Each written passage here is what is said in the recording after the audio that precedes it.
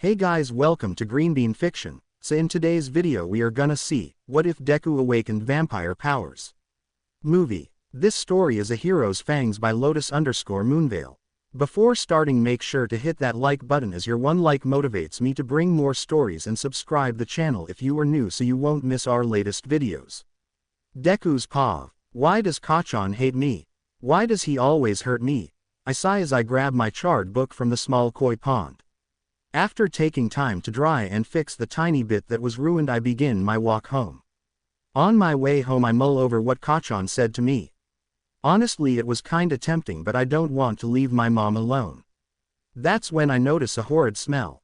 This is when the stupid sludge villain grabs me. His mocking laugh just made me mad.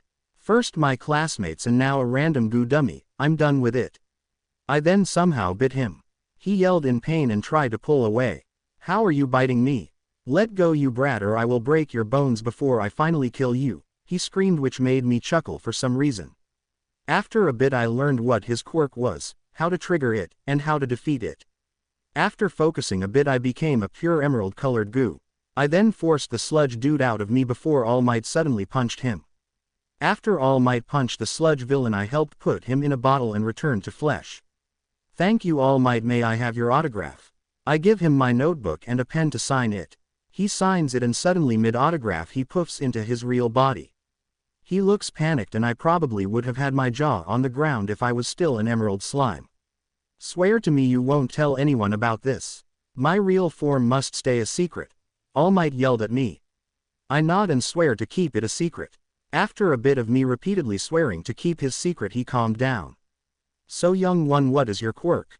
When he asked I froze and thought about it. Honestly, I didn't even know I had a quirk, but it appeared after I bit that jerk trying to make me his meat puppet. So either I somehow had the same quirm or my bite copied his. This is when I bite my lip to concentrate, only to wince in pain. After opening my mouth I use my phone to see I have fangs. Great, now I look like if Dracula and broccoli had a kid. As if this couldn't get any weirder, I smelt something. The smell was a mix of steak, metal, and electricity. I began to sniff around. When I got close to All Might he asked, "You okay, young man? What do you smell?" That's when I bit him on the arm. After I realized what I'd done, I had already duplicated his quirk too. I quickly pulled away. I'm so sorry, All Might, I don't know what came over me. You suddenly smelt good and I couldn't stop myself. Before you turn me in for assaulting you, can someone with a quirk like mine be a hero? He never answered me. Instead he called over a hero and said I bit him. I willingly went, but I got a tad angry. My mom got me from the station later and took me to a quirk doctor. Needless to say, he was surprised. When he came back with the results he said, "Izuku, you have multiple quirks. One seems to be an energy stockpiling quirk which we couldn't fully decode, the ability to become a slime-like entity, and one quirk which is very rare. This quirk is called vampire. Unfortunately, you now need to add blood to your diet, but the benefits are good." After explaining that with vampire, I got superhuman speed, strength, and basically immortality thanks to crazy regeneration if I keep my new hunger in check. After that I realized what vampire really was, a quirk duplication quirk. Once we left the doctor, my mom took me out for my favorite meal and we celebrated for a bit. Once we got home and my mom went to bed, I realized I could be a hero. I could finally prove Kachan wrong and make All Might apologize. Now my way to get stronger is to copy people's quirks. About 10 seconds is all I need per bite and I get a new ability. Maybe I can fuse new quirks together as I collect them. Ooh, I won't know what hit it once I become #1 hero. Let the quirk hunting begin. Inko Pav. I woke up early due to someone knocking on the door. When I got down I opened it partly and said, "Yes, may I help you?" When I saw a blonde guy who looked like a walking skeleton, I gasped and closed the door some. Once he introduced himself as Toshinori Yagi and as the guy Izuku bit, I let him in. "I am sorry that my son bit you. Honestly, I guess the best death experience caused his quirk to form, since when he was 6 he was diagnosed quirkless." "It's okay ma'am, I understand it better now. I thought he just bit me to bite me before I found that out," Toshinori said as he rubbed the back of his head. "I want you to know I'm dropping the charges and want to talk to your son." I nodded and woke up Izuku before going to my bedroom to get ready for work. Might as well since I'm already awake. Deku pav. When my mom woke me up and told me All Might was in the living room, I got dressed in some sweatpants and a t-shirt. After my mom went back to her room, he spoke. Young Midoriya, we need to talk. Your bite seems to have copied my quirk. That's very interesting, so have you used it? I simply shook my head and yawned as I grab a bag of blood from the fridge to drink for breakfast. I haven't tried any of my quirks since after I got released we went to a quirk dock then had supper. After a bit of him explaining the quirk and hoping to see me at UA. Once he left I saw my mom off to work, then grabbed my temporary quirk hunt suit. Simple black jeans, slipknot shirt, black shoes with some spikes, and a simple hat with built-in sunglasses. That's when I headed out. Luckily it was a Saturday, so in the area around me most people were asleep or drunk from the usual Friday party. I walked out to the nearby drunk assembly point. Basically if you got drunk there were points in my area where you could go to eat, drink coffee, and sober up some. I began to wonder if me biting someone would make them sober up or not. When I got into the small diner I headed up to the counter and asked, "It's okay if you don't, but do you have food options for vampiric quirks?" The waitress shook her head as some guys around me laughed. Vampiric quirk, as if such a quirk exists. One guy said as he laughed and ate his burger. I got a bit irritated as I ordered an almighty burger meal with a water. Once the waitress walked away I looked at the guy. "If you said that a few days ago I would have believed you. I'm actually a late bloomer with a vampiric quirk." He just laughed and said, "So what does your vampiric quirk do then?" When he did the air quotes I saw red. Before he could blink I moved him in his seat near the door. Once he realized what happened I laughed. "That's only the tip of the iceberg, buddy. Need a lift back?" As he began to say yes I moved him back. Honestly that could just be super speed, not a vampire quirk. "Before you say your fangs are proof, there are ways to replace teeth with fake ones," the guy said, not wanting to believe me. I sighed and the waitress walked over with my food. "Earl, be nice to the kid. Your quirk is like a werewolf curse, so maybe there's a vampire counterpart." He chuckled and apologized as I ate some of my burger. "What did she mean by that?" I asked, curious. "I can become a wolf at will, but since I'm an accountant I don't really use it," Earl said as he offered his arm. "I guess if you want you can bite me. Just don't make me into one of you." We both laughed at the dumb joke, but I did bite him. His quirk was much more than he thought. His quirk is if he eats hair from an animal he can become it if he focuses on them. After the 10 seconds I pulled away. "Thanks for the drink, and you need more iron in your diet." He nodded and we talked for a bit before I finished eating and went home. Once I was home I bought a lot of different animal hair samples from a science website. Main ones I got was different bats and household pets with black fur. Well, this morning was productive, now let's go get more. I got up once I ordered it all and headed back out. This time I decided to target thugs or something. After a bit of a bus ride to a more dangerous area of town. Once there I barely walked 10 steps before 2 idiots cornered me. "Hand over your money or else," one of them said with his fingers now knives with jagged teeth similar to a saw. "Hurry up, shrimp, we don't have all day," his friend said. This guy had some sort of gem body, but he was shifting between flesh and the odd gems and crystals. "So before I do it, may I ask what your quirks are first?" "I'm very curious," I asked while I looked closely at the knife fingers and the parts of crystal dude that would shift. Knife was stunned. "Wait, you're not afraid of us?" I shake my head as I poke at the gems. "Can you feel anything through these? If not, maybe if they match diamonds or whatever you can sell them." Both stayed quiet but looked at each other with, "What's wrong with this kid?" looks. This is when I chose to strike. I quickly bit Gem Guy on the arm, but since I accidentally tore off a bit of his flesh and swallowed it, his quirk was instantly mine. When Knife Fingers attacked me I stomped on the ground and caused a wall of pigeon blood to block him. I then looked at Gem as he grew a crystal there. "You've not fully unlocked it all, but my hunch of them being real stones is true. Use them to buy your way out of this country and never return." He ran instantly after I finished talking. Once he was clear I made the wall go back into the ground as if it was never there. "Okay, Knife Fingers, let me drink your blood willingly or I'll take your life." I was obviously bluffing, but he fell for it. His quirk was simple but very adaptive. I can make any part of my body grow simple metal objects, and if I felt like it, can use them to climb walls like Spider-Man from my great-grandpa's comic collection. Thanks for the meal, now leave. Become a cook or sculpture maker and put your quirk to good use, or else I'll kill you. Needless to say, he ran. Happy with today's bountiful hunt, I decided to go home and test my new powers. After roughly 2 hours of testing my quirks out, I fused crystal calling and metal growth together. The results lets me grow stuff like knives with diamond blades, which I can easily detach and keep forever. When Mom came home and saw me grow a pigeon's blood sword with a golden handle, she freaked out. I told her I was attacked and, accidentally, bit 2 guys copying their quirks. Once she calmed down, I asked her to keep it a secret, as I was scared villains would want me for my quirk copying nature.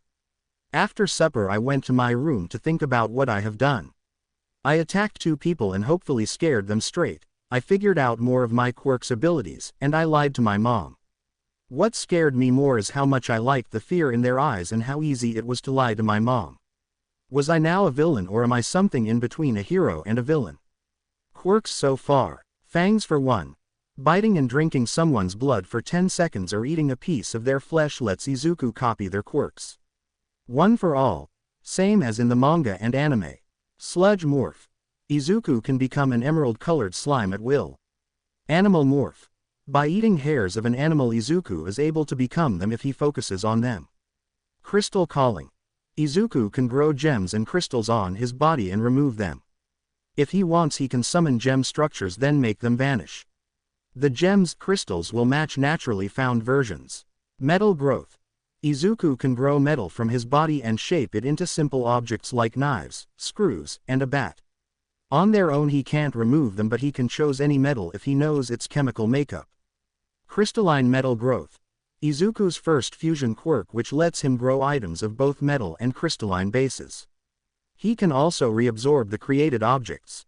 Izuku Pav. It's been roughly a week since my first hunt. Each person I've gone after had worthless quirks.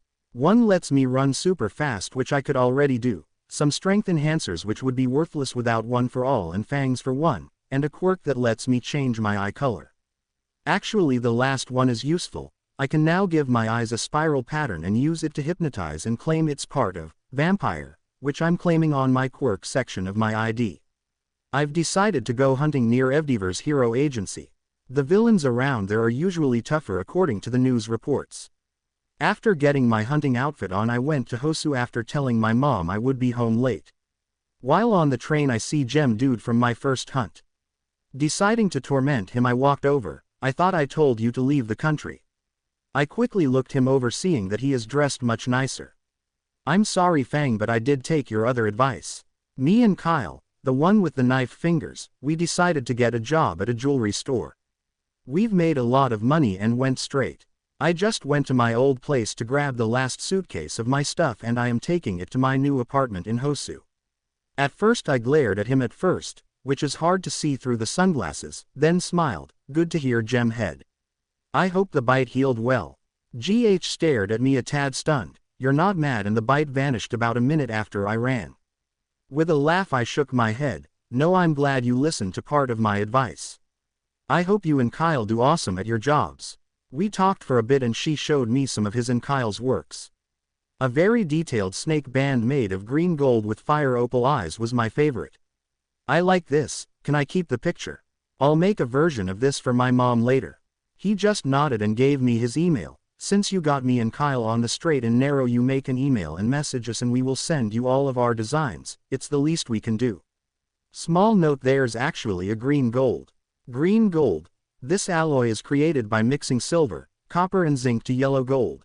18K green gold will be greener than 14K green gold.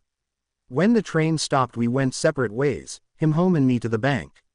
Before I left, I noticed a pattern of local bank robberies and figured the bank I'm heading to was next. My hunch was right. Went after waiting about 10 minutes, 3 idiots barged into the bank and said, "This is a robbery, don't notify the heroes or pull any stunts and you all will live." I nearly barfed at how cringy it was. Damn, couldn't they have said something else? After everyone laid down on their stomachs, I quickly moved behind them. Damn, you 3 are horrible. This is a robbery. Come on, I could have come up with something better. Now listen to me, drop to the ground and pray All Might saves you before I rip your ignorant heads off. As I gave my threat I formed a mix of black tungsten blades and fire opal spikes all over my arms and head. Under my clothes I made diamonds form similar to a bulletproof vest. Now will you listen or die? 2 dropped down and I glared at the last one. This guy was a gorilla with odd purple crystals. Extroyer bows to no one. Okay Max Steel villain wannabe, it's your funeral. As I said that my body moved on its own. I actually bit his head off. The pigeon's blood helmet I formed cut off his head as I bit on his forehead, getting his quirk. A simple quirk where he can become any character from an animated show with their abilities. I dropped his head and bit the 2 cowards. Their quirks were basic but useful. Walk, run on water, and a phasing quirk. That bite marks you. If you 2 do another crime you'll end up like Extroyer here. With that I walked out only to see Endeavor. Normally a fanboy, but seeing him up close I got an instant hate for him. Kneel villain or I will make you into ashes. No asking what happened, nothing. He just threatened me, which only made my blood boil. This time I actually wanted someone to die. With a smirk under my helmet I yelled, how about you just let me leave and you claim the 2 bozos and their dead friend who actually tried to rub this place. When his answer was his signature, Prometheus Blast, I formed a quick diamond wall behind me, shielding the people in the bank as I took the main part of the blast. The diamond shielding I had easily absorbed and moved the heat elsewhere, and any minor burns I got instantly healed. Bad choice number 2 hero. Now how about you let me leave or? I waited a few seconds and deepened my voice to sound threatening. I'll season you with salt and pepper and sear you over a campfire. I guess this startled him as he took a couple of steps back. How did you survive that blast, you freak? Now I'm madder than Kachan. I chuckled and started to walk over to him. Diamonds are pretty good at transferring heat, plus I've gotten worse burns from a pissed off Pomeranian. With those words I formed 2 fire opal blades on my wrists with black tungsten veins going through them. Now back down or die. I rather not kill a hero. Villains I am fine with, but heroes I'm iffy on. Guess he wanted to double down cause he used his fire to launch himself at me, then carry me into the sky over Hosu. After we got pretty high up I made my crystal helmet open up just enough for him to see me. Since you're about to die, I'll let you see my face. His eyes opened wide in shock as I bit off his head, ate some of his forehead. Needless to say, but when we landed we caused a massive crater. Before running off I impaled his body and head on spikes of fire opal and removed the protective wall I formed. Once that was done I ran off to my secret spot where I stashed a backup matching outfit. Once I was changed I walked through a few valleys where I met another teenager. Half of his hair was snow white while the other was blood red. I quickly walked over, I knelt in front of him. His clothes and arms were burnt. Are you okay? Do you need help? He shook his head and looked up at me.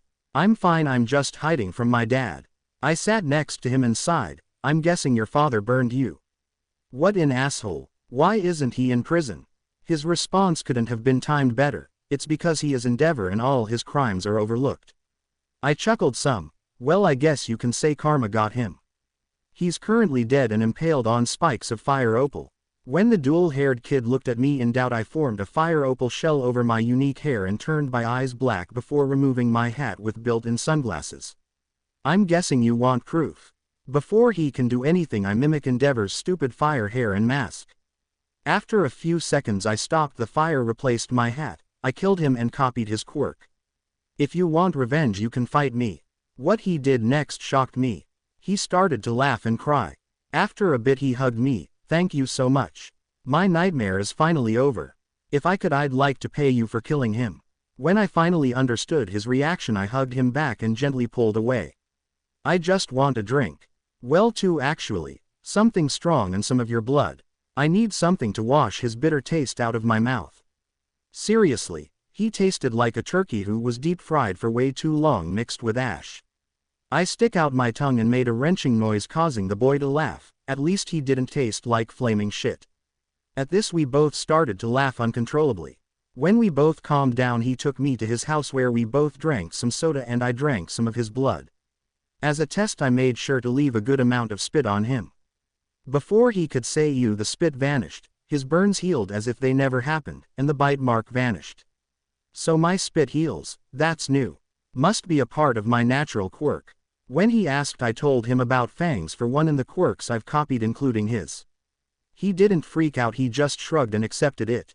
When his older brother and sister arrived a bit later, he said, "Dad is finally dead, may his soul burn in hell and his murder get away with it." I honestly expected his siblings to berate him, instead they cheered as well and brought out some vintage wine from a very, very long time ago. After a couple of glasses they realized I was there and said, Shoto, who's this and why is he wearing sunglasses?" Laughing he said, "Brother, sister, I'd like to introduce you to his murderer." When he said that I quickly jumped off the couch and close to the doorway as I formed some tungsten blades on my hands. Instead of them screaming or attacking they thanked me, the guy who just killed their father. That's when they told me their history and swore not to tell anyone that they met me. Deciding to trust them I removed my hat. "Well, it's a relief that you're not mad at me, but instead of calling me Fangs, how about you know my real name, Izuku Midoriya." After that we talked and played some games before a cop knocked on the door. I quickly hid as a bat since the hair I ordered arrived pretty quickly and there were some good places to hide in the rafters as one. They talked to the cops pretending to be heartbroken, but Shoto acted uncaring, which actually suited him. When that was all over I changed back and stood near the door. "I think it's best I leave, just in case family friends arrive." They agreed and gave me their numbers, and after a good 10 to 15 minutes I ran to the train and went home. When I arrived my mom cornered me. "Please don't tell me you killed Endeavor." I didn't want to lie to her, but I somewhat did. What I told her was that I was hunting for quirks and met Shoto covered in burns. After I healed him using my saliva he told me Endeavor did it and his hate for him. I then went home with Shoto and met his two siblings who hated Endeavor as much as he did. Then I told her about the bank bid and me killing Endeavor. My mom by the end of this was furious. I thought she was going to blow a fuse and hit me until she said, "That bastard deserved to die." "Did you make it quick and painless or slow and agonizing?" I told her the former and she told me that I were to kill someone like Endeavor again, make sure it lasted a while. She took me out to eat katsudon and when we got home gave me a new outfit. My new quirk hunting outfit. At first I thought it was a ninja costume until I saw some holes in my palms and other areas, so I wouldn't ruin the outfit forming them. From now on wear this my crystalline ninja. I don't care if you become a hero or a villain who kills evil people, just know I'm proud of you, Izuku. My mom hugged me then headed off to bed. Get to bed and this weekend we can do some research on different villains and heroes. Let's change the world. I just laughed and told her good night before going to bed. I slept really peacefully, no guilt or nightmares. Instead I dreamt of a future where everyone quirkless are now treated equal and no hero is in it for fame or money. Let the cleansing begin. Quirks so far. Fangs for 1. Biting and drinking someone's blood for 10 seconds or eating a piece of their flesh lets Izuku copy their quirks. One for all. Same as in the manga and anime. Sludge morph. Izuku can become an emerald-colored slime at will. Animal morph. By eating hairs of an animal Izuku is able to become them if he focuses on them. Crystal calling. Izuku can grow gems and crystals on his body and remove them. If he wants he can summon gem structures then make them vanish. The gems crystals will match naturally found versions. Metal growth. Izuku can grow metal from his body and shape it into simple objects like knives, screws, and a bat. On their own he can't remove them, but he can choose any metal if he knows its chemical makeup. Crystalline metal growth. Izuku's first fusion quirk which lets him grow items of both metal and crystalline bases. He can also reabsorb the created objects. Animation mimic.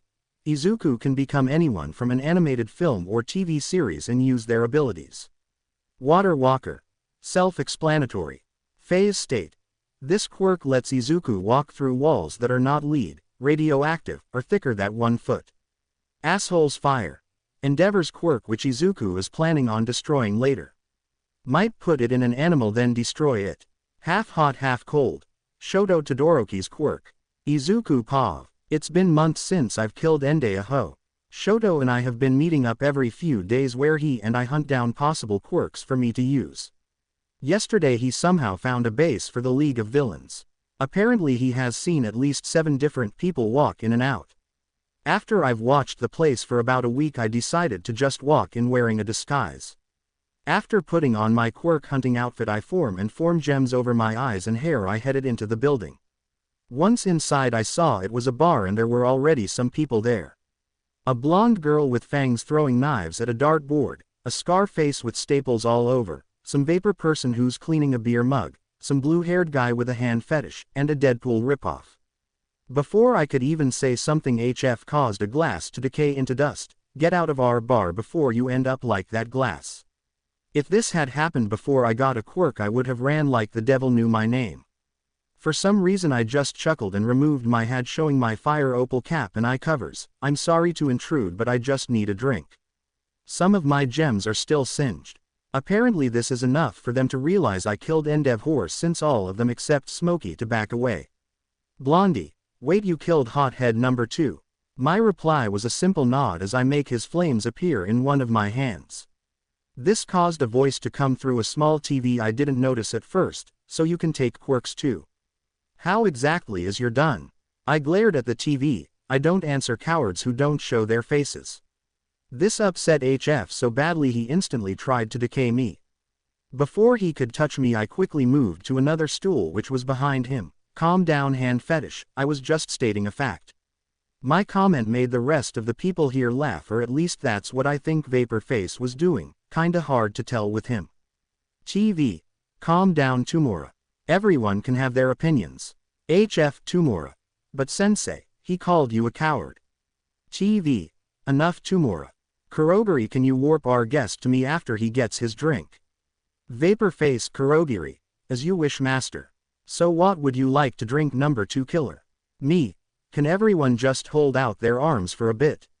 Unfortunately I only drink blood, and don't worry, the bites instantly heal and I won't take much from you. Even you, Vapor Face, I can still drink from something that's not solid.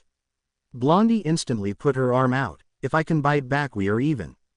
The rest were hesitant until the TV told them to, since he didn't want me to be thirsty when I visit him. Once everyone had their arms out, I bit them all. Tumora had a decay quirk which might be useful to escape people.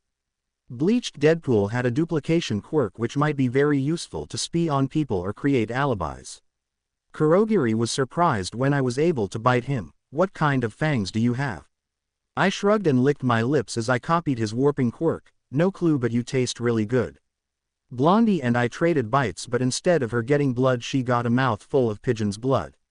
She spit out the gems and pouted as I gained her blood-based transformation quirk. Staples and Bleached Deadpool laughed at her expense. Blondie growled after getting the last gem out. Keep laughing, Dobby, you're next and his fangs do burn. I bit him and instantly tore off a section of his arm. Before he could yell in pain and try to kill me, his arm instantly healed. Dobby pinned me to the wall before yelling, "What the fuck was that, asshole?" That hurt. I chuckled. Sorry about that, Dobby. You taste just like your father but less ashy. I couldn't help myself. Chuya Todoroki. If his skin wasn't ash gray where he wasn't scarred, I bet his face would have turned snow white. The bar went silent until Kurogiri warped me to the dude who was talking through the TV. The room, or whatever I was warped to, was cold, dark, and large. Once I got back onto my feet from the sudden warp, I changed my eyes to see in the dark and looked at what used to be a man.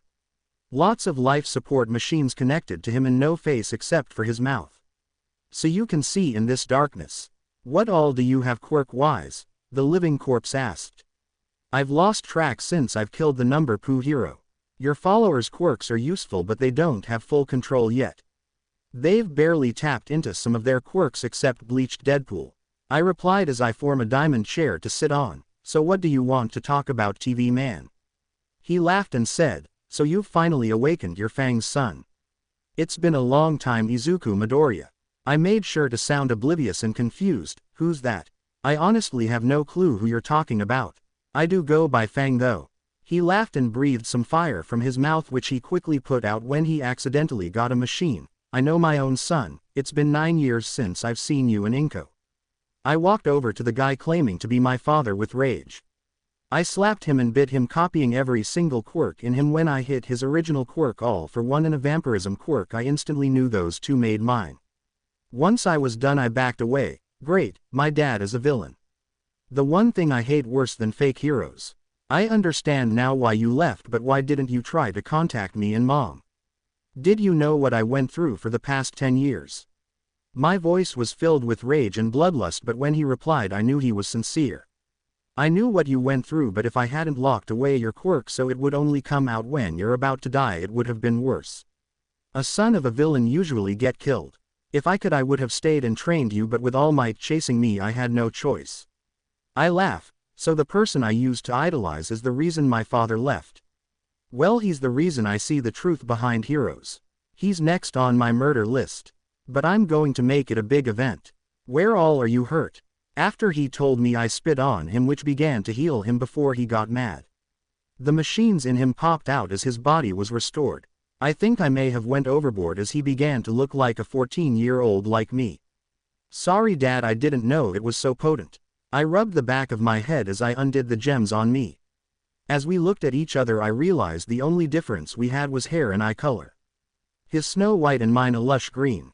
That's when I came up with an idea. Hey Dad, wanna cause some hell at UA with me? You look like my twin after all. When he realized it we both smirked and I created an emerald version of Kurogiras Gates and walked into the bar. Tomura. Where did Gem Head go and why do you have a warp quirk? Dad. Sit down Tomura before I remove your quirk. Tomura quickly sat down as he recognized his voice even though it was younger. I copied everyone's quirk when I bit them. My quirk is very similar to my dad's.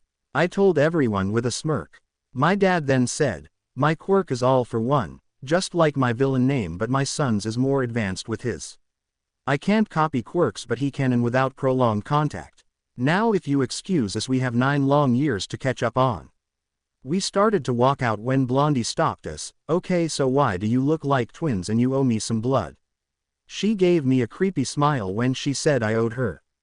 I accidentally overdid my healing spit so he got younger and all I said was a bite, never promised you blood.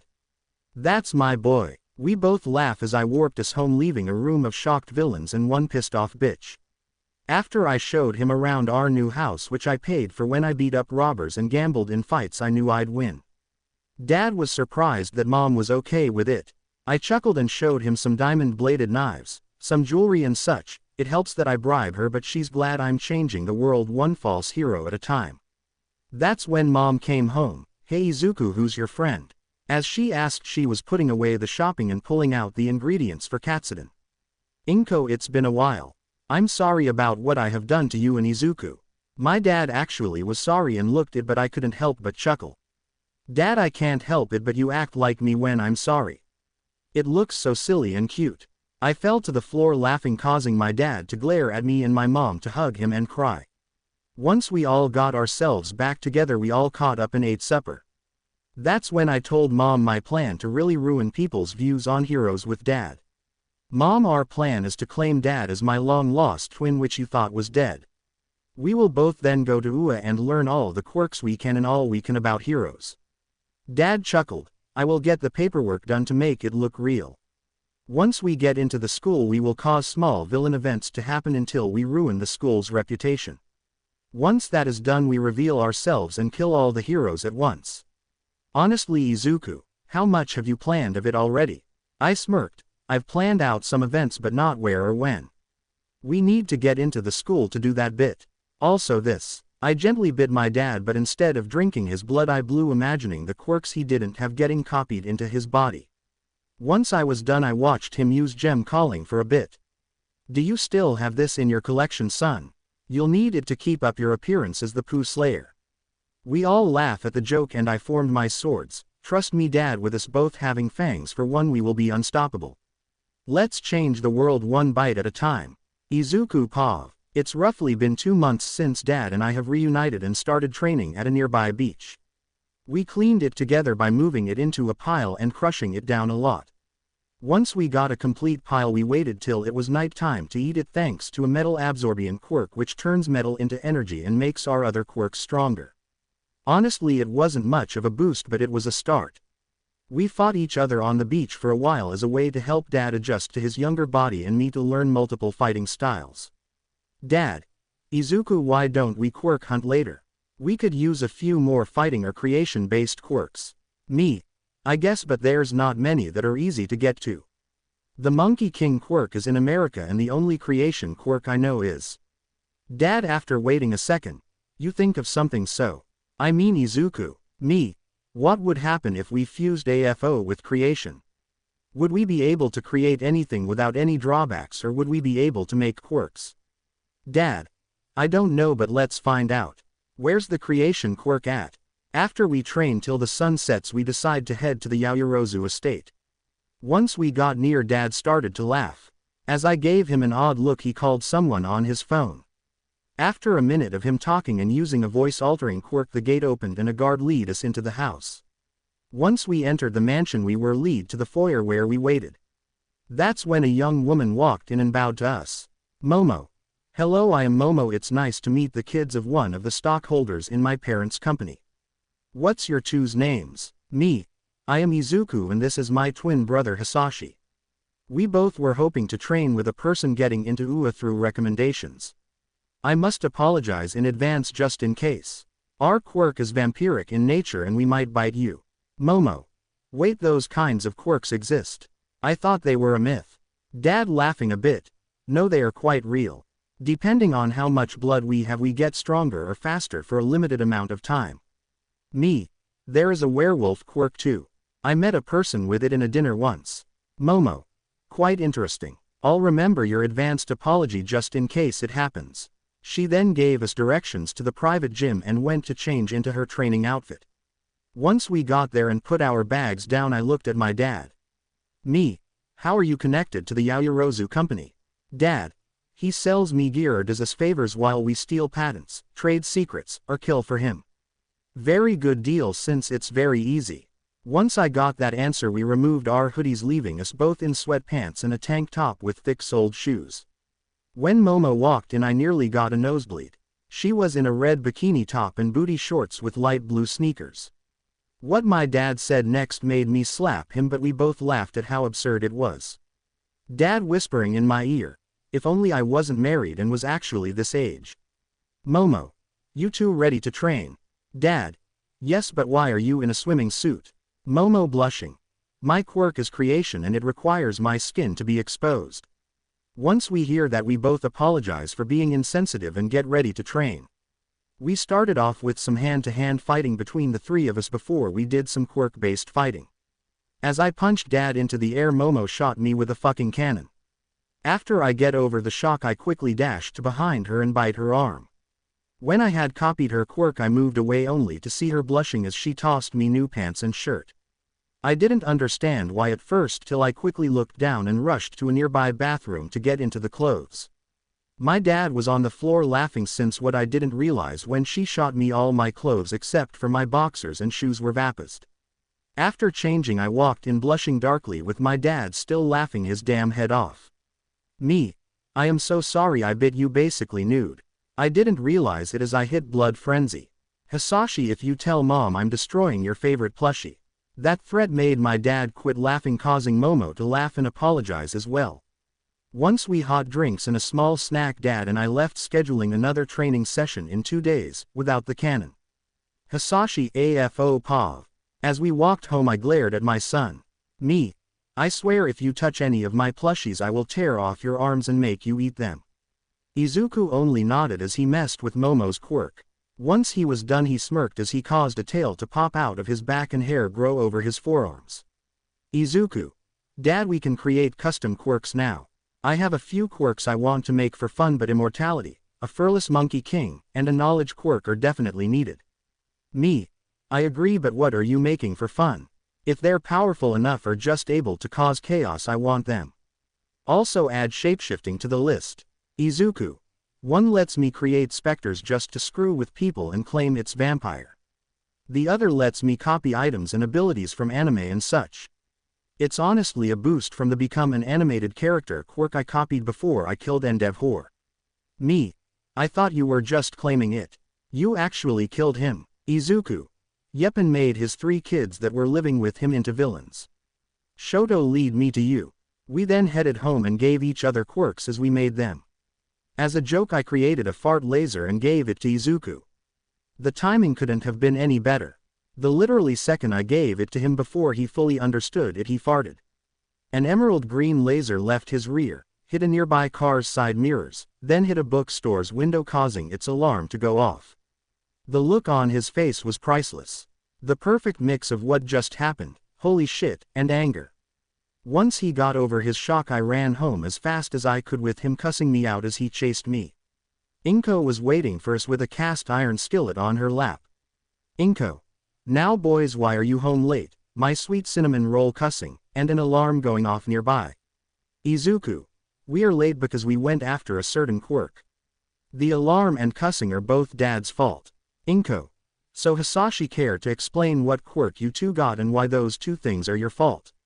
She then began to hit the pan to her hand, glaring at me. I love Inko, but she scares me. Me. The quirk was creation. With it fused with AFO, we can literally create any quirk we desire with the drawbacks we want, if any.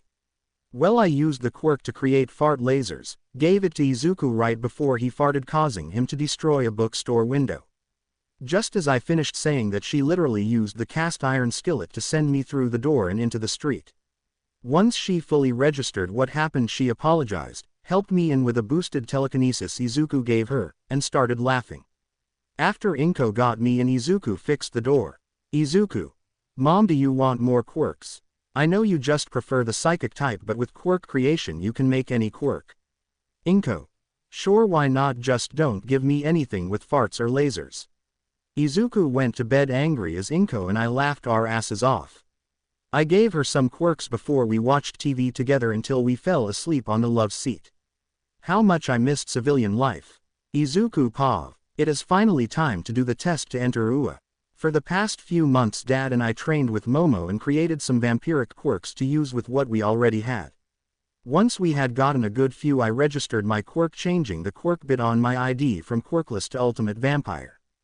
Dad of course finished his fake paperwork and put his quirk as the same thing. Under quirk description we simply put, ultimate vampire boosts our natural abilities and gives us more as we drink blood straight from different people. Dad. Ready to take the test, son? Do you think we should go on a small feeding frenzy after the test? Me. No need, I created a new quirk I called Quirk Eyes. It copies any quirk as long as we look at its user. For example, I just have to look at MT Lady in person and I got her quirk. Dad. Your mind scares me. You must think 5 moves ahead at chess. Me. Actually, I think 20 ahead and at least 5 possible reactions for each. Plus I created a mind-boosting quirk so I can do a lot more. After that little chat we ate breakfast, which was fried egg sandwiches and a glass of blood. Mom wished us both luck and sent us on our way with a few pouches of blood just in case we go into a frenzy. As we walked to UA, I gave Dad the new quirks I made. Me.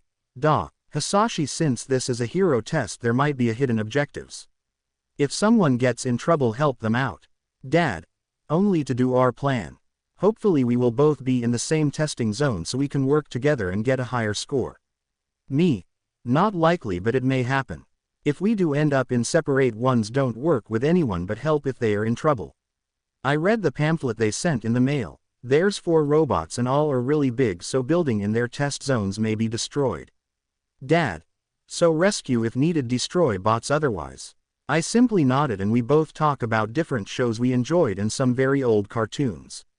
When some guy with a shark head bumped into me and didn't apologize, my dad flipped him and made him apologize, calling him a street shark ripoff. When I asked, he explained it was an old American cartoon with mutants caused by science instead of quirks, and there were a few other cartoons like it too. Once we got to the school I tripped only for some brunette to stop me from falling. She apologized for using her quirk. Brunette. I'm sorry about using my quirk on you. I just believe tripping before a test is bad luck. I'm Uraraka Ochako. Me. It's okay, I'm Midoriya Izuku and this is my brother Hisashi. I'm guessing you're going after the hero course too. She nodded and the 3 of us talked as we walked up to the building until Kachan struck. Bakugo Katsuki aka Kachan. Move it, you worthless Deku. He shoved me into my dad, then look at us. Kachan. What the fuck? How the fuck are there 2 of you Dekus now? Me. Kachan, meet my twin brother Hisashi. My mom thought he died right after birth, but instead he was illegally adopted. We just reunited after summer break started. Kachan. Great, now I have to deal with 2 quirkless losers. Dad angrily. Don't call us Dekus are worthless, also neither of us are quirkless. We are both just late bloomers. Now apologize to my brother or else. He then showed his fangs to Kachan, making sure he saw how sharp they are.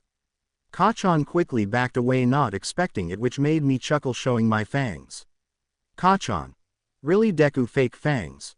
Come on, there are no such things as vampires. With that, Dad and I got the same idea. We both grab Kachan and carry him to the entrance to the school's property in less than a second before getting back to where we were. We both laughed as Kachan looked confused. Once we stopped laughing, Uraraka, Dad, and I went into the school to start the entrance exam. Dad and I aced the written portion of it and quickly went to the auditorium to wait for the fighting bit. As present Mike, the loudest, most annoying hero ever, was explaining the bots, some blue-haired nerd interrupted, making me groan. Blue hair. According to the pamphlet, there are 4 bots, not 3, so either your notes are wrong or you made one major misprint. Also, you 2 twins, using your quirks to move a person away from the building is not heroic. If that's the only reason you're here, leave. Me. It was a small prank on a friend of mine, and I am sure that if you had stayed quiet he would have explained the bit you were asked. Now how about you sit down and shut up before I move you to the door? Kachan was stunned. The blue-haired guy sat down, and Dad was proud of me. Present Mike. As I was about to say, the 4th bot is a 0-pointer that must be avoided. Also, if anyone else interrupt, the broccoli and cauliflower-looking twins have my permission to escort you out of the building, thereby failing you. After that, no one interrupted until the section where you were allowed to ask questions. We were then split up to our respective testing areas. Dad and I were at the same area along with Uraraka and the blue nerd.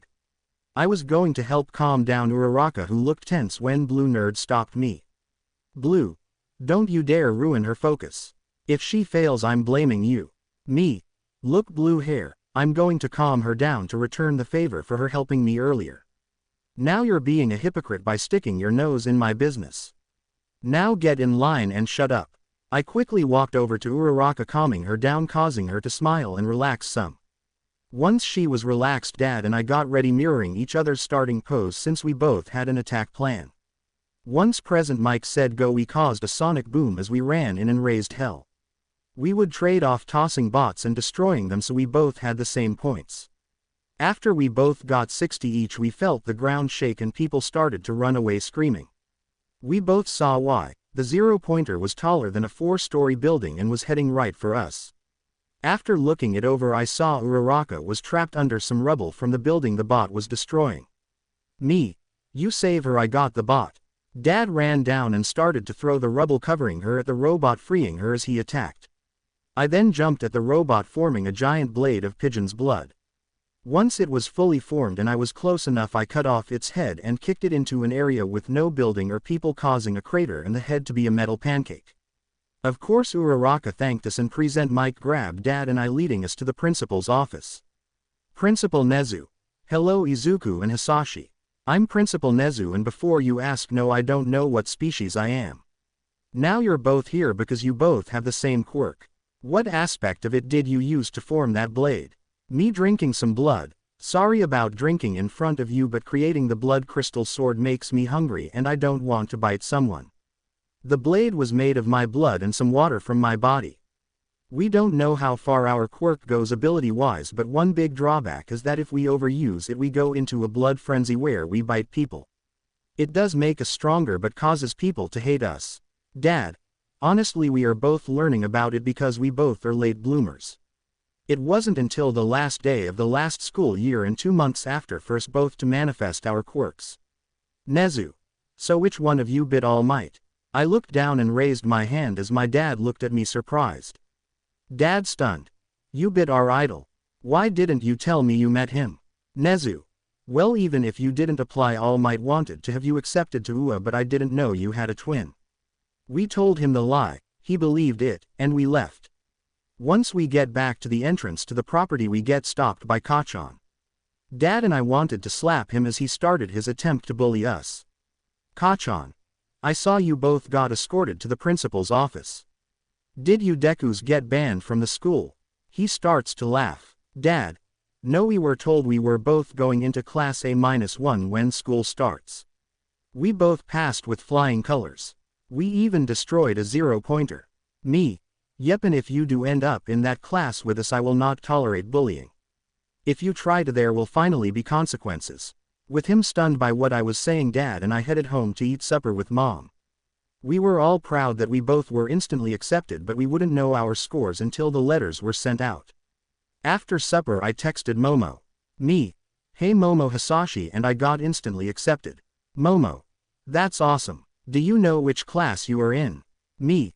Principal Nezu said A-1. Momo. Then both of you are in my class. Me. Awesome, I will see you in 2 weeks as classmates. The letter with our scores will show up next week and class starts the week after. Momo. Okay, see you then. Let the 3 of us all be awesome heroes. Me.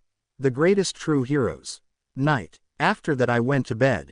When the week was over, we got our letters and we found out we both scored over 200 points cause we both got shared points instead of individual points, since teamwork is another hidden point gainer. Mom and Dad was shocked but proud of me, but then they decided to talk to me. Dad. Son, I know the main reason you joined the school is to destroy fake heroes, but if you'd rather be a hero, I will support you. Mom. We both know you wanted to be a hero as you grew up, but the choice is yours. Me. I already am a hero. Killing Endeavor got me a family calling me a hero, and from now on we will live a double life. We will kill heroes only in it for fame and arresting people for no reason. We will be true heroes, making the world a much better place. We may be called villains, but we know the truth, but we will have to change the League of Villains. Dad. That's my boy. He and Mom then cried as the 3 of us planned our new plan to change the world one country at a time. Izuku Pav. Dad and I hopped through my bedroom window after another hunt. I groaned as I flopped onto my bed. My dad looked at me confused until I started to talk. Me. These past 5 hunts have been horrible. We only find thugs and heroes so weak a glue-based quirk could stop them. One's weakness was literally grapes. He should have been a cop instead. So worthless I couldn't resist upgrading him some. Dad. I thought that was what you were up to. Hopefully he becomes a great hero. Me. If not, I will kill him myself. I'm gonna shower and get ready for class. I took my shower and got ready for school as Dad did the same thing after me. Mom took our bloodied clothes and masks, cleaning them before we left. We made some bets on who our homeroom teacher will be and if we will skip the orientation assembly. Dad. I am betting ectoplasm and we go to it. $50 to the winner, and the loser has to use fart lasers for a day. Me. I bet it's Eraserhead and we don't go. His quirk would be very useful to teach students control. Also, he's kinda cut back on his underground hero work. We walked into our classroom and I literally growled. Kachan is in our class. The entire classroom went quiet as I walked over to Kachan. Me. Feet of the desk Kachan, and no BS, this year got it. Kachan. What are you going to do, Deku? Cry to your clone for help. Me. Mr. Aizawa, may I move him to the hall? The entire class looked confused till what everyone thought was a bag behind the teacher's podium stood up, revealing his face. Some girls screamed thinking it was a giant man-faced grub until he unzipped his yellow sleeping bag. After looking me over, he began tossing everyone gym uniforms. Aizawa. You must be Izuku Midoriya, and the answer is no. Yeet him to zone bait outside. Dad. I got the window. He walks over and opens it for me. Once the window is open, I grab Kachan by his school jacket. His smirk didn't leave his face until I spoke again. Me. All aboard Air Midoriya. There are no seatbelts or safety equipment, so tuck and roll when you get there. His smirk vanished and he turned pale as I threw him through the open window. The entire class watched him fly through the air and create a crater at where we were about to head. Aizawa. Now everyone get changed and head to the crater that was Bakugo. We are skipping orientation, so let's go. About 6 minutes later we are all there along with an old lady who was healing Kachan. Once he was healed, he grumbled and got changed. That's when some midget with grapes on his head poked me in the legs. Manetta. Hey bud, do you have a history with that angry guy? Also, I'm Manetta. Me. Yes, he's my former bully. I'm done with it though. He nodded and Aizawa called me up to a circle. Once I was there, we waited for Kachan to arrive since he didn't want to repeat himself. Aizawa. Now Midoriya, since you and your brother got the top score at the exam, I want you to toss this ball as far as possible using your quirk. Just don't leave the circle. Me. I'm guessing the ball has a tracker on it. Does it have a speedometer as well? When Aizawa nodded, I looked at Dad with a slight smirk. Me. Can we test our fast balls too? My brother and I wanna see our limits and catch up on lost time. Aizawa. As long as you don't leave this circle, I don't care. Me. Hisashi, let's play some baseball. Mr. Aizawa, you may want to back up some. After I tossed the ball to my dad and he got in position for him to pitch it, I formed a bat made of pigeon's blood, scaring a bunch of the class including Kachan. I got ready to hit the ball, and when Dad threw it, causing a sonic boom, I hit it. The sound of my bat hitting it caused a giant boom and created a large crack in the ground. I did the same for Dad, and needless to say we both got infinity for this section's score. We did the other sections and we kept first place the entire time. Last place was Manetta, who looked down. When Momo tried to cheer him up, that little grappist groped her ass. I saw red and I pinned him to the ground while I made my nails blood red and much longer. Me. You pervert. How dare you do anything like that, and you say you want to be a hero. Now apologize and straighten up. Manetta, crying scared. I'm sorry. I promise not to be a pervert anymore. Please let me go. I let him go only for Aizawa to grab him in his odd scarf. Dad then handed me a blood pouch which I quickly drained. Me. Sorry about pinning you down, Manetta, but I hate womanizers and I needed to drink some blood. Aizawa. All of you go to lunch, then go to your next class. Manetta, you're coming with me to the principal. We all went to the locker rooms, showered, got changed, and went to lunch. Dad and I sat with Momo and Uraraka. Momo. I'm glad that we are in the same class. I hope you've made your outfits blast-proof. When Uraraka asked for what that meant, I covered Momo's mouth. Me. Just something that happened during training. Bro. Momo, please don't embarrass me. Also Momo, I designed our outfits with blood storage for us. Uraraka. So what's your quirk?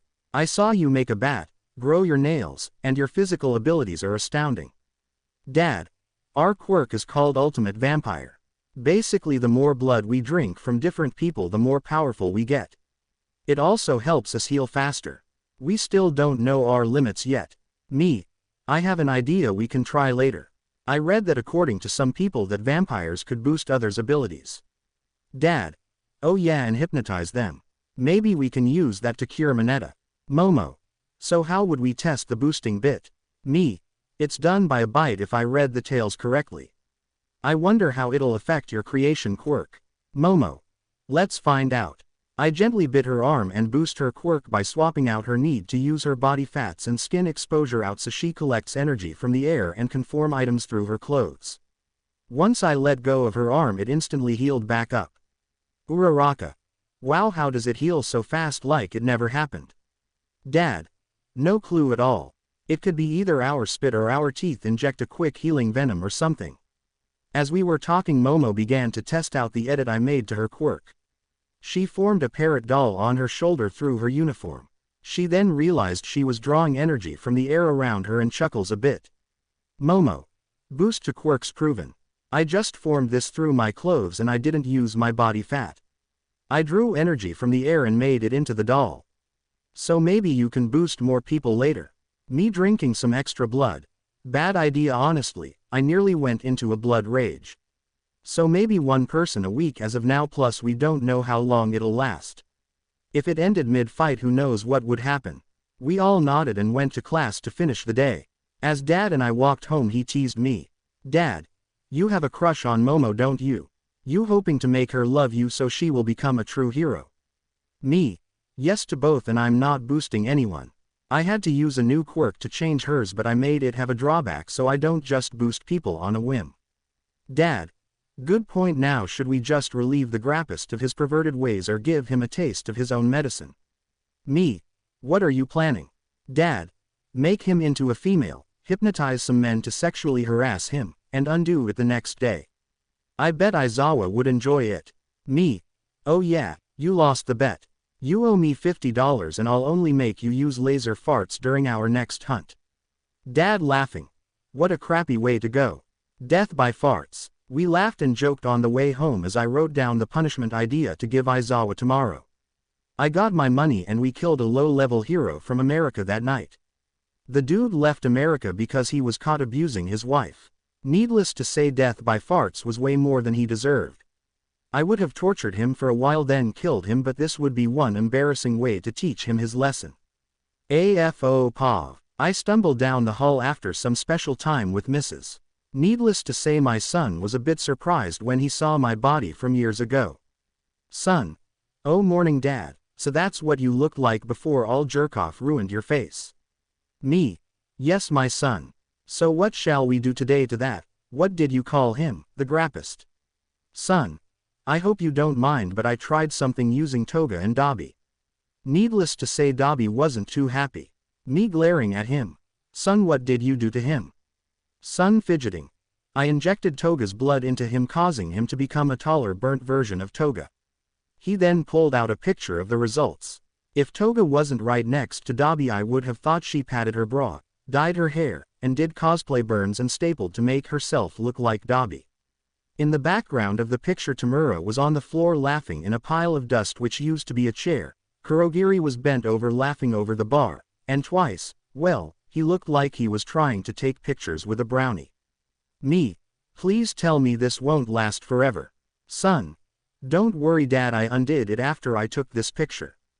Maybe we use Jiro or Najire's blood on Manetta and have lesser perverts chase him. Then once he is caught, have it wear off, revealing they just chased a boy all day. Me.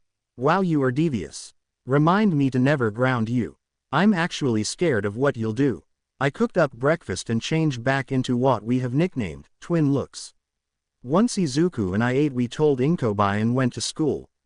When we arrived, we saw the little grape-headed pervert groping a girl from the support class. She was beating him with what looked like a jetpack prototype. My son quickly ran over and encased the pervert in a shell of pigeon's blood. He then apologized to the girl who tapped at the shell. Mei Hatsune. Wow, what is this crystal? Can I have a chunk of it? Son. I rather not lose a bit of my blood. I'm Izuku Midoriya, what's your name? Mei. Oh sorry, I'm Mei Hatsune and I was hoping to use a chunk as a blade for one of my babies. Me, my son, and Manetta, babies. Mei. Sorry, that's what I call my creations. Me. I can give you a chunk of a gem called pigeon's blood later to test. It looks very similar to our blood crystals. Now bro, let's get the pervert up to Aizawa. He's not going to like hearing this. Son. Good point, Hisashi. Bye Mei, see you later. After Izuku picks up the caught Manetta, we walk to class and wait for our teacher, if you can even call him that. Once he walked in, he sighed and pinched the bridge of his nose. Aizawa. Please tell me that you're only pranking Manetta. Me. Unfortunately not. As we walked onto school property, we found him groping a student from the support class called Mei Hatsune. Manetta. They are lying. I would never grope her big boobs. Him saying that got him jabbed in both eyes by Jiro's ear jacks. Son. Aizawa, we may have a way to teach him and some other students who are lesser perverts a major lesson. Aizawa. Let's talk about this in the conference room. Izuku, you can reabsorb your blood. Shiro. Momo, please strap Manetta to his chair. After the grappist was tied down, Izuku left with Aizawa to explain his idea. Uraraka. Hisashi, what punishment did you two come up with? Me. Since we are able to somewhat modify quirks with a lot of focus, Izuku thought up another less strenuous use. Right after saying that, Aizawa walked in with a very menacing smile. The entire class went silent and Manetta pissed himself.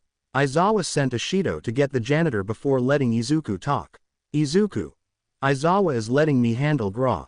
I mean Manetta's punishment for groping Mei, so I need a girl to volunteer to help, and Momo, we will need your quirk.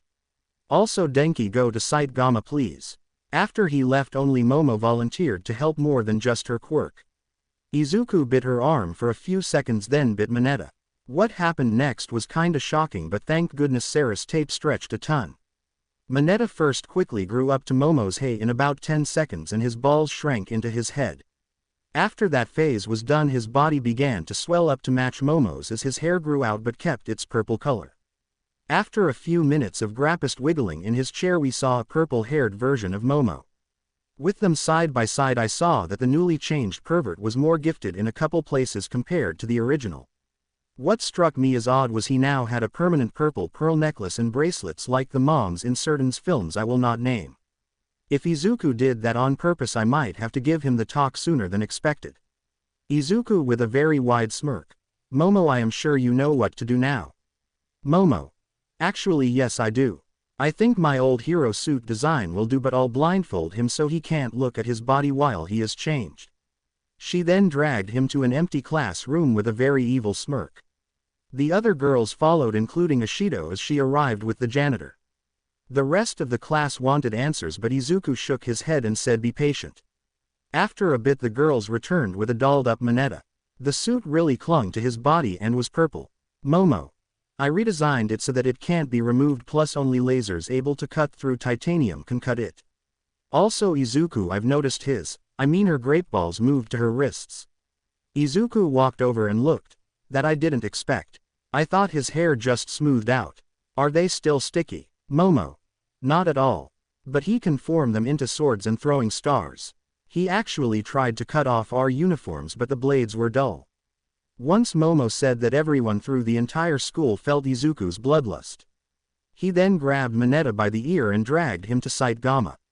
Aizawa had us all follow but lead us to the observation box where Nezu and Denki were, and they had popcorn ready for us. Nezu. If this kid's plan works, when he graduates he's going to be hired as head of discipline. Manetta's paw. Once Izuku got me down to Site Gamma he let go of my ear and smirked. After I rubbed my sore ear I realized I wasn't there alone. There were about 20 guys and 2 females looking at me and Izuku. Izuku. Welcome to a new special event which will randomly happen throughout the school year. This is Manetta and she has volunteered to be the prize. Whoever can catch her before the school day is over gets 1 date with her. Actually she's kinda more being punished. We caught her groping a fellow classmate. At Izuku saying this I tried to run, but he grabbed me by the back of the revealing outfit Momo and the other girls put on me. The boys chuckled and the girls giggled as their auras showed how dirty-minded they were. Is this how bad mine is? Izuku. The rules are very simple, no leaving Site Gamma. If you leave you will forfeit your chance at your date, but if Manetta leaves all of you get 1 date with her. I don't mean flowers and dinner date either. Izuku's smirk as he said that made my blood run cold, but what made me realize that I was really screwed was when I heard them all start whispering to each other. My perverted ways have now come to bite me in the rear. I just hope it doesn't become a real bite. Izuku as he releases his grip on the outfit. Let's give Manetta a 10-second head start. 1, 2, I booked it. I ran as far and as fast as I could to a section of the site where I wasn't near a gate out and I wasn't out in the open. As I waited for my heart to quit pounding, a fist came through the wall next to me. When the dust cleared I saw it was the curvier of the 2 females of the group. Girl. Found you. Now stay still so our first date can be planned. I can't wait to reenact Midnight's Guide to Sex. I screamed and ran when she said that last part. If she didn't mention that book I would have let her catch me, but that book put an ancient book called 50 Shades to shame. I tried to climb a nearby building only to get stopped by a guy literally walking on the wall. Guy. I can't wait to have you in my web. When he literally shot webs at me I jumped down and rolled before running off again. This was only 2 of the people there, and if they were the least perverted I am screwed if anyone else catches me. If this is how I make girls feel I will never do it again. After about an hour of dodging everything tossed at me I managed to slip away and hide in a building. Inside I found Izuku drinking blood from one of his pouches. He looked so smug. Me. Alright, enough already, I get your point. I swear to be less of a pervert if you'll just call this off and undo what you did to me. Izuku. I don't think you've fully learned your lesson yet. Hey guys, she's in here. If time had slowed down to where 1 second is a minute long I still wouldn't have had a second to think. They all flooded in through the doors or broke the walls to get to me. Once I saw an opening I ran by them and into the city. I then began to wonder what everyone else was up to while my new curvy ass is being chased by the pervert party. AFO's POV. The entire class was enjoying the show, especially the girls. They were actually cheering into the headpieces the contestants were wearing. That's when Aizawa finally told the rest of the class Izuku's idea. Aizawa. Since detention and a fine wasn't enough to stop Manetta's perverted ways, Midoriya decided that a taste of his own medicine would be the best course. We had the acting studies class practice their skills and chase him. Now this is only a test run, and if it works well next time we will get sexual offenders in to run the perverts through the gauntlet. He then sent a glare at Denki, who shrank in his seat, getting the message crystal clear. Iida. Isn't a punishment like this a bit over the top and illegal? Nezu. Normally yes, but since hero schools are special we can discipline our students much harsher to make sure they become good heroes. Also I authorized this punishment in the hope that Manetta may be a fine hero one day. With everyone satisfied we looked at the TVs just in time for Manetta to bump into a girl and bury her face in his tits. His face and scream when she began to grope him made all the girls in the class have to run to the bathroom laughing. Even some of the guys had to leave. Me. Please tell me you're recording this. Nezu. I am going to give everyone participating, A-1, and Mei Hatsune a copy of this. I bet they will love it. Me. Everyone but Manetta. Manetta Pav. I've been groped, catcalled, webbed, covered in several different sexual outfits, and nearly caught so many times I've lost count. I began to cry and try to find a place where no one could get me. Eventually I found a partially destroyed building where there was plenty of places faux hide. Thankfully Izuku was there waiting. Me. Please Izuku, undo this and end this contest. I swear I will never be a pervert again. I won't peep on the girls changing, try to grope them, or make dirty jokes ever again. Izuku responded after looking me straight in the eyes, you're finally telling the truth. You've learned your lesson, come with me. I followed him with my head down until we found everyone in the town square of Saitama. Izuku then bit my arm again, but instead of what felt like him trying to blow me up like a balloon he sucked. Once I was back to my normal body he covered me in a blanket he somehow gotten. Izuku. Manetta, you have something to say. I began to list off every girl I groped, told a dirty jokes to, and peeped on and then apologized to each one of them. What that was done, the group of people who were chasing me began to laugh. I looked up confused as the midnight wannabe walked up to me. MW. I'm glad you learned your lesson and now don't make us have to finish this event, okay? I nodded as they all left with Izuku smirking even more. Izuku. They were awesome actors, but I was kinda hoping you wouldn't learn your lesson. You just met class S-1, the perverted actors. Now they knew this was to only get you to learn your lesson, but should you mess up again. He got into my face. I will personally pay them to do this again and have them actually take you on a date, understood? Me. Understood. I will never do anything perverted until I'm married, and even then only to my wife. Izuku. Good, now get changed. School's over in a little bit. Thanks for the free day. Also, just so you know, Principal Nezu recorded this so Mei knows how you got punished. I ran to the boys' locker room, showered, got dressed, and headed to the observation room where I apologized to each of my female classmates. Now that this is over, I need a new hobby. Maybe I will collect cool rocks for a while because my hobby of writing down girls' measurements and my kinky plans for them now makes me sick. AFO Pav. I was waiting in the classroom for our next teacher to walk in. After a while I turned to my son. Izuku, which teacher do you think it will be? Midnight or All Might? He chuckled. I bet it's All Might, and he warps his usual catchphrase. Let's do $80 this time and add $20 for if the person warps their catchphrase. I'll put you as no warp. I agreed, only for All Might to go. I'm here and coming through the door like a normal person. As everyone goes fanboy, fangirl, I gave Izuku his money and sighed. All Might. Today we are going to do some battle training, but what can heroes be without their costumes? As he finished that statement, she presses a button on a remote, causing numbered briefcases to pop out of the wall. He told us which site to go to before we all grabbed our suits and went to get changed.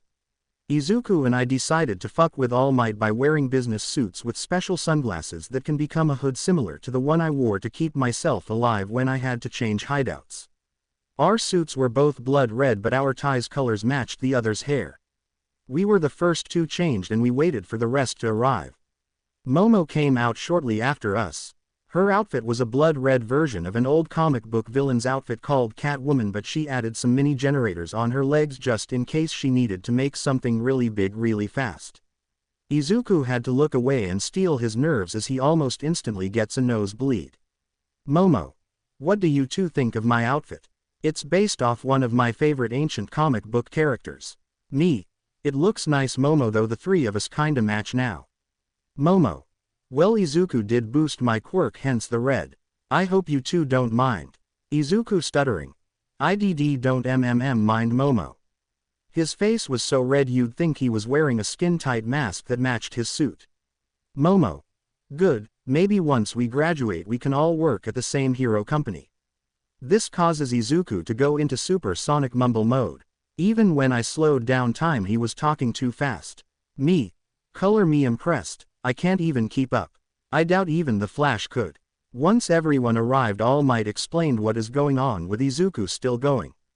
As he, randomly, teamed everyone up, he put us three as a team because our matching outfits.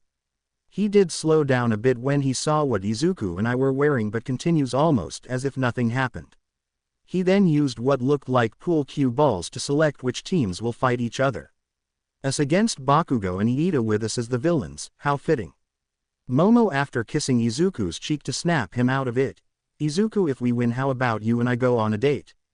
The second the word date came out, Izuku picked her up, grabbed the faux bomb, and ran into the selected building in roughly 3 seconds. Me. Wow, I think Izuku has a major crush and she likes him back. I soon followed him, forming my mask, causing me to smirk under it as All Might froze in fear. Using Momo's quirk we set up traps and set up our plan of attack. Bakugo would most likely go after Izuku alone and Iida, as so by the book he would check every room on every level. That's when our big plan was formed. Momo would guard the weapon as Izuku taunts Bakugo onto the roof. I would go to level 1 and deal with Iida. We all got into position, and once I was on the bottom floor I heard my son taunt Izuku. Yo, nuclear Pomeranian. You better go through the front door and deal with Momo, cause if you go against me. He pauses a bit then talks so menacingly my blood ran cold. I will drain you of all your blood. When the timer started for the heroes I heard a bunch of explosions heading up to Izuku, meaning he fell for it. When Iida stepped through the door I pinned him to the wall and kept him there with pigeon's blood crystals. Me. Wow, he's hot-headed. Sorry about your instant capture, but it's the game. Plus I want Izuku to go on his first date soon. Iida. I understand and I'm sorry about my partner. I hope Izuku enjoys his date. From what I've heard about Bakugo bullying him, he deserves it. Me.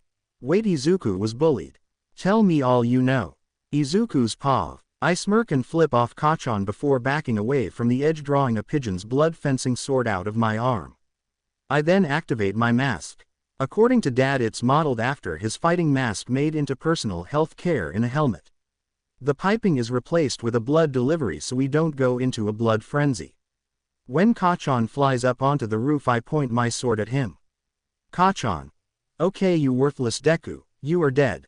He aimed his giant grenade gauntlet at me and quickly pulls its pin.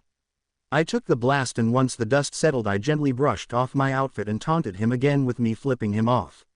He simply growled and tried to blast my mask off, but right before he can activate his explosions I'd hit his hand away so he would just blast behind or beside me. After about 5 minutes of me just hitting his hands away he got really mad and pulled both pins on his gauntlets. Right as he pulled the pins I quickly moved behind him so he just caused a crater where I was standing. I then removed my mask and bit him, drinking just enough to knock him out. Izuku. Damn, you taste horrible. I am definitely never going to drink your blood again. You taste worse than when your dad burnt the steaks. I pick up Kachan, run down picking up Momo, and stopping at the door where Dad and Iida was. Dad released Iida and we marched him off to the observation booth. Momo.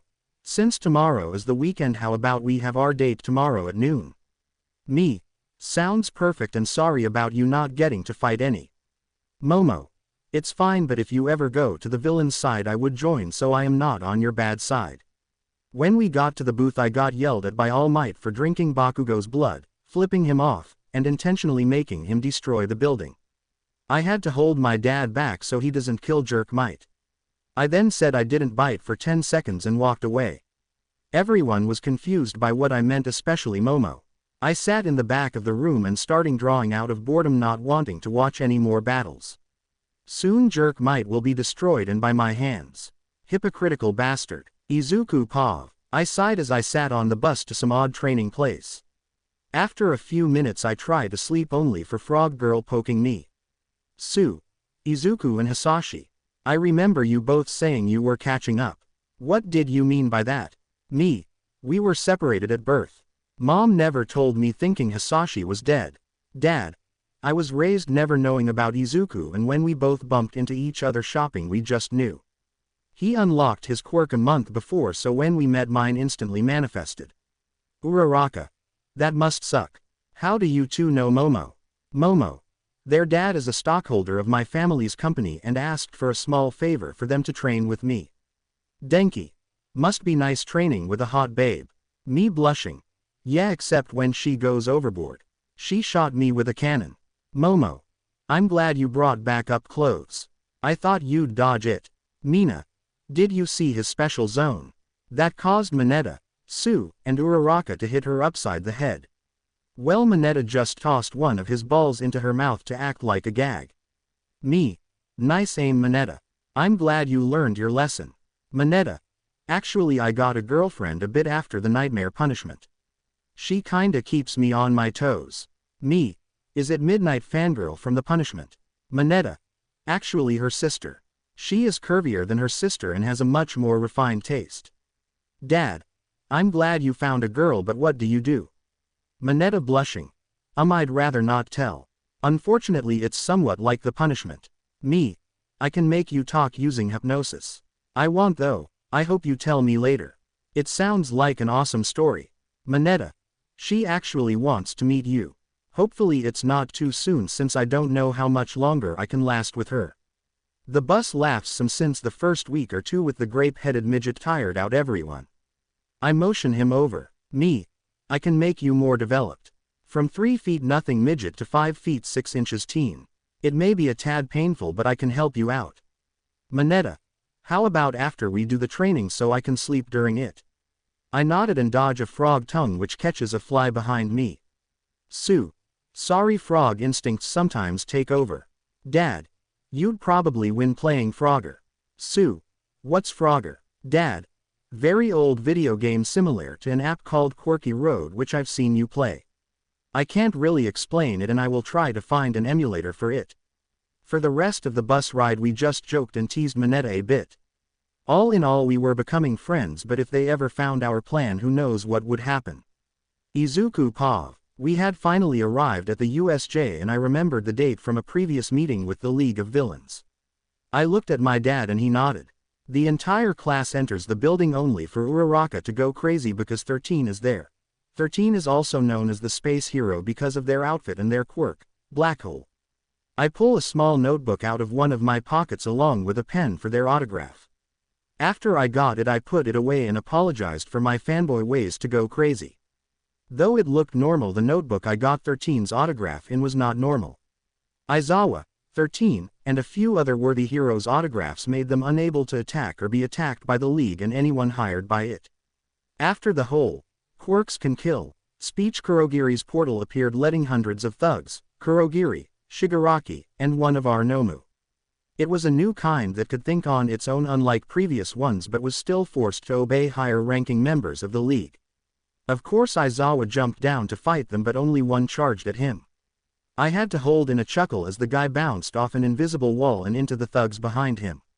I see Master has deemed you a true hero. No one from us, the League of Villains, can hurt you.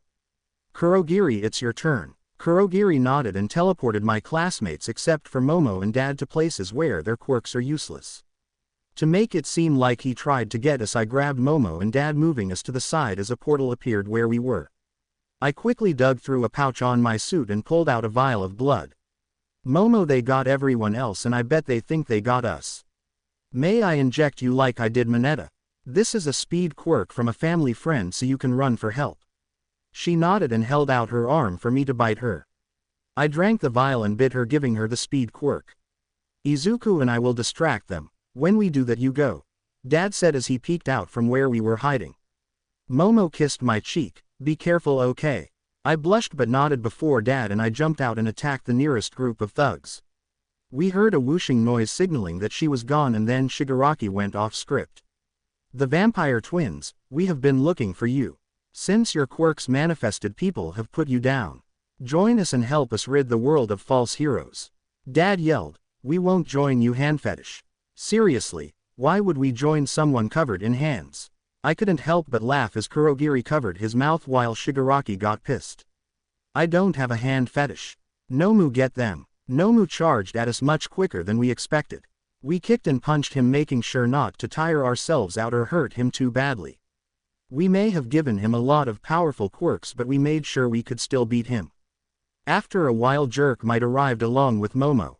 Dad quickly kicked Nomu away and we used that time to get us and Momo to a safe spot. I told Momo and Dad to stay put as I rushed to the restroom. I blamed the reason on a side effect of quirk transfusion, but honestly I wanted to kill Jerk myself. Once I got to the restroom, I changed my outfit to my quirk hunting outfit and teleported into the room next to Shigaraki. Sorry I'm late, bud. Master told me to wait till he showed up. Shigaraki nodded. Nomu, don't let All Might leave unless it's in a body bag. Have fun, Fire Opal. I nodded and formed fire opals all over my body, revealing myself as Endeavor's killer. This made 13, Aizawa, and All Might take a couple of steps back. Eraserhead, 13, don't worry. Master and I want you to live. False heroes must die though. I launched myself at All Might and started to cut him up, with him dodging and punching as fast as he could. Soon steam started to leak out of his body before suddenly he was his real skeleton body again. I laughed. Villains are afraid of a skeleton. Oh my lord, this is hilarious. I'm going to enjoy this recording of your true form popping up on the news tomorrow.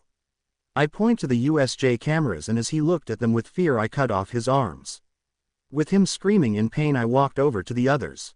He isn't worth killing. Let's go. I warped back to the bathroom and changed back before rushing back to Dad and Momo. After the other pros appeared and they found us, I acted horrified when I saw armless Skelemite. I then looked at Snipe, who had found us. WH, who is the armless man? He is, or was, since he must retire now. All Might, Snipe replied with a bit of glee in his voice. I hid my disgust and pulled out a second mini notebook and asked for his autograph. He gave it to me, then walked away as I put the notebook away. Momo, lead me a bit away. That's a different notebook than before. Why do you have two almost identical books? I wasn't surprised she figured it out. Her quirk required her to notice the details. I make sure no one else can hear me. I have one for fake heroes and true heroes. Fakes become major targets for the League while true heroes are immune to us. Hence why 13 and Aizawa couldn't touch or be touched. I will explain more later. Your place tonight. Please let me explain before you tell the police. Momo kissed me on the lips. Izuku, even if you were the one to kill All Might I wouldn't turn you in. I chuckle and return the kiss. I did kill Endeavor after I found out he abused his kids. That's why Shoto is so nice to me. That, and he knows I did it. All for one paw. After everyone was questioned and the injured, which at most was broken bones, were taken to the hospital, they let us go home. My son and Momo walked to her mansion together so he could tell her in private the truth about him, me, and the League. I walked home and told Inko what happened. She was happy our plan worked and kissed me. Do you know how long Izuku will be at Momo's? Inko asked as she gently pulled me down the hall. A few hours easily, I reply as I pick her up. Plenty of time for some alone time, hun. I quickly returned to my real form before All Might ruined my face and walked to our room. Hopefully Izuku takes a bit for alone time with Momo, but not likely. He is way too innocent. Izuku pav. I was sitting with Momo on her bed. My brother, as you know him, is actually my father and All Might's biggest enemy, all for one. The two of us are actually trying to make the world better. I was quirkless until a villain attacked me and my quirk manifested. A bit after I killed Endeavor as I stopped a bank robbery during a quirk hunt. Also, I lied about that blood earlier. I just gave you a quirk I created using a fusion of my quirk and yours. Momo just listened as I told her everything I have done.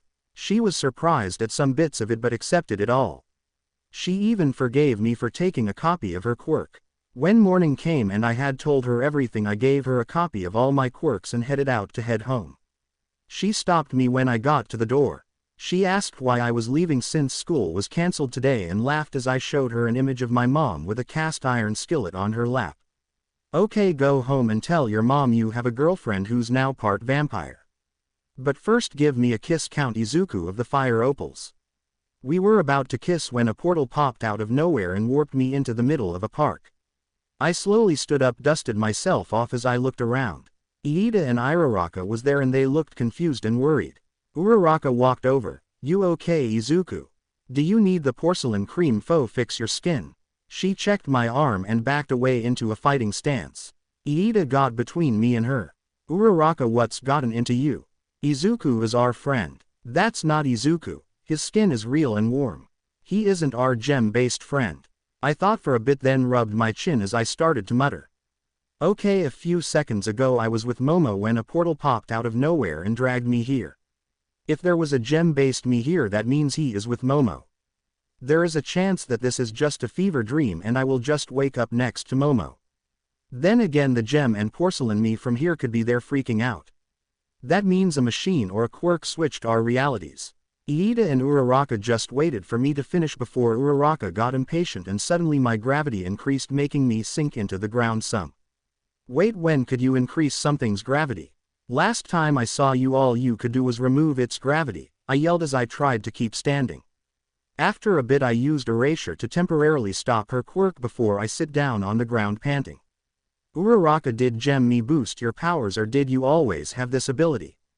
She just glared at me as she kept trying to use her quirk. I then looked at Iida. Is Endeavor still alive and does All Might have his arms? Iida now prepared to fight. Both are fine, but what do you mean by still alive and All Might not having his arms? I flopped onto my back and sighed. Perfect, I am in another reality and the series of events of my life are different. Endeavor wasn't killed by a villain called Fire Opal and USJ wasn't attacked. Uraraka was now curious. Why would the Universal Studios Japan be attacked? I laughed and shook my head. Not that one. UA has a building called Unseen Situation Joint. It's where we train to deal with natural disasters. You have gone there, right? They both shook their head as they called someone. After a few minutes I was picked up by Iida before he ran me to UA and into the principal's office where I see some odd animal sitting in his chair. Hi, Principal Nezu. Or is it just an animal? If it's just an animal I now look like a fool. It laughed. I am Principal Nezu and you were right, Iida. He does look like our friend Izuku, but his scent, posture, and mannerisms are different. Plus he has fangs. They are why his words have a slight hiss to them. Now let's see how his reality is different from ours. Nezu motioned for me to sit down in a chair and used the phone to ask someone to get us tea. So our USJ was attacked by villains in your reality. What exactly happened? We were just going there for training when the League of Villains attacked. They offered my brother and I a place with them since our shared quirk is seen as villainous. They then sent a creature they called Nomu after us until All Might arrived. That's when a hero killer called Fire Opal arrived and removed All Might's arms after revealing All Might's deflated true self to the world. They then just left with nothing more done to us students than a broken bone or two. For some reason Aizawa and 13 were untouchable. Nezu took that info in and some random person gave us tea. Nezu then had Iida go home before asking, I am guessing that in your world you were Fire Opal. I stayed quiet as he took that as a yes. So in your world you fell to the path of evil. Why was that? I sighed. Now I know if I ever meet my Nezu again I better be more careful. I was bullied until my quirk manifested as a sludge villain tried to kill me. All Might saved me but called the cops as I had my first ever hunger for blood. I was interrogated and left in a solitary cell for a few hours until they were satisfied with my answers. My mom then took me to a quirk doctor where I learned I copied his and the villain's quirks. Nezu nodded. Makes sense, but I assume All Might didn't like that you copied it. Correct, he treated me like a villain so I started hunting for quirks. I wouldn't kill anyone, only knock out. My first kill was a bank robber who nearly killed a few people before I stopped him. Endeavor instantly hated me and tried to kill me so I had to kill him. Nezu started to laugh. So Endeavor is a pain no matter which reality he's in. Here Endeavor has just lost his hero's license and is in Tartarus for multiple life sentences. I chuckled. Honestly, I kinda wish that had happened in my world too. My current goal is to get rid of fake heroes and make the world truly equal if you have a quirk or not, and what it's like shouldn't choose your fate. Izuku has the same dream. I won't tell anyone about this, but I'm guessing you're also All for One's son too. Here Izuku has been kidnapped and nearly killed because he is a living emerald. When people found out who his dad was, he was and still is attacked, treated with prejudice, and has to work very hard to be seen as a hero. I see you both have pure hearts, so when ours returns I will tell him that you were a hero in training as well. I laughed. That's actually the truth. I do want to be a hero, but I will destroy fake heroes and true villains as I release those falsely imprisoned. Is my dad still alive here? Nezu shook his head. He died giving our Izuku every quirk he had. I'm guessing yours is still alive. I nodded and was then sent off to class since there was class for them still. Uraraka and Momo asked me about their doubles in my reality. I told them that Uraraka is the same except for I can't boost quirks that well and that Momo and I are dating. This made Momo blush and Uraraka mad for some reason. I noticed glares aimed at me and Momo and sighed. Just because it's that way where I am from doesn't mean that it will happen here. I have a vampire quirk and yours is a walking fortune. That ended the glares and a few others asked me. Shoto then walked over. Is my father imprisoned in your world? No, your father died fighting a villain called Fire Opal in my world. Bastard got off easy in your world. I'm sure the Shoto in my reality would agree. He smiled and sat back down as I told everyone about my world. I of course left out my villain side. When I told them about what I did to cure Manetta's perverted desires they all glared at him. He literally wet himself and ran out the door screaming. For the next few days I went through classes and took notes down for Gem Izuku. It was nice except midnight and some other female heroes flirted with me and asked where my muscles went. When I told them I switched realities with their Izuku they apologized. I was also able to duplicate everyone's quirks and even though I was having fun here, I missed my world. It was during lunch when a portal suddenly appeared and I was in a void world with Gem Izuku. I know what you are, Fire Opal. Don't worry, I didn't turn you in. I was just happy to have Dad in my life for a while even though I had to pretend he was my brother. Also good luck with Momo and sorry but I kinda kissed her. I just laughed. It's okay, Spite. I like that hero name. I will use it in my world too if that's okay. He nodded and handed me the notes he made for my classes in my reality. I give him the ones for his class. May I have copies of what quirks you have? I am curious what it is like to have a vampiric quirk. Let's both copy quirks but I don't know if I can bite you. He put his arm out and let me somehow bite him and copy his quirks as I felt him copy mine through my teeth. After I let go I was dumped into my world's lunch room. Momo quickly checked if it was me by checking for Fangs. Calm down Momo, you are a vampire too. You know how tempting it is to bite fingers that are put in your mouth. She hugged me and I told my class about the other world and that in it All Might was still a hero, Endeavor was in jail, and that in that world there is no Fire Opal or All for One. Some wanted to go see that reality and I told them that once I find out who swapped us I would see if they'll do it for them. I lied as I knew it was Gem Izuku and I had no way to contact him. Maybe we will meet again and we will see how much our worlds have changed. Izuku Pav. The day after I returned from Gem Izuku swapping us we were given a week off of basic courses to train and make our quirks stronger.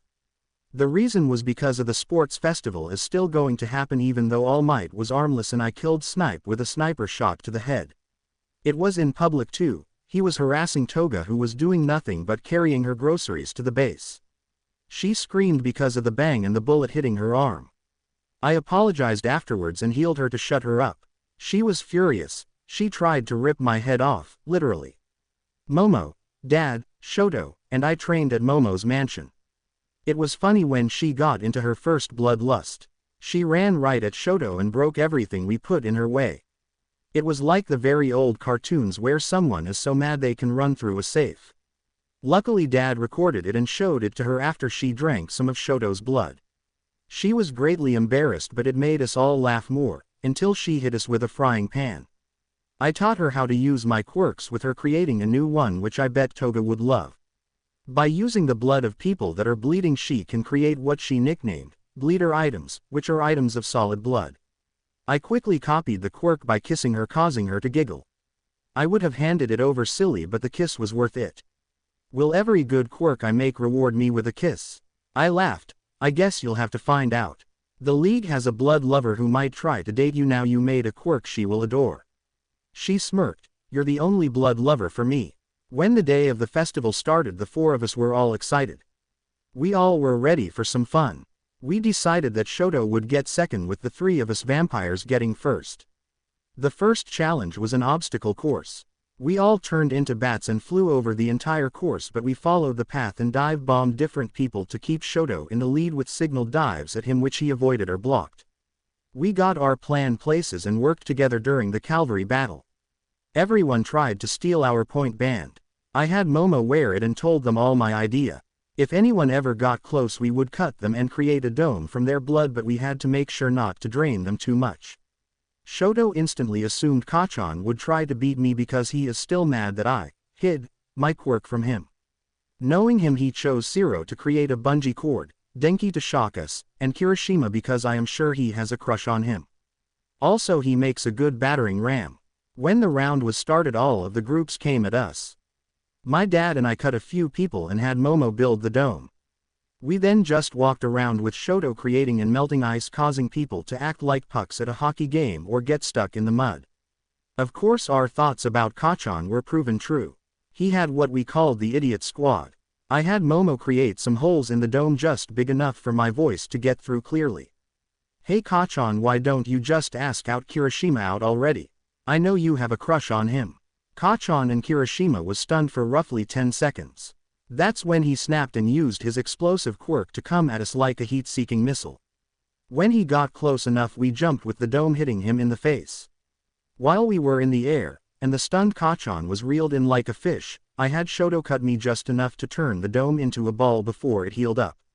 Once we landed, we became a literal bowling ball. The crowd was laughing as the other teams ran away as if we were the plague. What surprised me is that I heard Aizawa laughing his ass off. Who knew the stoic teacher had a sense of humor? After our little bowling game knocking down a few teams, getting them disqualified, Kachan tried again. He grabbed and blasted at our ball until he was reeled back by his team. By the time the round was over, we had disqualified about 3/4 of all the teams, so it was much easier to find out who won and continues and who all lost. We were all lucky and put in different brackets, so we didn't have to fight each other till the semifinals if we all won. Once the matches were decided, we were all excused for lunch and to relax for a couple of hours. While we ate lunch, we heard people calling Dad and I freaks and that Momo was just a wannabe freak. I waited for the two main smack talkers to get close to us. Luckily it was Death Arms and Kamui Woods, pro heroes just in it for fame and money. Never willing to risk their lives for anything. When I started to sniff the air, so did Dad and Momo. Why do I smell testosterone, wood, and stupidity? I had to hold in a laugh as I replied, no clue Momo, I do wanna find out what that tastes like though. My dad delivered the blow that pissed off the two heroes. Hopefully we don't gain the cowardice of the owners of those scents. It would be worthless for us to be weak when we pass all pro heroes. Suddenly the three of us were contained in a giant wooden cage. I sighed and grew my nails out, cutting us all free in about 5 seconds. Once the opening was big enough, we quickly moved behind the two. I yawned. Seriously, it's not legal for heroes to attack people for no reason. What made you attack us anyways? As Death Arms replied, Shoto ran to get our teachers. You insulted us. How dare you call us cowards and stupid? The three of us looked at each other confused. Momo spoke first. I just said I smelled it, not that you guys were stupid. Thanks to Izuku making me a vampire like him, I can smell emotions and personalities. As that left her mouth, Death Arms tried to punch her, only for me to grab his hand and hold it in place. You can see and smell him straining to punch as I barely had a problem. Who do you think you are, attacking my brother and his girlfriend? Don't you think we have been through enough fighting that odd creature from the USJ? Kamui snapped. We just heard you planning an attack, so we stopped you. At least that's what we will report. He attempted to put us in another cage, but we moved behind him again. Kamui, Death Arms, stop this. You'll be viewed as weaklings and false heroes if you keep this up. This made both try again, but my dad caught their attacks while Momo and I drained them just enough to make them pass out. Momo gagged. Kamui tasted like an expired salad. Mine tasted like rotten meat.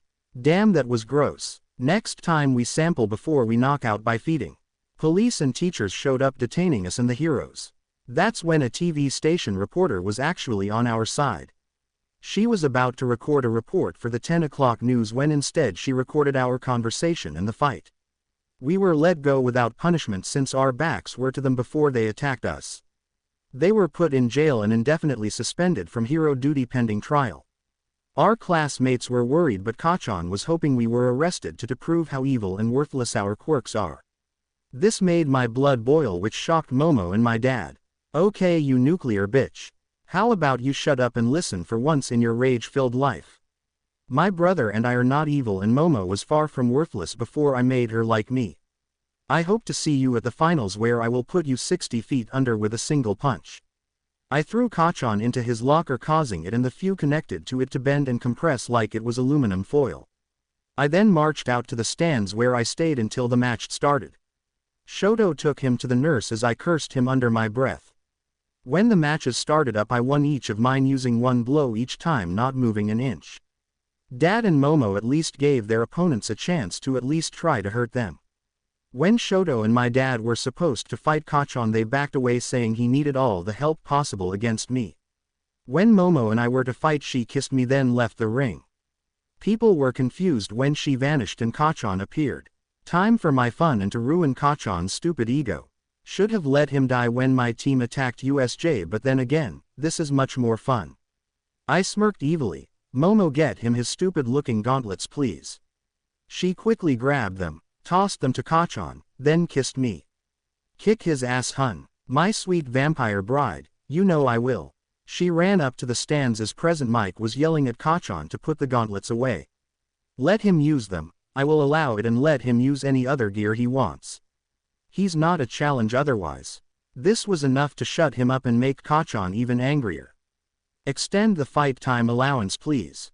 I want both of his gauntlets full of his sweat so he has more of a chance. I yell at President Mike while I sit down waiting for the gauntlets to be charged. Once they were, Kachan charged me and fired one at my face point blank. All I remember is his hand in my face and then slowly standing up. What I was told later was that he blew my head to smithereens and all that was left was my neck. Then over the course of about 15 seconds my head regenerated back and I stood up. Wow, Kachan, I honestly thought you'd go for my stomach, not my head. I guess you're more of a villain than you know. I pop my shoulders and neck as I slowly walk over. How are you still alive, you freak? I turned your head into a fucking smear on the ground. I laughed like a crazy person as I kept walking. I am not just a simple vampire, you stupid half-witted porcupine.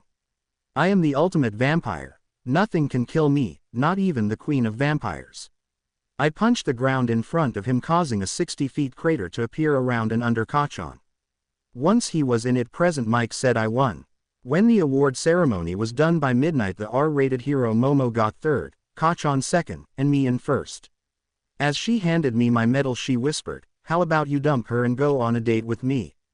Momo of course heard and very angrily hissed at her. This made me laugh slightly. Sorry Midnight, but my queen has spoken.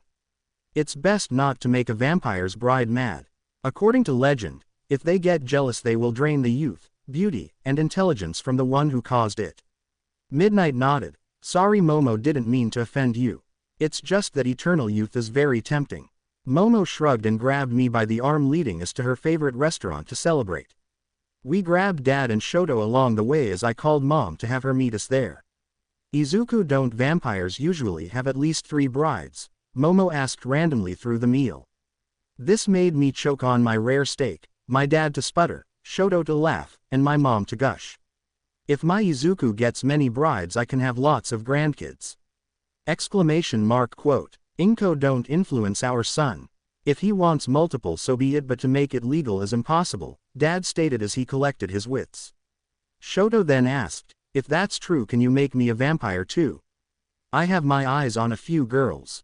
Shoto, that's not happening. I don't know what will happen to you if I change you. You might end up my second bride.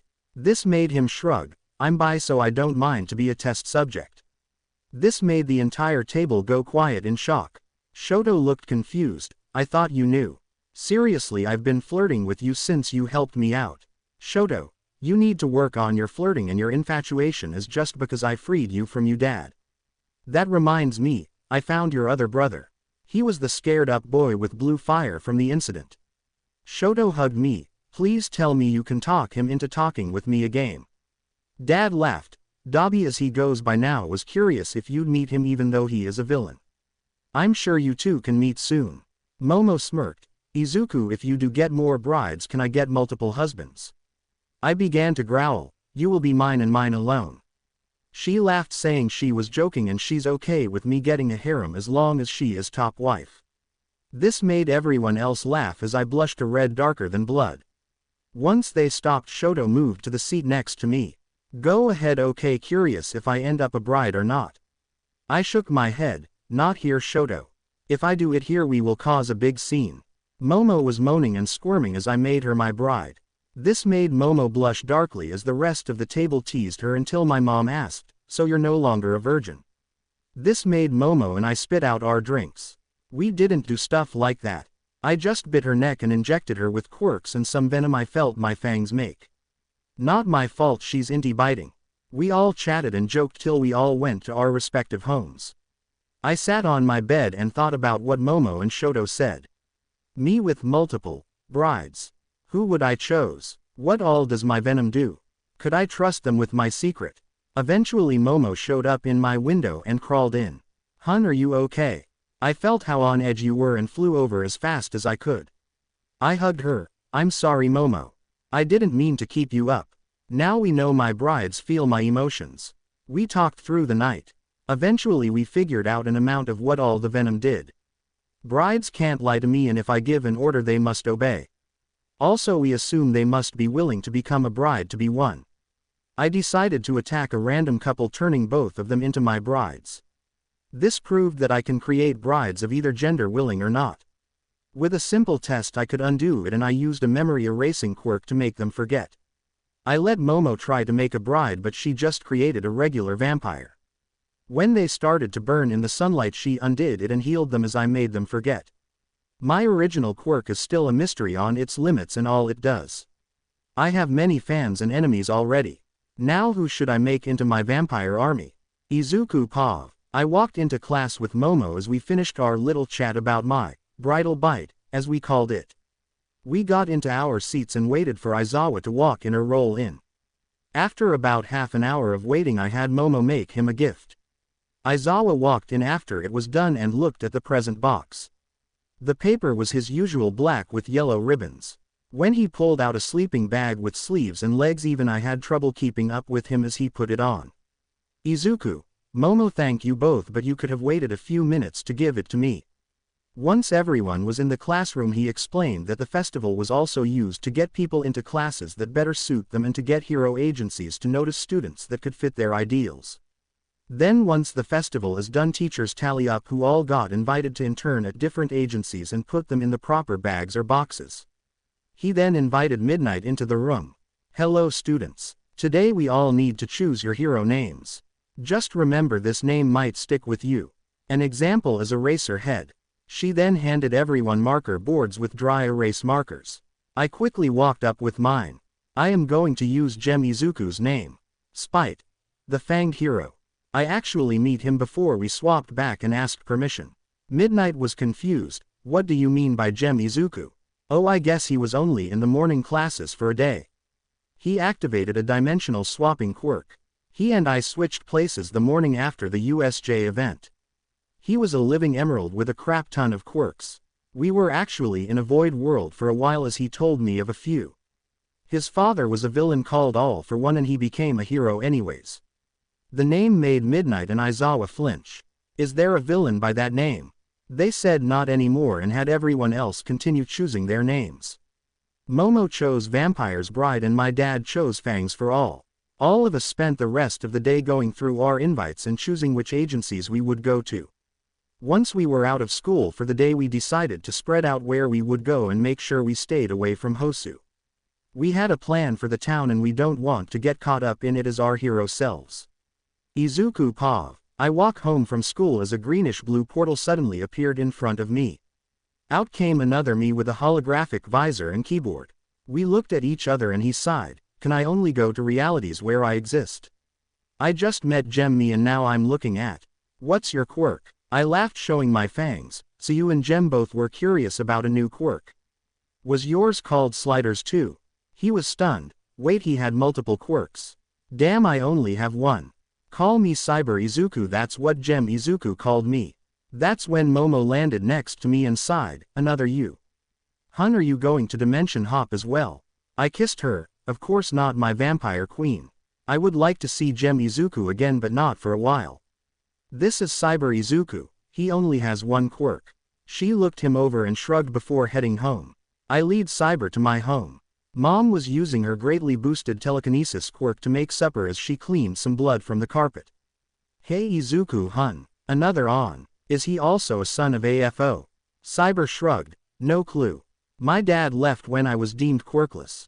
I just got my quirk roughly a week ago. This impressed both me and my mom. Wow, I'm sorry you couldn't get into UA this year. I'm not sure what to call you, Mom said as she finished cleaning and hugged Cyber. Cyber chuckled, actually summer break just started in my world. I'm Cyber Izuku. My quirk is the code. I pointed at his visor and keyboard, so these are your quirk and not technology. He nodded happily as he pulled out a notebook. After placing it on a table he typed on his keyboard making it duplicate. I received the copy as he took the original. Here's some tech designs to help you out. Just to warn you now, the charged solar sail cells are explosive once fully charged. I thanked him and thought for a second. Cyber, do you want to meet my dad? He may not be yours in your world but I think a few hours with him will fill the void. He nodded. I hope it's okay with him. I don't want to intrude. Dad then made himself known walking out of the bathroom. He was in twin form so Cyber was confused. Wait, you have a twin here? That is awesome. We all laughed as Dad returned to his adult form. No, I'm actually Vamp Izuku's dad. We are somewhat extremist vigilantes and I'm an ex-villain so the disguise is needed. Wait, Vamp Izuku, does that mean your quirk is vampiric in nature? I nodded and he figured out that I made Momo a vampire bride.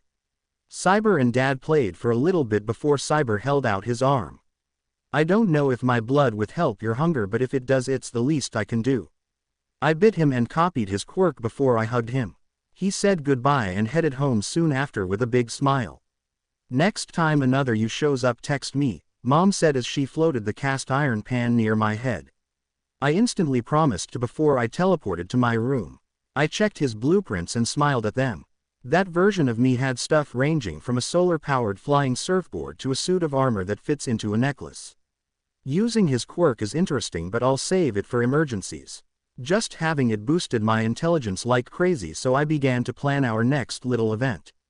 I knew we would have a summer training camp so I decided we would use it to get rid of some false heroes in my school and cause chaos. Dad, I planned our next target. We will hit the summer camp. Do you have that mind-altering drug still? I asked as I headed into the kitchen where Momo, Mom, and Dad was sitting at the table to eat supper. Hun, don't answer. No work talk over supper. Now Izuku, hurry up. I made us katsudon with blood broth. Awesome, thanks Mom. How are you adjusting to the quirks? She smiled showing her fangs. It's almost like I always had them. Oh yeah. I looked into our family quirk history. I hop into my seat and get ready to eat. Find anything interesting? She nodded. A few actually. We have a vampire quirk, an intellectual quirk, and a strength quirk in our history. I'm guessing you somehow got them all in one. Dad was stunned. That is very impressive. I'm from the original quirk generation so no history in mine. That means you're over 1,000 years old, Momo stated as she finished her katsudon. He nodded and smirked. Yep, and thanks to Izuku even if I serve 2,000 life sentences I can outlive them. By the way Izuku, going to get more brides. I choked on my food making everyone laugh. I think I will get May from the support class and Midnight. Both will be very useful. May can build what Cyber Izuku gave us and having a pro hero in the ranks is always good. Plus she wants eternal youth. Dad nodded as we all finished eating. Chose carefully son. They might betray you. I smirked. They can't. Momo and I tested it out. When I make them my brides they will obey me no matter what. Plus I can have Momo bite them instead and not give them a sunlight immunity as a threat if they try. Izuku Pav. I smirk as I head into a nearby hero agency. My plan was to work under a retired hero called Fangrel.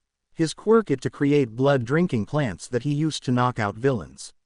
While I was under his teachings I had Momo under Night Eye with a quirk to block his future sight and my dad in another one where he is under MT. Lady. He personally wanted her just to piss off Manetta and a few other perverts. The first say in night of being Fangirl's intern was so boring. All I did was be a bloody gopher. Yes, I intended the pun. Once the little fetch quests were done, I had to deliver messages and sometimes gadgets to heroes and sidekicks of the agency. Momo was pretty much doing the same. Dad didn't report in for a while, but I heard that MT Lady was taking a few days off. The day of the Hosu raid couldn't come any sooner since it meant the summer camp would happen not long after. When the day came, I left a clone to deal with the stupid gopher work and warped to our meeting spot. Momo was already there and filling her nails, which she painted emerald green. "Hey my fanged king, what took you so long?" I sighed. I couldn't find Midnight. I wanted to get her before this raid. Momo kissed me, biting my bottom lip. "Don't fret, you'll get her tomorrow." "Now where is our father?" That's when he walked out of the portal with a vampire Britted MT Lady. "Damn Dad, you work fast. Is Mom okay with it?" Mount. Lady gasped. "Wait, what?" Dad smirked. "I'm all for one, and you are now my vampire bride. From now on you will obey me, my son, my real wife, and my future daughter-in-law." She simply nodded as he revealed his real body. "Now can begin." Dad give MT Slut gem calling and bunny aspects. I think a gem quirk bunny would be fun to have. He bit her as I kinda ordered him to. Pigeon's blood gems formed over her body in the form of a Playboy bunny outfit. She formed bunny ears and tail, which were bedazzled while she got a mask. Dad smirked. "Was this what you meant, son?" I shrugged. "She's not my type, but Manetta would kill for a picture of this." I took some pictures and saved them for later. Momo slapped me. "Izuku, what are you doing?" "I'm making myself some money. Who wouldn't love some sexy pictures of a villainess? I'll use Photoshop to get rid of Dad from them or edit in his disguise." We laughed as MT Lady realized what we are. She tried to run away, so I just told her to return and kneel. Thanks to Dad telling her to obey me, she did. Vampire brides can't disobey their husbands. Now let's destroy Hosu. Stain must join us or be killed by Inomu. I grew my fire opal shell and smirked. "Let's get going, hun." Dad want to include Mom. I think she would have fun killing the American hero who abused his wife. My mom laughed from behind me. "I already planned on it, sweetie." Should I destroy his balls or his hands first? I turned and saw my mom in an emerald ninja outfit with red trim and fire opal weapons. Momo smirked. "Both. Glue his hands to his balls, then destroy them." Mount. Lady began to shake as my mom looked her over. "Sweetie, I agree. She is hot. Izuku think pictures of me and Gembitch would make us money." I groaned. "Leave those up to Dad. Just remove all birthmarks, tattoos, etc." The 5 of us teleported to Hosu and I found our targets. I used my quirks to create 20 Nomu that could rival All Might in his prime. Some could fly, others had built-in weapons, and a few with my classmates' quirks just to rub some salt into people's egos and make people worry about their kids in UA. Dad chuckled. "Son, you are awesome at being evil." "Dad, I am only evil to purify this corrupt world." Momo make the quirkless finding drones. Tag our soon-to-be overpowered recruits. Momo kissed me, of course fire opal. She formed emeralds over her body as she created and sent out the drones. I watch the drones fly out and mark people with slightly radioactive pellets that feel like bug bites to those hit. We all split up as my dad formed his face into before I fixed him and had MT Lady aka the villain Gembitch follow him. I hopped into an alley and looked at Stain. "Hello Stain, it's nice to finally meet you." Stain sighed. "Fire opal, I wondered when you would try to kill me." I laughed. "Why would I kill a man who sees false heroes as what they are? I know you liked All Might, but he told a quirkless boy his dreams were crap and imprisoned him right after his quirk suddenly manifested from nearly being killed. Like I would believe a villain. All Might is a true hero. I showed him the day my quirk manifested using Cyber Izuku's quirk. It shook Stain as he saw the truth about All Might. How he really looks, how he imprisoned me when my quirk manifested, and how he glared at me. That can't be real, All Might. I sigh and create gem chairs first to sit in. Unfortunately, I can't doctor my own memories. I was that boy who was put in jail because he hated me. He apologized later once he realized I had copied his quirk. Stain shook his head. You killed a few fake heroes and showed me something that heroes would hide. I would like to join you. I shook his hand and boosted his blood-curdle quirk. Thank you for joining the League of Reform. I just boosted your quirk, now blood type doesn't affect it and it now lasts 10 minutes. I warped us both to our waiting spot for the other 4 to finish their jobs. Inko Pav. I watch my assigned Nomu bring me my target. His hero name is Star Gatler for his ability to summon guns that fire miniature stars. For an awesome power he could have been a really good hero, but he beat his wife to death and left America to escape punishment. When the Nomu dumped him I chuckled. Hello Star Gatler, or should I say Cole Smithers. Yes, I know who you are and that you killed your wife after a few years of abusing her.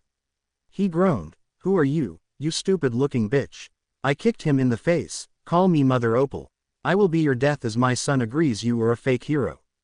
He had the audacity to laugh. I kicked him in his balls and used 2 daggers to pin him to a nearby wall after I picked him up. What pathetic bitch lets her son order her around? I chuckled as I formed a giant Fire Opal hammer. I believe you've watched him kill Endeavor, he is Fire Opal. Too bad you won't tell anyone about what I just said. What does that mean, bitch? I swung the hammer, crushing his balls and hands completely. The sound of bones breaking actually was very therapeutic. His scream of pain sounded like music to my ears. The next targets were his legs, both of them. Go to hell, bitch, I hope you and your son burn. I laughed as I whispered in his ear, we are immortal, you fool. Also tell Satan his sister says hi. With surprise on his face I crushed his face with my hammer, killing him instantly. Using his blood I wrote out his crimes along with his name. With that done I left my calling card, which is an opal skull with emeralds for eyes. I then decided to write Mother Opal in his blood next to the skull, leaving the hammer and daggers there as well. I then warped to Izuku. You must be Stain. I am glad you joined us, my son looks up to you. I'm Mother Opal. Stain looked confused, your mother is a villain too. Izuku laughed, she joined me after I killed Endeavor. She agrees with me, especially after having to bandage me up from being bullied. I nodded. I'm now to wait for my husband, my future daughter, and our converted heroine. AFO Pav. I smirk as I walk down the street with Gem Bitch following closely behind. After a bit I saw Native, Edgeshot, Gran Torino, and Snipe Jr., who has his father's quirk. Hello again, Gran Torino, do you remember me? The old fool fell onto his ass, it can't be. All Might killed you over 6 years ago. I chuckled, the news of my death was greatly exaggerated. Oh, how I wanted to use that line since All Might destroyed my skull and face. Native tried to attack me only to have Gem Bitch jump on front of me and kick his head off. Nice to see my pet doing her job. Let me kill the next one. As you wish, master. Honestly, I hated him. He groped me multiple times. These gem shoes work awesome with my bunny quirk. Miriko will be so jealous. As she finished that sentence the rabbit hero showed up. I kissed my pet. Go play but don't kill. She is a true hero and my son wants her alive. I chuckled as the 2 bunny quirked girls fought and destroyed some cars. Now, old friend, I saw what my son did to All Might. It was so good to see. Are you and him still mad about Nana? With that, Gran Torino came at me like a rocket. He tried to attack me by bouncing off the walls to attack me from behind. When he got close I used laser farts to kill him, cutting off his head. What a way to go, death by farts. So Snipe Jr., Edgeshot, which one of you is next? Either way both of you die. Snipe Jr. was the first to attack, trying to kill me. I dodged his shot and smirked as Gem Bitch brought over and knocked out Miriko. Good girl. Bring her to my son. She then quickly hopped away faster than even the Flash from the old comic books can go. Once she was gone I teleported behind Snipe Jr. and Edgeshot to kill them quickly. When they started to turn I copied their quirks and knocked off their heads with a simple bitch slap. After they bled out 2 flame-based heroes came at me. Endeavor's previous sidekicks. Are you sure you want to fight me? I just killed 3 heroes without my eyes are breaking a sweat. When they ran away I cut off their heads with an axe made of fire opals. I dropped the axe after using their blood to write all for one on it. Once that was over I warped back to my son. I did my job and so did my pet. She will arrive here soon with your own little bunny. Momo Pav. I began to move civilians out of harm's way as heroes fought Izuku's Nomu. I moved the quirk into the square where a giant TV was already set up. I moved the quirkless to the stadium where they would meet my boyfriend. Once the entire town was sorted, I went to Izuku. The sorting is done. We just need you to start it. Did a target show up? Izuku nodded as Gembich showed up with Miriko. He bid her, making her his bride unknowingly before he just left her on a nearby roof. I then noticed Stain was behind him. Oh hello Stain, I am Emeralda, Fire Opal's girlfriend and partner in crime. Stain sighed. Anyone else going to show up, or is this everyone? I know villain families existed, but this is a new one. Izuku laughed. If this goes as planned, a lot more will be joining us. Now for the last step of this plan. You can go to the square or follow us. He summoned a portal and headed into it with all but Stain following him. Izuku paused. I walked out of my portal and onto a stage built in the stadium. People in the stands screamed and tried to run, but I stopped them by making fire opal walls. Dear quirkless residents of Hosu, don't worry, I am not here to hurt you. For those who don't know me, I am Fire Opal and I am here to right a wrong in this world. You all have been looked down at, beaten, ignored, or treated like trash. Today I want to change it so that no longer happens. For those who wish for a quirk, just raise your hand and swear to help me fix this world. As people murmured and talked to each other, I lowered the walls. I will not force you to join me, you may leave if you want to. For those who want useful quirks that will be used to make this world better, just stay and raise your hands. Now before you all decide, I will tell you why I am doing this. I will make it as short as simple as possible. The murmuring stopped. I used to be quirkless until a new death experience made my quirk manifest. Until that day I was bullied by those with quirks. I was burned, cut, lifted into the air and dropped, and the teachers did nothing. That's right, I am a young adult who knows what the world is like. Heroes causing thousands in property damage, killing innocent people, and not getting punished. Villains are people we see having villainous quirks, are basically arrested on sight. Now that leaves us quirkless. We get treated so badly we commit suicide way more than the quirk population. The people trying to figure out why don't get it. The truth is we hate being different from the quirked ones. Because of us lacking one thing we all get targeted. I saw my own friends who were also quirkless jump to their deaths. My goal is to end quirklessness and purge corrupt fake heroes from the system. Now you may go or join me. For those who join, you may live your life as you used to, just protect others with the gift of quirks. Don't stand by when someone is being seen as a villain when they are not. Help me make this world a better place. I finish and look at all the quirkless in the stadium. After a lot of talking, only one left and the rest stood up raising their hands.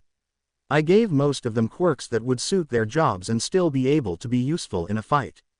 The 3 I didn't give quirks to I teleported out of the stadium. I'm sorry, but those 3 were as corrupt as Endeavor. Now my friends, to a better world. I bowed and warped my family and Gembich to the town square. We stood on a giant TV as I hacked into it. Dear original quirk holders, I am Fire Opal. I will not harm you unless you try to fight me. The media views me as a villain yet praises heroes who destroy and kill without any remorse. In truth, I am a vigilante turned villain because I killed heroes who were so corrupt there was no hope. My goal is to make everyone truly equal. To do that I will destroy the lines of what is a villainous quirk and what is a hero's quirk, as well as change your views of the quirkless. I began to show videos of quirkless protecting mutant quirk holders only to get beaten and kicked away. The quirkless in these videos were protecting their friends and family who were good citizens. There was no need for them to be beaten to death by so-called heroes. In the video with the lizard mutant quirk, that villain ran the local soup kitchen and donated all of his free time to make the community better. He was also a friend of mine. He was killed saying that he wasn't a villain. The hero didn't care, she just wanted to fill her quota. The 4-armed man with blue skin, he taught quirkless how to defend themselves. He was attacked because he looked evil. He lost 2 of his arms and his ability to walk before the hero listened. I jumped down into the crowd, causing everyone to part around me like the Red Sea. You all run from what you don't understand. My appearance is not real, just a bit of my quirk. If I didn't disguise myself, you'd all walk by thinking I was just a normal person. That is the trick fake heroes use. They make you think they're doing what's best for us, but really they are just lining their pockets. All Might was like them too. I was one of his fans. I own thousands of dollars worth of his merchandise, but what does he do when I asked if I could be a hero with my quirk? He put me in jail. I warped over to a man with a flaming skull. This guy, his power is known as Hell Rider. His power can only be used to hurt people with evil hearts. If you didn't know that, you'd say, he's a villain. I warped to a guy who is a novice hero. This hero is known as Neon Flash. You think he is a good guy, correct? Wrong, he robs banks in his free time and has killed 500 innocent mutant quirks and quirkless. I warped up to my family for the finale. This is my family. My mom works like everyone else, but since her quirk was weak, she has to work twice as hard. This is my father, all for one. He was only a villain after heroes showed up. He wanted to bring balance and order to the world the only way he could. He used his quirk to get stronger and put all villains under his thumb so that they wouldn't kill people for no reason. He controlled evil to save lives, not cause chaos. He actually tried to make peace with heroes as they popped up. You all can see what that got him. I moved behind Gem Bitch and Emeralda. My girlfriend Emeralda was blind to the truth until she met me. She thought the world was black and white until she saw there was a gray area. Gem Bitch is a pro hero who is now a vigilante like us to help straighten heroes from the inside. We are here to make true peace. No more theft, killing, or quirk elitists. We will reset this world and give all with pure hearts and goals quirks while removing the quirks from those without. This last bit is aimed at fake heroes. You know who you are, and with our growing power your reign of evil is over. With that we warped away. Once we were safe at my home, we all changed out of our disguises and I made MT Lady able to switch between her two alter egos and her civilian form.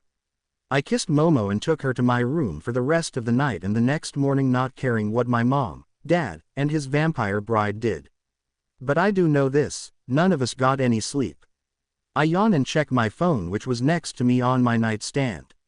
It was 7 a.m. Momo was hugging me, and my phone was shaking with notifications. Hun, we are popular and I'm killing that grape-headed asshole. Momo kissed me until she saw what made me mad. He used Photoshop to turn her outfit into a bikini and said he hoped to squeeze her tits one day. I had to keep her in bed and calm her. Hun, calm down, we will kill him soon. He will be a target at the camp. Him and the false heroes will be killed. You wanna do it? Momo smirked. Trade him groping me for a bite. He just won't know the bite will completely drain him. Might do worse to him though. Any ideas? I smirked and got dressed as I thought for a bit. Perverts like him should die surrounded by something he hates. Anyways, we have one more day as interns unless it was cancelled. Let's go replace our clones. We kissed, she got dressed, and we left to finish our stupid internship. Once the day was done, all interns were sent home since it's too dangerous. We all meet up the next day in class and Iida looks terrified. During lunch I asked him what's wrong when he says, I saw Stain meet Fire Opal. I told Manuel what I had saw. Fire Opal has a giant grudge against All Might and has multiple quirks. He somehow got a quirk warp quirk cause I was about to attack when they both vanished. I pretend to think, didn't he say his father was all for one? Maybe we look for someone with a gem-based quirk born about 20 years ago. That's about when All for One was strongest. Everyone there agreed at my thoughts until Katsuki got snippy. You could be his son for all we know, Deku.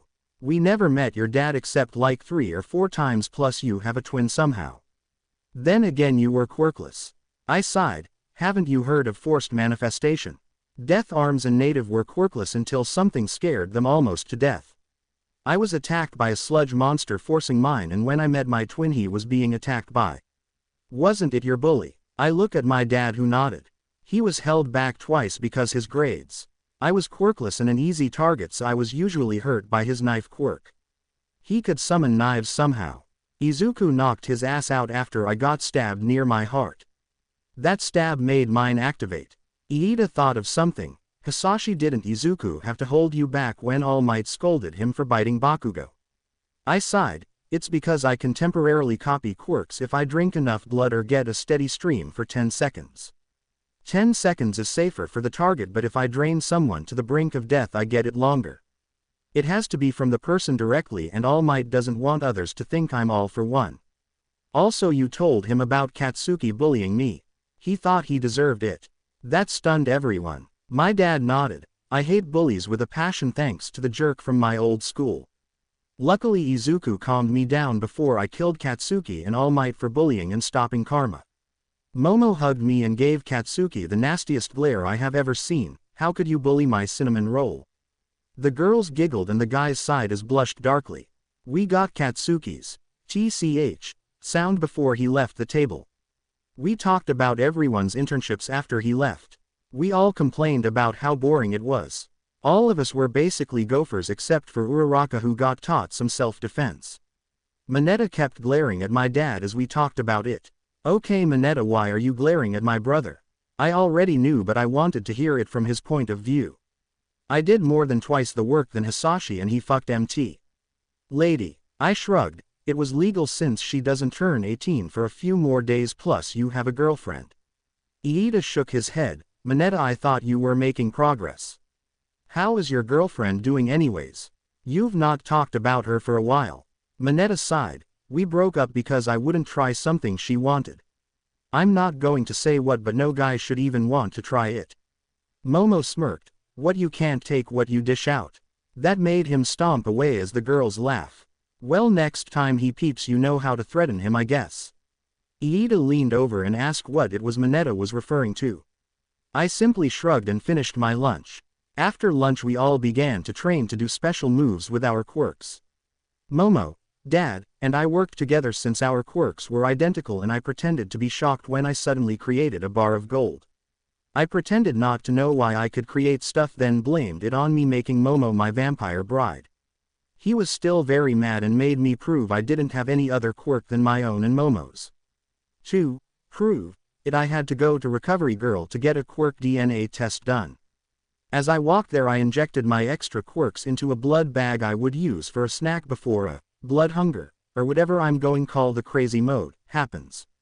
Recovery Girl tested my blood and found only one huge vampire quirk with the ability to temporarily copy quirks, and Momo's quirk stuck in a section under the vampire bride's bit. She had me make her a bride temporarily, took my blood, had me undo it, and took another sample. Sample 1 had her quirk next to Momo's and the second had hers under the temporary copy. She dismissed me and called All Might to give him the results. What she didn't know was that I took a few years off of her appearance. When I got back to training, All Might apologized. It was somewhat funny to see him put his stumps together as he asked for forgiveness, but I held in my laughter as I forgave him. I told Momo the results as we fought each other. When some people got hurt I healed them like RG would have, making them confused. I explained the testing I did and they shrugged. Manetta ran when I said I would heal him. Everyone laughed at him as he literally climbed to the ceiling of the place we were training in and stayed there. Once training was done I drank my quirk juice and went to the restroom. Once I got changed, Midnight cornered me and smirked. I want to be young forever. You grant it now. I pretended to not want to. Midnight, I don't know what will happen to you.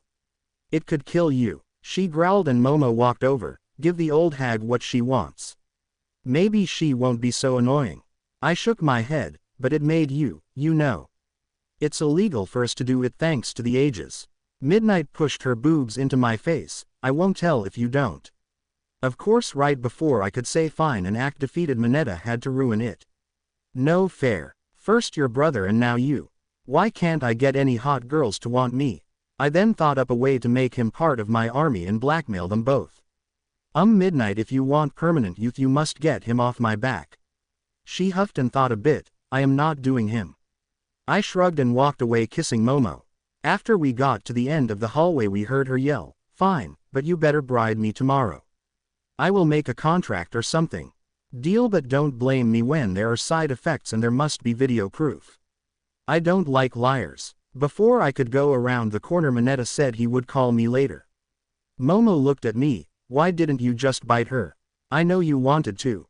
I sighed, 'cause I wanted that pesky pervert off my back for a bit. Once I get Midnight I will have to rebride Miriko. All Might's stupid test had to ruin it. Might have to ask Dad to have MT. Lady get Manetta. He would have to obey her and she obeys us, so he must obey us. Momo looked down at me. But you said I could kill him. I begin to laugh. I think eternal torture should be a better punishment.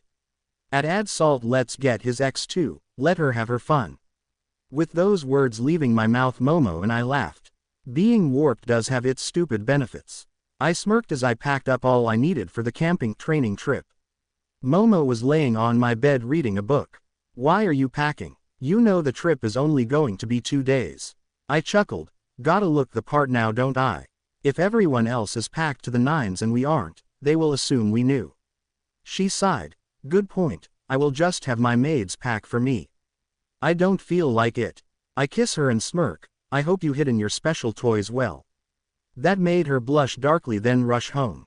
With Momo gone, I headed to the living room and watched some TV. Most of it was the usual stuff. Hero did this, villain did that, citizens attack heroes. Wait, that last one is new. I watch it smirking as heroes who have broken laws get attacked by mad citizens, both new and old quirk holders. When someone nut checks the hero, I laugh my ass off. This is working much better than planned. Dad, Mom, and Gem Bitch came out and laughed as I rewinded it to play it again.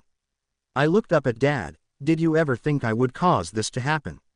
He shook his head. Never, son, I thought you'd be a hero. This is way more than I ever imagined. Mom smiled. I'm glad that I can be a villain again. You think I chose a good name? I put Mother Opal on my axe when I killed that hero. I nodded as I stretched some. It's fine, but if you or I are ever figured out, so is the other and Momo. Oh well, should that happen we will just warp away. I did create quirk blocker. Basically our quirks will always work. Once I finish that, Momo returns and sits on my lap. I can't believe our second event is about to happen. Well, your third, my vampire king. I kiss Momo and smirk. I know, hun. Don't worry, I will have you, Mom, and MT. Lady, mount. Lady interrupted me. It's Gem Bitch when it's just us or we are doing our work. When I'm being a hero then you can call me MT. Lady. I nodded. Okay, you three will have 2 special missions, one tonight and one after the camp. The mention of one being tonight got all 3 interested. Thanks to All Might freaking out, I lost Miriko as a bride. I need you 3 to grab her and any other female hero that might be useful. Also grab me Best Jeanist. I want to see his quirk and see if he is pure of heart or not. If not, kill him publicly. The trio nodded as Mom asked, should we grab Midnight? Momo laughed and told her she's already in my grasp. You know the saying, speak of the devil and he will appear. Apparently it counts for heroes and villains too, as Midnight knocked on the door. Dad shift. Gem Bitch hide. Mom, can you and Momo start lunch please? I stood up and fixed my outfit as I headed to the door. Dad became my twin watching TV, Gem Bitch became an actual rabbit and sat on his lap, and Mom and Momo started lunch within 3 steps to the door. I opened it and smiled. Hi Midnight, how are you today? She tossed me a camera and pushed me in. I held up my end of the deal, you hold up yours. I checked and she did have some fun with Manetta, though not how he expected it. Once I watched what I needed, I put it down and bit Midnight on the neck, making her my bride. Once I was done, I smirked as she grew onyx and regular opals on her body. She was freaking out as her body becomes similar to Gem Bitch. Welcome to the family, onyx slut. You are now part of the Fire Opal family. I laugh as I close the front door with a tendril of Fire Opal. Dad and GB reveal themselves while Mom and Momo wave with gems on their hands. When OS tried to run, I smirked. Come back here and sit on the couch next to my dad and his bride Gem Bitch. Her body obeyed, but you can see her struggle. I sat in my chair and smirk. Now, don't try to fight me. If you tried, I will erase your memory of this and turn in that video you made for me. That caused her to freeze and look at me scared. Now that you understand, listen. I want to convert heroes just in it for fame into either more brides or corpses. Luckily I don't want to kill women, or you'd be the latter. You will obey me, Mom, Dad, and Momo since they rank above you. Tonight you girls will go on a hunt for me as either alter ego, hero or villain. Female heroes with nice quirks or are very vain. With that, Mom and Momo finish making lunch and we all eat talking like a family, which shocked our newest member. After a bit she got used to it and asked the usual, how long have we all have been villains, why, and our goals. Needless to say, she fell backwards when GB told her what her hero name was. This made everyone else laugh as she collected herself again. After that I called Manetta to set up a meeting in the park. Hun, you can get rid of him now or at the camp. I'm just going to use him to get info on vain heroes. When she said at the camp, one nodded and got ready. Onyx slut, you may leave as Midnight and act as you normally would until I summon you. She nodded and made the gems and bunny aspect vanish for now as she left to do her hero work. Oh Midnight, no biting anyone. I don't need people dying in sunlight. With that I grabbed my wallet and headed out to meet the grape-headed pervert. Once I met up with him, we went to a nearby mall to do some shopping for the camp trip. As he flirted with some girls, I grabbed some hero memorabilia of some lesser-known heroes. When he finished, I asked about heroes he liked. Most were already on my kill list, but I sometimes moved them to bride lift if they could be useful. After a few hours I walk away smirking. By the way, I got the video earlier. I bet your ex-girlfriend would love it. That makes him panic some before I laugh and tell him I was joking. Oh yeah, remember those hot females with fire opal? He nodded. You bet. I was hoping to find better pictures of them but haven't found any. With that I laid out my trap. I happen to know a site with pictures of all three. Unfortunately I don't know the site address, but I have some pictures. I pull out a small envelope with pictures inside. It took me a few hours to decrypt the site, so how about you pay me for my time? Honestly I got sick as he gave me a few $1,000s for pictures of my mom, Momo, and GB in their villain forms. Once that was done I headed home and smirked as I called Momo. We have our mole scapegoat. Knowing him, those pictures will come with him on the trip. If not, pack backups just in case to plant on him. Sign them as a thanks for being the mole. She laughed. I gotta know, how much did he pay to be our mole? A few grand. Most likely money from Midnight for him to keep quiet. I bet when OS debuts he will call me for pictures. Maybe we can get Miriko and another female hero early so we have 3 show up. I used an untraceable burner phone to call Manetta, and I am going to hack his phone later to add more calls to and from it. You could hear her smile. Good, now should I secretly grab the chosen 2? I will have GB join me to help. I chuckled. If you want to, my vampire queen. I won't force you. Maybe we could grab some male brides too. I know Shoto wants to be one, but I don't want a classmate unaccounted for when we attack. She started laughing before she reminded me that I can give him a cloning and shapeshifting quirks. I sigh and notice a girl being attacked. Actually never mind, the second one. Might have just found a girl. She ends the call and I rush over to the girl and watch from the shadows. Both things were muscular and had odd skin colors, so mutation aspects to their quirks.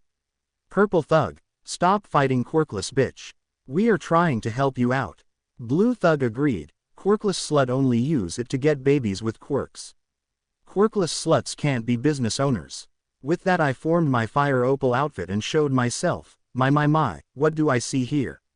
I formed a cane and leaned on it. Didn't you blockheads see my announcement in Hosu? Blue scoffed. Get lost, faker. If you don't leave in 3 seconds I will beat you up. Shaking my head I poked him with the tip of my cane. I assure you I am the real fire opal. After all, I can still taste All Might's blood on my tongue from when I cut them off. By the time I finished speaking, Blue Thug was now normal colored and lost a lot of muscle mass. Purple knelt. We are sorry, please return his quirk. We won't attack quirkless anymore, I swear. I pretended to think until I took Purple's to the same effect. With them now quirkless they ran away. The girl spoke. Thank you for saving me. You're not a villain, are you?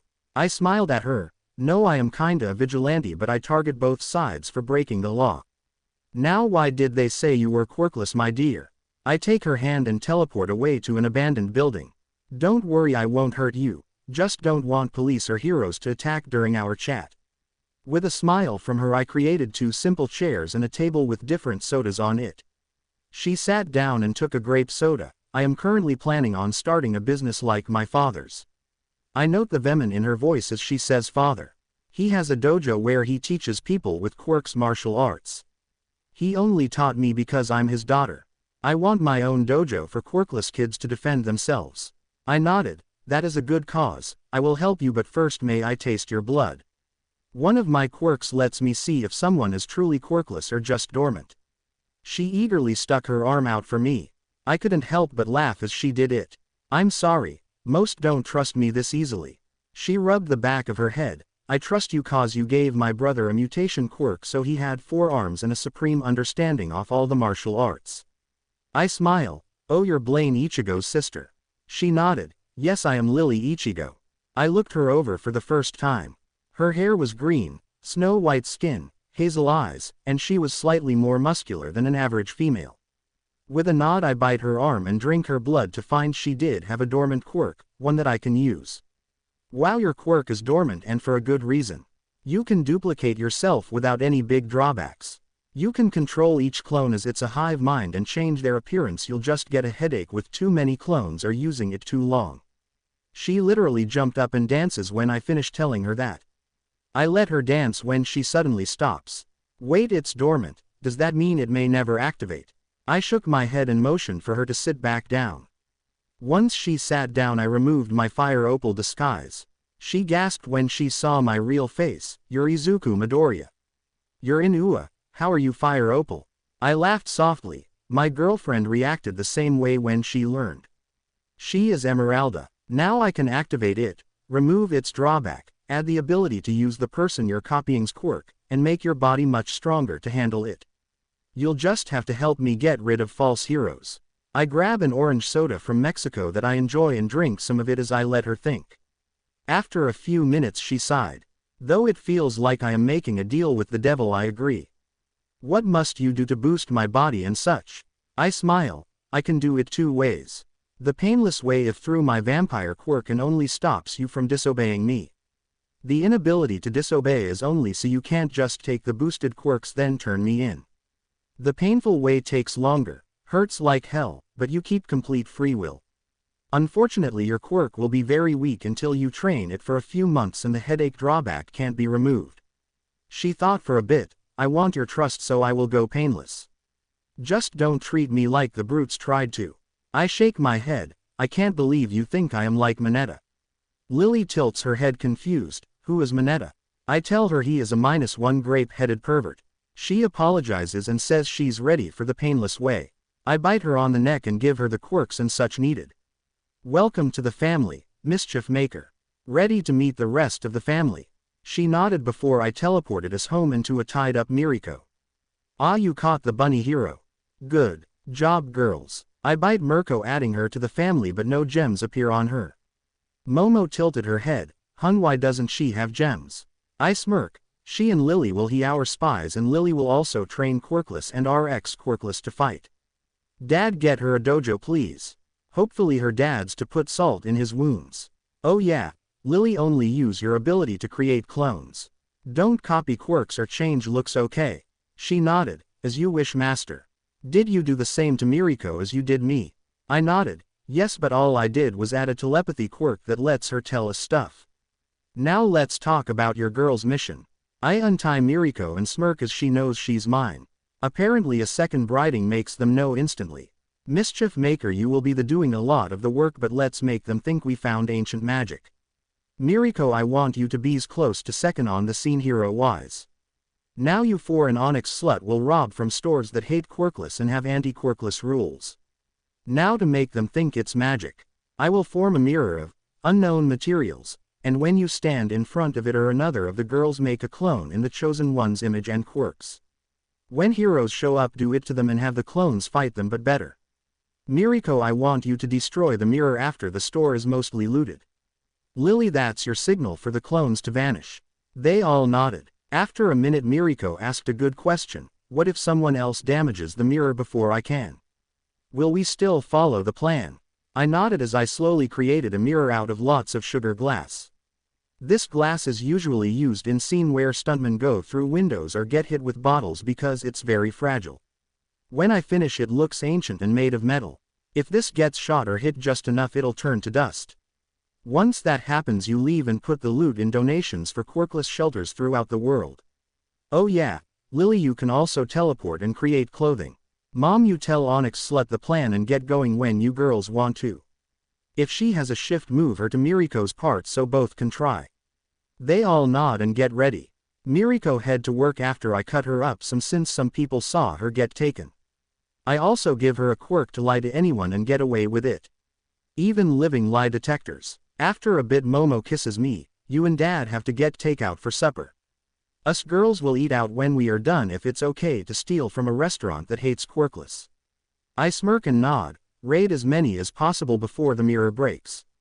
I'll create more artifacts for future heists. What do you think of a rope that forces people to tell the truth? Mom stated her opinion. Sounds fun, but how about a laser shooting golden rose or Midas touch gloves? I laugh. Mom, I'm not actually making the items work like that. Dad, it's time to make a new quirk. I'll be in the basement. With that I headed downstairs to make a quirk to make artifacts. Let's really rock this world. Momo Pav. I smirk as I get into position with Mother Opal, GB, OS, and Mischief Maker. Our first target was for our supper.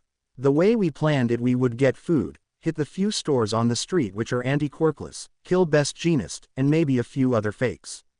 Mischief Maker, are you ready to create mass chaos? Let's level this stupid restaurant. With everyone nodding, they hop down and stand pretty. Mischief Maker began cloning us and making it look like the mirror was doing it. Once we had an army of us, I took the mirror and had her copy herself. We then hit target 1. We had the clones move everyone away from us and protect the mirror as we walked in and knocked out staff. When some perverts asked for pictures of us, I let them before Onyx Slut ruined their family jewels. After getting the food and money we wanted, we got everyone one and flattened the restaurant. It was simple with a mix of different gem spikes and Mischief Maker's ability to use our quirks through the clones. With that done, Best Genist suddenly arrived. Genist yelled, "Stop their villains and surrender or else I will use force." That's when we noticed that Eraserhead was there too, trying to stop our quirks. We made it look like our gem disguises were retracting as a clone punched him from behind. When that happened, our gems regrew and Genist noticed the mirror. Using his odd threads, he sent the clone fighting Eraserhead at it, which we instantly blocked. Eraser spoke, "The clones are strong, but why didn't they vanish when I used my quirk?" Mother Opal and Gem Bitch stepped up with their clones as the rest of us hit the next store. Good job. Hopefully the mirror won't be broken for a while. I'm hoping to destroy Mighty Mart before we are done. She smiled at me from under her odd mask, which looked like a demented clown. Same here, Emeralda. Let's also get the 3 dojos here. Quirkists piss me off. We all laughed as our clones protected us in the mirror while the street was raided like it was the end of the world. Mother Opal Pav. I walked over to Eraserhead and bowed. "I have heard so much about you, Aizawa. My son absolutely adores you, so I must say I am sorry. Walk away now or I will have to hurt you." With that said, I formed some regular opal swords with green gold handles. Eraser stepped forward. "You should talk your son out of his evil ways and turn the entire group in. If he keeps going down this path, he will die." I shook my head. "I am sorry, but no one can kill anyone of our family. We are immortals thanks to all the quirks my son duplicated and boosted." When he tensed up, I attacked along with my clones. His attack focused on using his scarf-like capture gear. While he knows basic martial arts, he is more apt to make his opponents into his weapons. Because of this, sometimes a clone would be caught and sent into me or another clone like a battering ram on a string. What surprised him was when they would pop into a cloud of smoke and then new ones would pop out of the mirror to replace them. It was fun to watch him struggle until I punched him with opal knuckles. With him knocked out, I tied him up and sent a message to my son asking if I could kill him. His reply was, "Keep him alive. He is needed in a future plan. If he dies now, I can't use him to reveal my identity." I just love my devious son, so I just gave him some minor cuts and left to help the raiding team. "Okay girls, let's make my son proud." This made all of them cheer and work harder. Gem Bitch Pav. Now I remember why I hate this guy. Every single time I met him, he would scold my improper manners. Literally, this is all he is talking about as my clones jump around him and get a good few kicks or punches in. What surprised me was when he started to kill my clones by cutting off their heads with his thread. I luckily avoided his nearly invisible trap, but most of my clones didn't. Once the smoke from them dissipated, I laughed as more came from the mirror. Poor Best Genist. Never seen an ancient artifact before. Master dug up a good few and wanted us to test the mirror of Narcissus. With that said, I kick him in the face and reveal his long giraffe neck. I would have laughed, but the jerk caught me in his thread. The clones tried to free me, but that's when the mirror was suddenly broken. Makes the clones vanish as she was ordered. If something doesn't happen soon, I am literally screwed. As he started to drag me away, Mother Opal cut his thread, letting me free. I kissed her on the lips and giggled as best Genist wretched like he was about to throw up. Mother Opal scoffed, "Oh great, a person against other relationships. You're dead Genist." With that we teamed up and fought him. His thread was too slow to keep up with us as we slowly killed him. Once we finished him we warped home. Mischief Maker Pav. It was in the middle of my clones destroying the last of the dojos when Miriko struck. She came straight at me and pretended to fight me. "I'm sorry but we need to destroy that mirror now. They have over 20 heroes coming this way." That was the last thing I wanted to hear, but I told Mother Opal, Onyx Slut, and Emeralda through the clones. I couldn't tell Gem Bitch as the clone I wanted to use to tell her got killed. I cussed out loud as the mirror was shot by some hero with a quirk that shoots bean bags and sticky goo from their hands. The clones vanished as planned and I went into some form of rage along with the other two near me as Mother Opal ran to help GB. "You dare break my fiancé's latest artifact." I glared at the hero as I formed long swords of bones and blood. "Master set my quirk free and you offend him and us. Prepare to die you miserable fake hero." I quickly dart forward and cut off his head. Onyx Slut whistled, "Master chose a wild one. Toss me a sword please. I'll kill some of these posers too." I gladly do so as I go after another hero that works under the mirror breaker. We knock out a few of them but we kill a majority of the hero squad sent after us. GB and Mo had already left by the time we were done. I collect what I can of the mirror's dust to make it look very important before we left as well. As I warped into Master's living room I collapsed onto the floor. I punched the floor and growl. That's when Master rushed up. "Okay, who punched the floor and why?" I nearly broke our next plan's artifact. I flinched. "Sorry, I was upset that the mirror was broken so soon." To add insult to injury, it was my uncle who did it. He sighed and patted my head. "It's fine Lily. It was according to plan, plus I will be messing with the heroes with our next few plans." With that everyone got an evil grin. Camp is in a few days and we will kill the wild pussycats, Vlad, Momona, Bakugo, Manetta, and a lot of heroes and villains. We have a rogue group in the league and we will kill them. Bit before the girls return. I walked out of the basement and yawned as I sit down next to Dad to watch TV. "Did they have fun?" He nodded as shows up to the mirror being broken as the camera crew had to leave. "Nice, it looks like the mirror caused the clones. Mischief Maker did well." Well, I got the quirk to work as intended. Each item created dates back between 3000 BC and 1200 AD. Now Midas gloves are Apollo's chariot. Dad said, "Why not both and make a stockpile for future events? Also if you can make Aegis. The shield that had Medusa's face burned into it. Let's scare some people back." I nodded and headed back downstairs as I began to form the gloves of Midas. Once I finished them I nearly dropped them when I hear a loud thud. Time skipped to after the announcement of last chapter. "So hun, what shall I do to the pervert? Can I castrate him?" I laughed and kissed my fiancé. "No Momo. I think I know a better way to kill him. I've planned a very fun artifact to kill him." I gently pull out a small pearl necklace and make sure none of the girls touch it. This is Aphrodite's pearls. This necklace will make any boy who sees its wearer become mindless thrills. Let's have Manetta attack his friends with his mistress hiding the pearls. My phone goes off and it's Manetta. Momo laughed. "Speak of the devil huh? How long do the pearls affect their target?" I answered my phone on speaker after motioning everyone to be quiet. "Manetta, it's 3 in the bloody morning. What do you want?" "Dude, there's new sexy villainesses. Can you see if that website has pictures of them? Hopefully with Mischief Maker and Emeralda together." I coughed a bit. "You woke me up because you wanted more pictures. You know the cost for them. I can't believe I have to hop onto the darknet again. Do you know their names?" He rambles them off, thanks me, and hangs up. The girls start to plan their photos as my mom and dad go to bed. As they talked I put on my Midas gloves and turn a glass of water into gold with my right glove without affecting the water inside. I touch the water and smirk as water remains unchanged. I use my other glove to change it back. Perfect, the gloves work. Also if they worked as wanted so should the pearls. The effects last for a month or until the wearer says the victim's name is freed. All the girls wanted a set but I said no. Girls, calm down. Artifacts have to be unique. Now Gem Bitch, you get the next artifact, Apollo's chariot. Let's just say the attack will be the midnight sun. Hun, you get the necklace. Mischief, you want a shield or Midas gloves. She chose shield, so Onyx slut got the gloves. They watched as I formed the shield in front of them. I pressed a button paralyzing GB and OS for a couple of seconds when they see the ruby eyes I put in Medusa's face. Don't worry, you two will be able to move in a couple of minutes. I show Mischief how to use it and try using mirrored shades to resist its affect. It definitely worked, and with Apollo's chariot flying around the camp it will make the sunglasses make sense in the middle of the night. With that done, I set up a part of the basement into a photography set with perfect lighting and cameras. I let the girls have fun until Momo hugs me. Izu, you wanna join us in the pictures?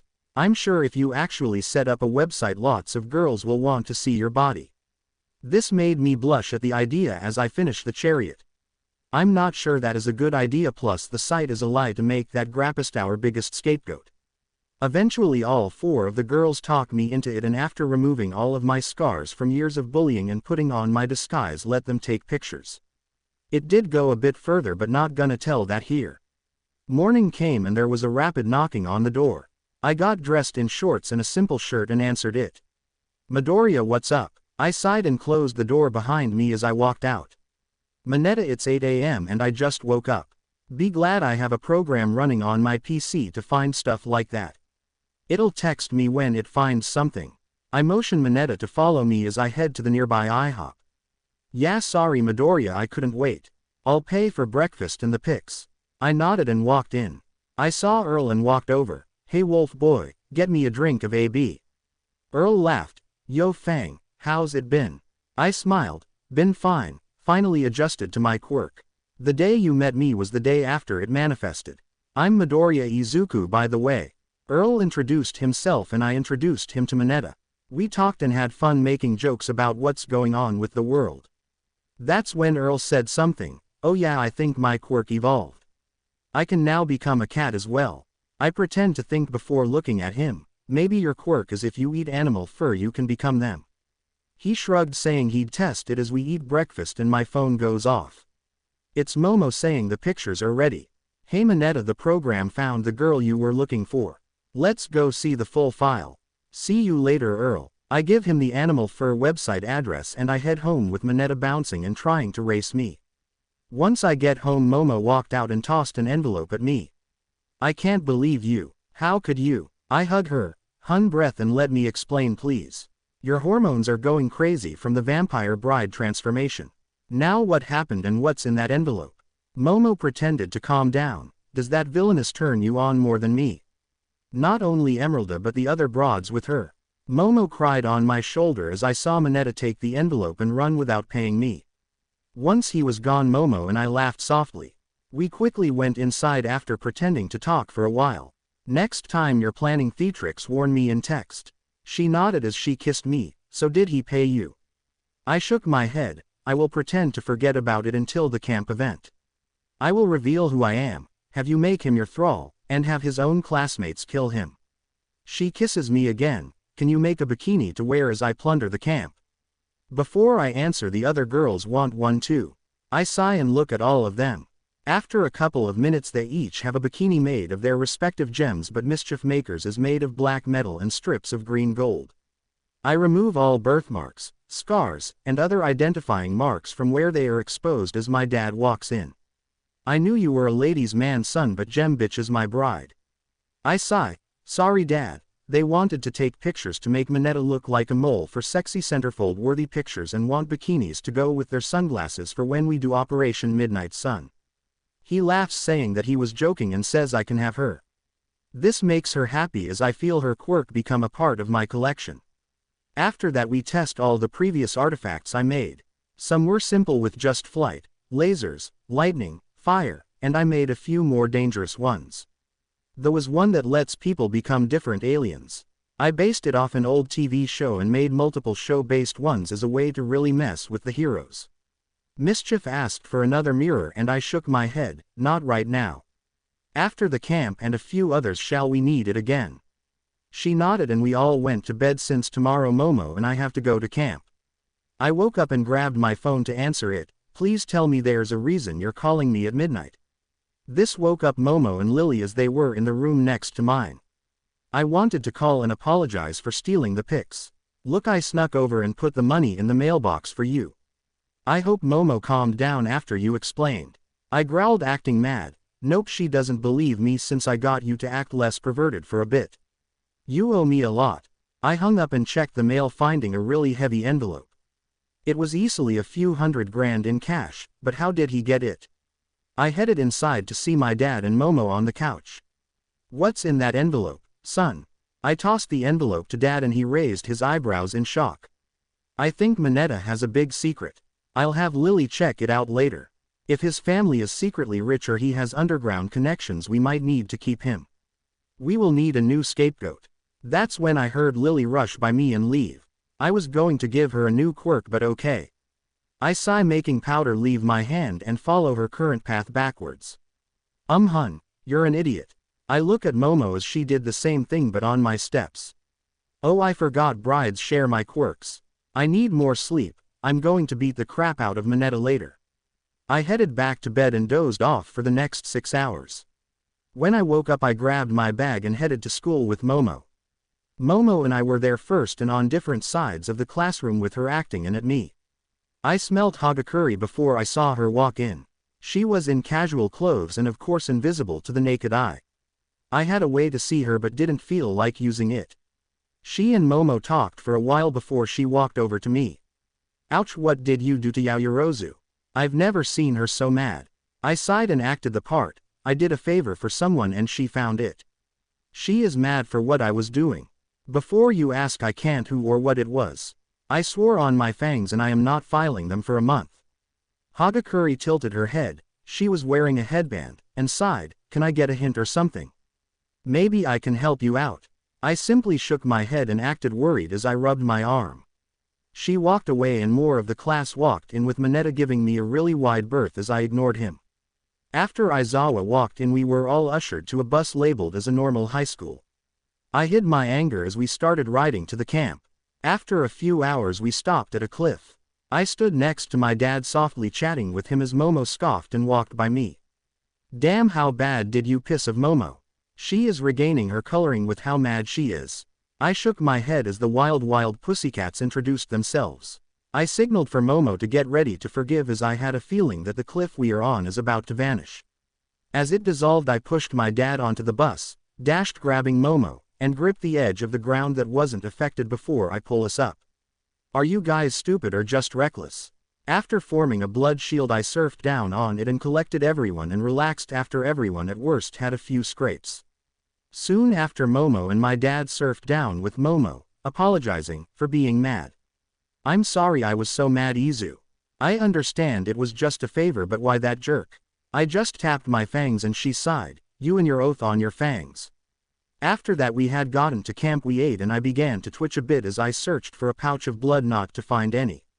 Crap. Aizawa walked over and saw I forgot to pack the cooler. That's not good, is it? Tiger, come here quickly. The only male of the group walked over, and when he got a bit too close to me I tried to bite him.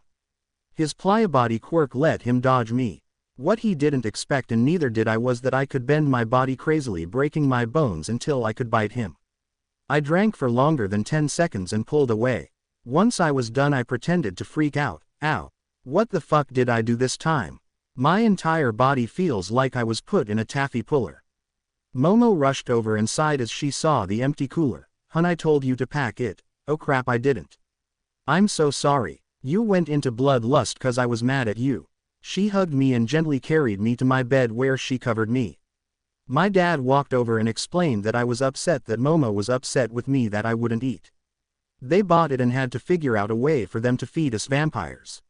I healed by supper time and I slowly walked out with some stumbling. Remind me to always pack 2 blood coolers. Everyone except Manetta and Bakugo walked over, glad to see I was fine already. After I got through them I walked over to Tiger. I am so sorry about biting you. When I get really hungry in that aspect I kinda go crazy. Also, your quirk is very useful. It's helping me move with less pain. Tiger picked me up in one hand. What do you mean by that, Dracula? I yip and squirm. If I drink someone's blood for 10 seconds or get enough making them pass out, I have a temporary copy of someone's quirk. He was stunned and put me down a bit, curious. How much longer till you're fully healed and the copy vanishes? I shrugged. An hour in the healing and I think roughly a day quirk-wise. He smirked. You'll fight me in an hour. I wanna see what it's like to fight me. He and Aizawa, who ran up when I was grabbed, walked into the cabin they were staying in. I quickly walked over to Momo and ate supper with her, surprised to taste blood in it. Momo shushed me and pointed to everyone's elbows. There was a band-aid on the inside where everyone had to donate blood. The most noticeable one was Hagakuri with hers floating around. I scratched the back of my head. I apologize to you all. I didn't mean to cause you all to have to donate blood. It wasn't part of the plan at all and neither was the cooler being empty, but it may be worth it since I could taste everyone's quirks including the WWPs. A mess-up became an epic opportunity. After supper I walked over to an arena and braced myself to fight Tiger. It was fun fighting him with my enhanced speed and using his Pliabody quirk against him. By the end of the fight I had 2 scratches on my arm when he got punched at least 4 times. He gave up after a bit and laughed. I am so glad that you're a good guy. If a villain had my quirk there would be no way for anyone to stop them if they can move as fast as you. I laughed and slowly stood back up. I can help you increase your speed. I actually do special training to help move faster for longer. There's actually 3 types of muscle in a person's body. I've trained for months much harder than most can to convert them all. No more red or white muscle types. I'm just the fused pink muscles now. Vampires naturally change to pink muscles as I learned with Momo. Pink has white's strength and red's endurance. I gave Tiger my exercise plan to change his muscles and smirk after I had faux bed. He would barely get in a day's worth of it before I personally kill him. I was glad he agreed to keep the muscle training secret. I don't want any fake heroes to find out how to do it. So tomorrow will be training and tomorrow night will be a massacre. I hate this stupid camp. Manetta is bugging me during breaks if there's any cell service. I knocked him out during breakfast as it was too early. After about an hour of training I lost Tiger's quirk as I helped him train his muscles. That's when I saw Kota, a young hero hater. I saw his heart was pure but he just upset his hero parents were killed. That night after supper I got on his good side as I showed him my fangs. After a while of talking I asked if a villain promised to bring back his parents would he follow that person. He shook his head saying he would love his parents back but he doesn't want to have to break the law to do it. I smiled and walked away. There is a resurrection quirk out there. If I find the person and they can use it on your parents I will send them your way. This made him cheer a bit and follow since we get to use the camp's hot spring and he was warned about Manetta. While we were all relaxing in the hot spring after a long day of training I actually dozed off.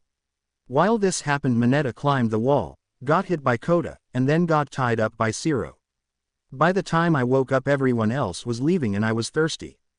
Damn it, I finally relax, doze off, and now I am thirsty. The second I said thirsty I glanced at Manetta causing him to pass out. With a laugh I dry off and change. I need water not blood but him fainting made it worth the joke. The rest agreed and we all went to bed. The next day Class 1B joined us a bit before lunch. Seriously, we have a full day and a half more training than these idiots and that blonde idiot tried to gloat. I ignored him until he tried to clone my quirk by hitting me. When he tried his body paled. Fangs quickly formed, and he became really thirsty for blood. I knocked him out after he bit and nearly killed a good amount of his class.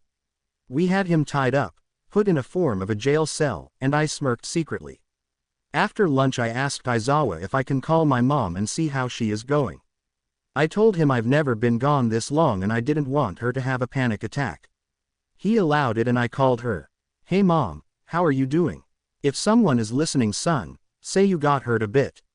I laughed. I'm fine except a classmate tried to mimic my quirk. He was hit with a major bloodlust.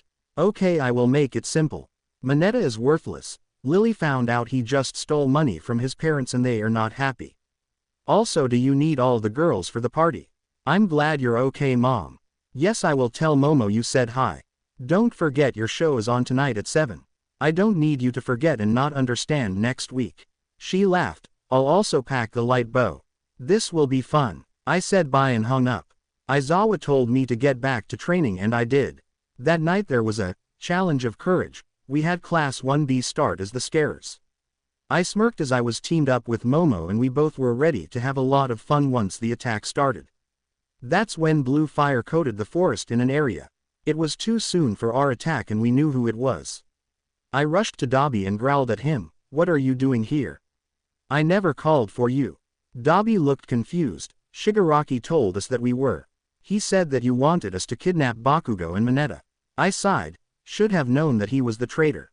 Follow his plan but instead kill Bakugo. I will deal with Shigi later. He nodded. Anything for the man who saved my brother from more torture and killed my father. We went our separate ways and I became Fire Opal and I used a quirk to tell my mom that I hope the girls are ready. They arrived and I smirked more. Let's have fun. Kill Shigaraki's minions that won't bow to me and anyone from Class 1B. Bakugo, Manetta, the teachers, and the wild pussycats are our main targets. Leave anyone else hurt and that's it. Broken bones at worst. With that I teleported to Shigi and smirked. You know your plan was badly timed. It gave me the ability to see that you are the traitorous group. Shigaraki tried to grab me and decay me. I let him but nothing happened to my arm. His quirk backfired and he became dust in front of me. With the main traitor dead I warped back and saw a big idiot about to attack Kota. I blocked his punch at Kota and growled, "We don't kill children. They are our future." Muscular scoffed and punched me into the mountainside. I will kill who or what I want. No random low-rank villain will stop me. He tried to grab Kota only for me to stop him again. I am Fire Opal, you idiot. I rank higher than Shigaraki because I am his boss. Actually more like was. I killed him for betraying me. Muscular growled. Shigaraki was the leader of the League of Villains, you were just the face. This time he tried to kill me but instead I bit his head off and swallowed it whole. I hate idiots who follow idiots. Kid, go down the mountainside and hide in the cabin. I swear on my villain roots my team won't kill you as we fight our traitors. Kota ran away and I got hit by a big explosion from Bakugo. I smirked and turned. Good timing, bud. I was just about to look for you. This caused him to point blank blast me in the face. I simply brushed off my Fire Opal shell and shrugged. Damn, you are weak. My brother has more of a punch and he is quirkless. When he tried to attack me again I stabbed him, destroying his heart. He shuddered and coughed a bit as I pierced his lungs, next making him spit up blood. When I saw he was near death I revealed myself. Bet you regret being a piece of shit to me now, don't you? His last word was Deku before I removed his brain and eyes. Once I was redisguised I carried his corpse to WWP. When I walked into their view I dropped him and rushed at them, killing Tiger instantly. Once he was dead I ripped out his brain and ate it in front of his teammates. This made them all hurl before I stole their quirk and ate their brains too. After they were all dead I headed to the meetup point and waited. Momo Emerald Pav. I walked through forest and camp killing all the boys from 1B. When I found Manetta I smirked and adjusted my dress to show more cleavage.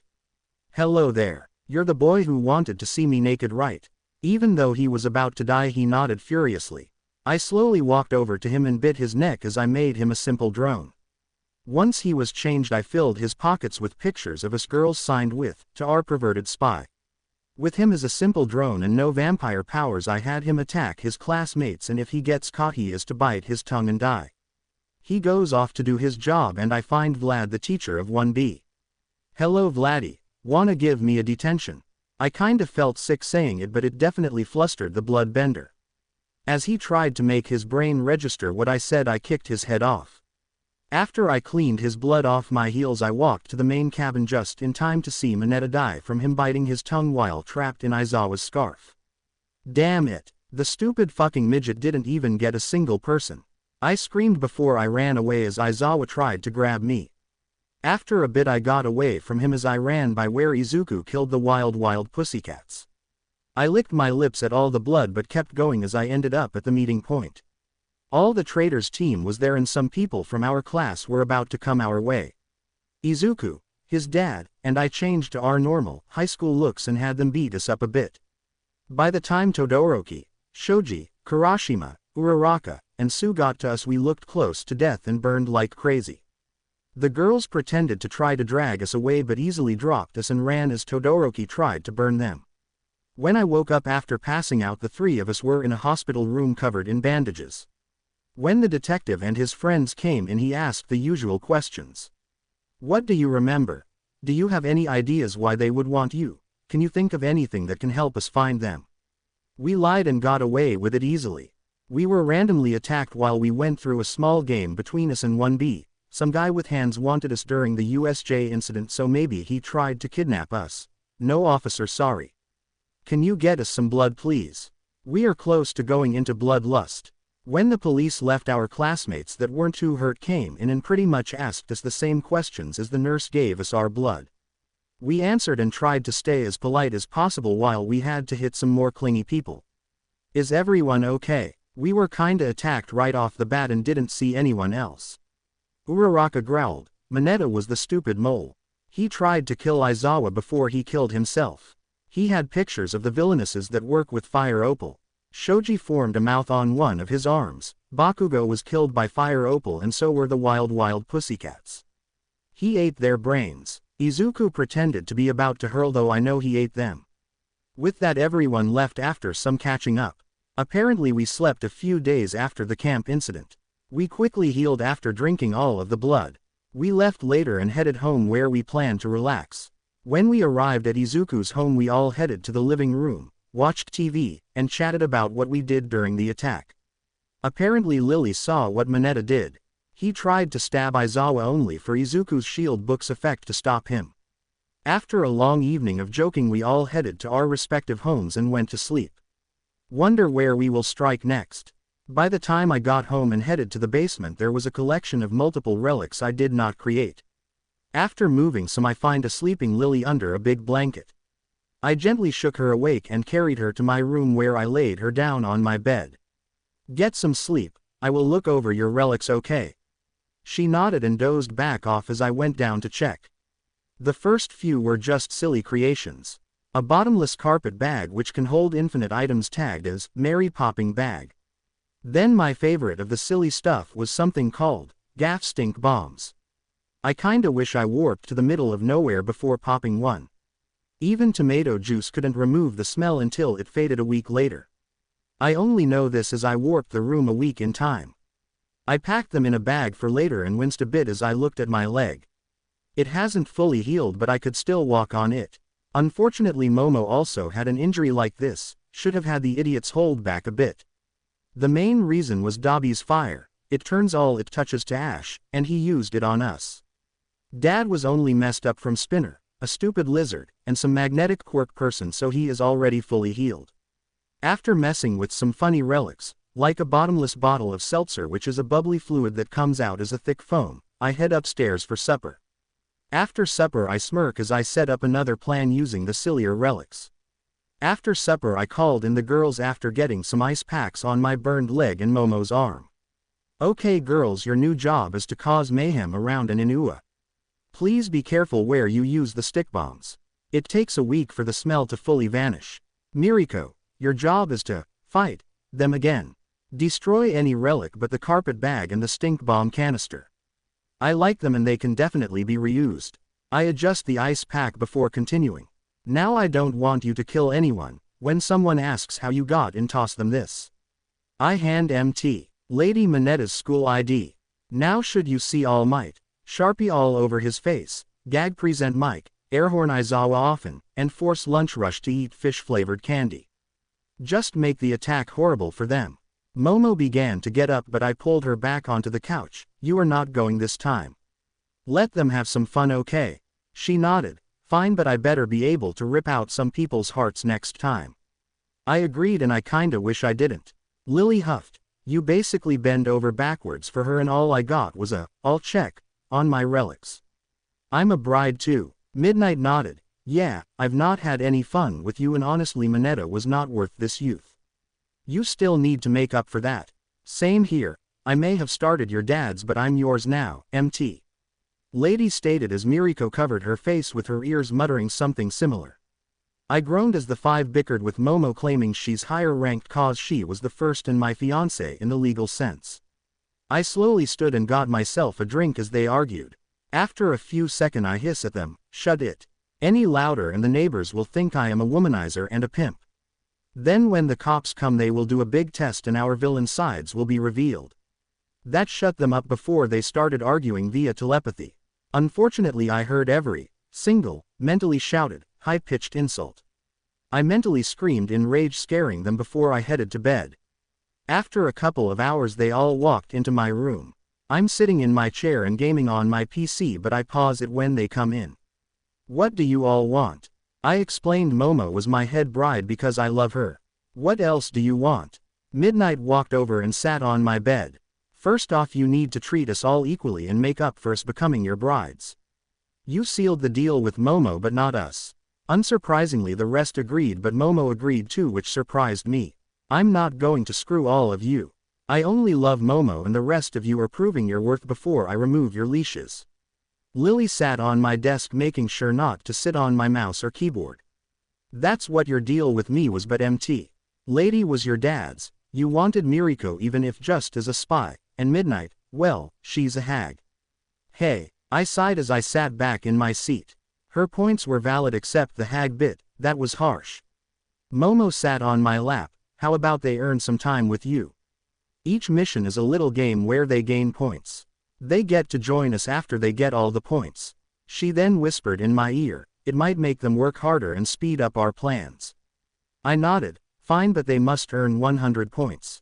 Each mission will have a max of 25. I may be a teenager, but my hormones don't cloud my judgment. Miriko walked over, 25 each person are total. So if we all do really good, we get our reward in 4 missions, or will we have to do much more? I groaned tiredly. Look, it's just a base idea. Let me sleep and plan the point system out. Now go cause chaos, please, you 4. I'll have to set up a special grade sheet for Miriko since she's playing good guy. Midnight huffed. Why can't I play hero?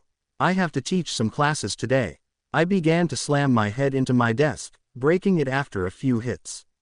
Fine. Momo set up Miriko with a gem type with her bunny bits colors changed. I'm thinking aquamarine and a nice blue for her hair.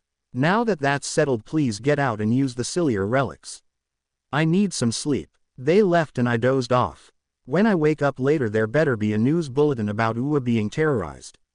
I woke up and gently shook Momo awake before heading downstairs to shower and eat. When the warm water hits where Dobby's fire hit me, I hissed loudly and hurried up to finish my shower. With a quick walk to the kitchen, I put a new ice pack on my leg. I hope this damn burning stops soon. I regret letting Dobby burn us. After a bit, Momo stumbled down, still tired. Be careful, my vampire queen. Warm water will agitate the burned bits. She thanks me as Mom and Dad walk out of their room. Dad had to make a joke. You get too hyped up and Momo bit you. I hissed. No, the burns from Dobby are still burning under my skin. Luckily, the only one really deep is on my leg. The rest are light burning compared to this one. Almost on cue, I hear hissing from the bathroom, some fumbling from a rushed shower, and Momo rushing in and putting an ice pack on her arm. May I kill Dobby later? That hurt. I shake my head and kiss her. Now, calm down, hun. We need him alive. We eat breakfast and Dad shifted to brother form before we headed to school. When we entered the classroom, Momo and I get crowded and someone, against all fucking odds, get both of our burned spots. We hissed loudly in pain. Shoto, ice my leg and Momo's arm, please. He quickly does and I fall to the ground sighing in relief. Momo and Dad helped me to my seat as everyone looked confused. The fire villain burned us and got us pretty bad in those 2 spots. Even though our skin healed, the rest haven't.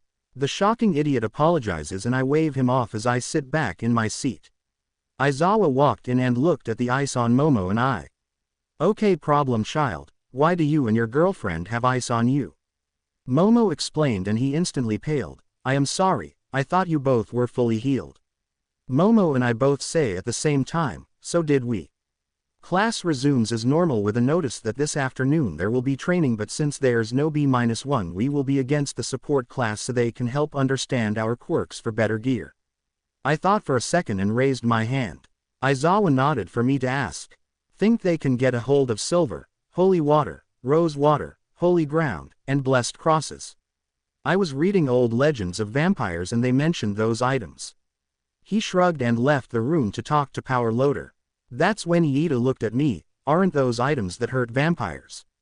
I nodded. Yeah, but I doubt they will since we can eat garlic without a problem. What does garlic do to vampires? It repels us, or at least it does all but the king and queen vampires.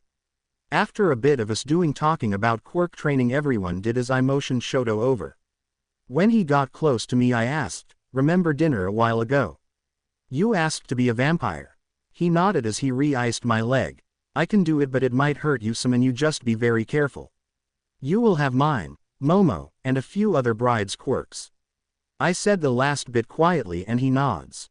"If Momo is okay with it I will, but must I be called a vampire bride?" "I think vampire love would be better." I nodded and motioned him to his seat as Aizawa got close to the classroom door. Aizawa walked in, said the support class will look into it. The rest of the morning was uneventful except for Shoto icing Momo and I every so often. During our English class, Present Mike yelled and broke the ice while vibrating a good part of the room.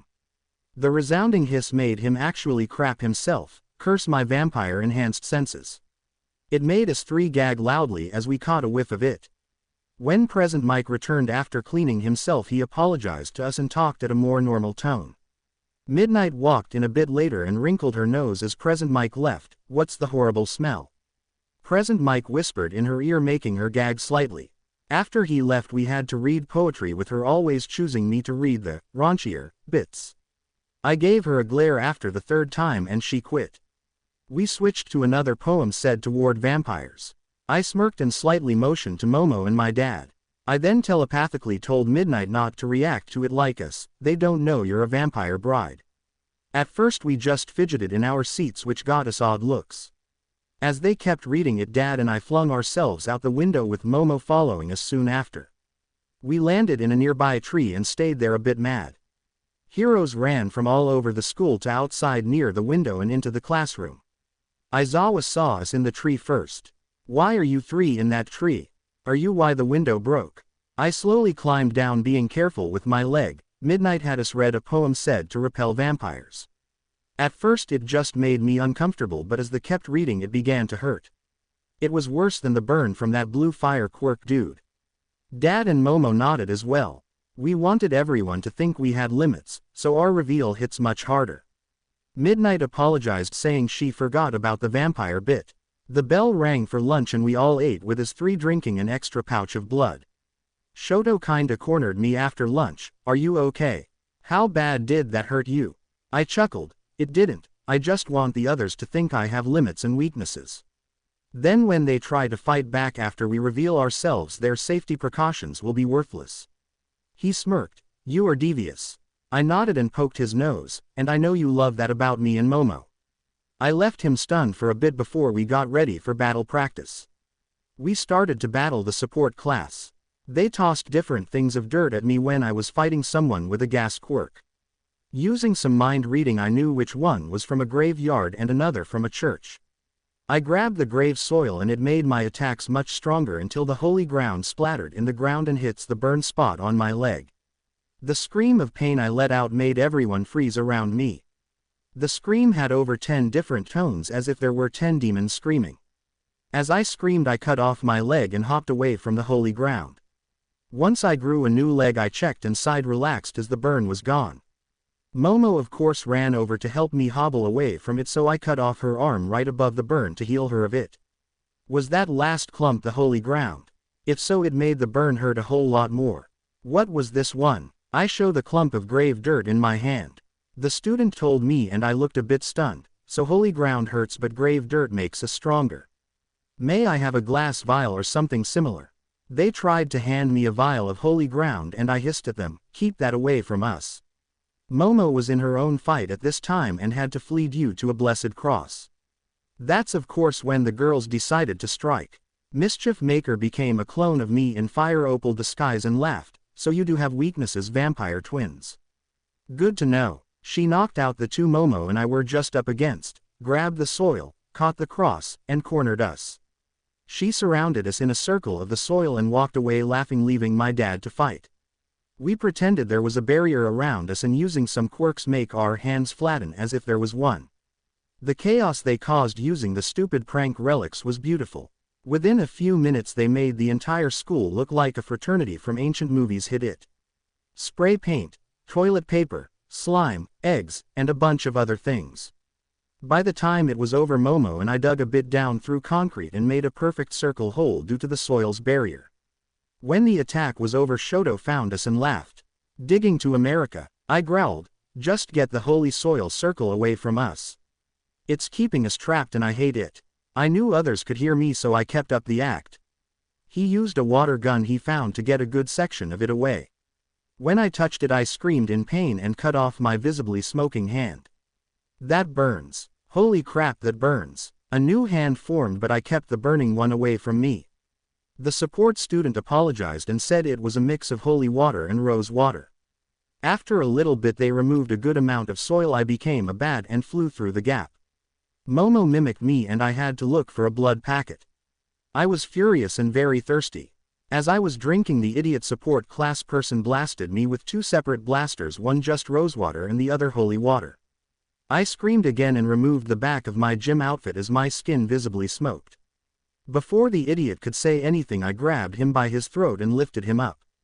First I am stuck in a small ring of holy ground for over 2 hours, then I lose my hand to a combo of those two waters. What made you think you should blast me with them separately when I am drinking blood?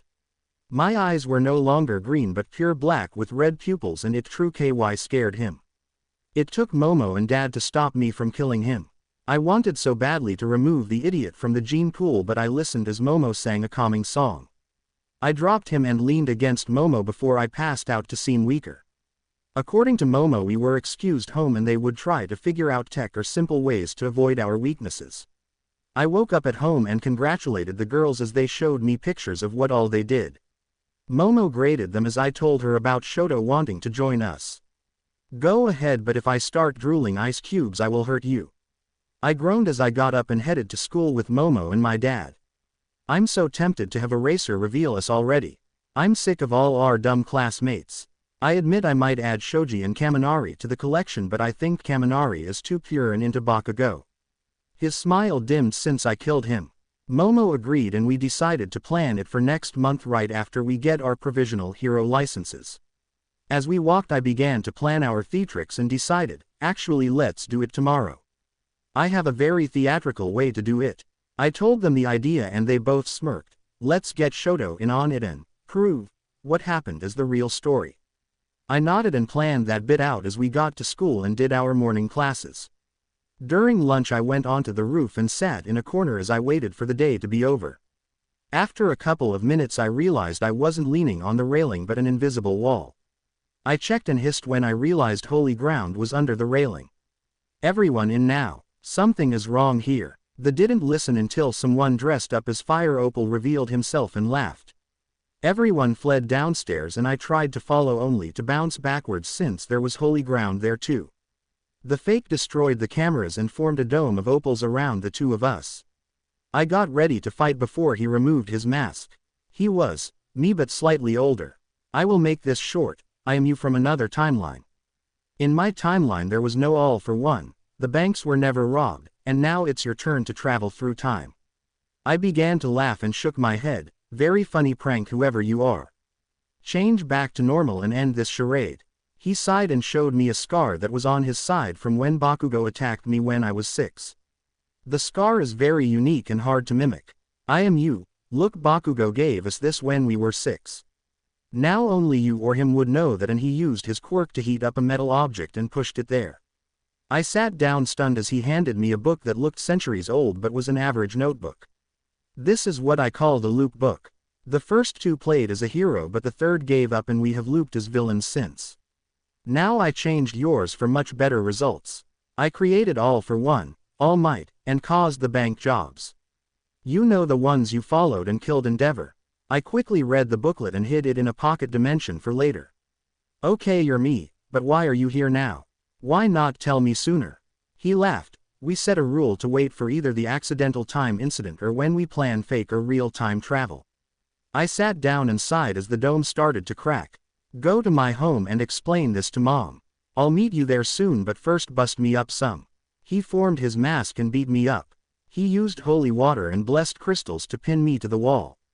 When the dome crumbled he cussed and vanished. I was of course screaming in pain as they pulled me off the wall and crystals. I sank my fangs into some people and slowly heal without killing them. They took me to recovery girl who healed me up the rest of the way. The rest of the day I stayed in bed before school ended and I trudged home between Momo and my dad. After we got mostly home I began to walk normally and groan a bit as I stretched and popped my bones some. When we got home I motioned everyone to not mention anything evil. Izuku, what happened? The school called saying you were attacked. I chuckled. I am fine mom, my quirk kept me alive even though it was fire opal again. Is it okay if I head to my room and rest? She nodded as I told everyone that there are heroes and police around us eavesdropping through telepathy. I go to my room and find the future version of me sitting on the bed. We talk and plan tomorrow's fun little event. A bit before supper time Shoto arrived and headed up to my room. I told him the plan and he nodded before I dropped the sound barrier and future me vanished.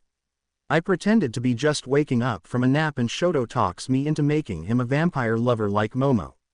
I sigh and agree, gently bite him. He was silent the whole time and Momo screamed once I was done. Izuku. I just froze a soup and turned the tea into hot tea. What the fuck is going on? Shoto and I rush down and laugh a bit as we swapped what was in her hands. Sorry Momo, I made Shoto like you so you have his quirk too. That's cool. We eat supper and enjoy the evening. Once we were done eating Shoto stayed the night and I sent a quirk message to all the girls to tell them about the show tomorrow. Everyone was ready except the trio of heroes because they have to work at the school tomorrow for one reason or another. The next day I was hesitant to enter rooms at the school as an act. When lunch hit I stayed in the classroom and just drank the blood pouches that I brought. We changed and headed to the big gym to get prepared for the hero's license test. That is when future me and mischief maker pretending to be everyone else showed up with my mother tied up. Hello vampire twins, look who we got. The heroes training my class tried to hold me back as I got very mad at him. Let our mother go, you sad excuse for a human being.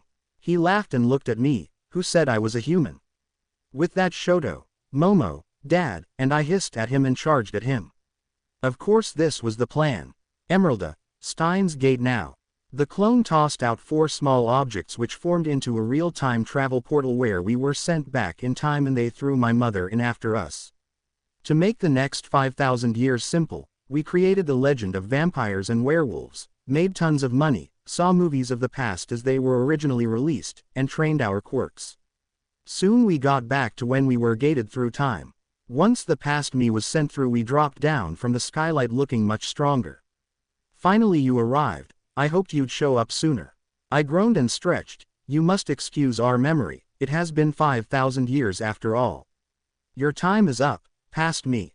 Everyone looked confused as he, the mother opal, and the emerald clones dissolved into dust suddenly. Momo formed her emerald dress, Mom created her weapons, Dad showed his true self, I made myself my fire opal outfit without the mask, and Shoto created a flaming ice outfit. Finally back to the present. I missed this school, so many memories. I walked to the wall and made it turn to dust as I touched it. So much energy in these walls. Quirk created concrete is so much better than the energy of emotions. I relaxed and stretched some as I showed my fangs which are much bigger than when I was younger. So wanna hear why we are evil or are you going to fight me? With that Cementos, Aizawa, Midnight, Miriko, and MT. Ladies started to attack me.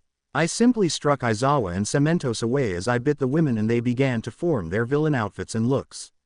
The clones turned to dust and Mischief Maker bowed to me. I'm guessing you are from this loop, aren't you? She nodded and kicked back some classmates that tried to hurt me. I laughed as I stood proudly. Ever heard the phrase history repeats itself? That saying is true about the timelines. Now excuse us, we have a world to take over. I began to walk away as Uraraka yelled, I thought you were a good guy, why are you now fire opal? Mom, Momo, Shoto, and I began to laugh as it struck us as funny. I then turned to her. I was until I went through time and saw everything. Humans are vain creatures wanting stuff they can't have. I saw Atlantis sink, Caesar stabbed, and many more horrible events. My plan is to fix the world. Get rid of false heroes and true villains until only the pure of heart exist. While I was monologuing, Kirishima coated himself in rose water and attacked me. You killed Bakubro, why? I smoked some as I looked at him. I didn't kill him yet.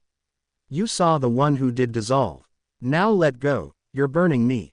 I punched him hard, ruining his hardened skin and sending him into the wall.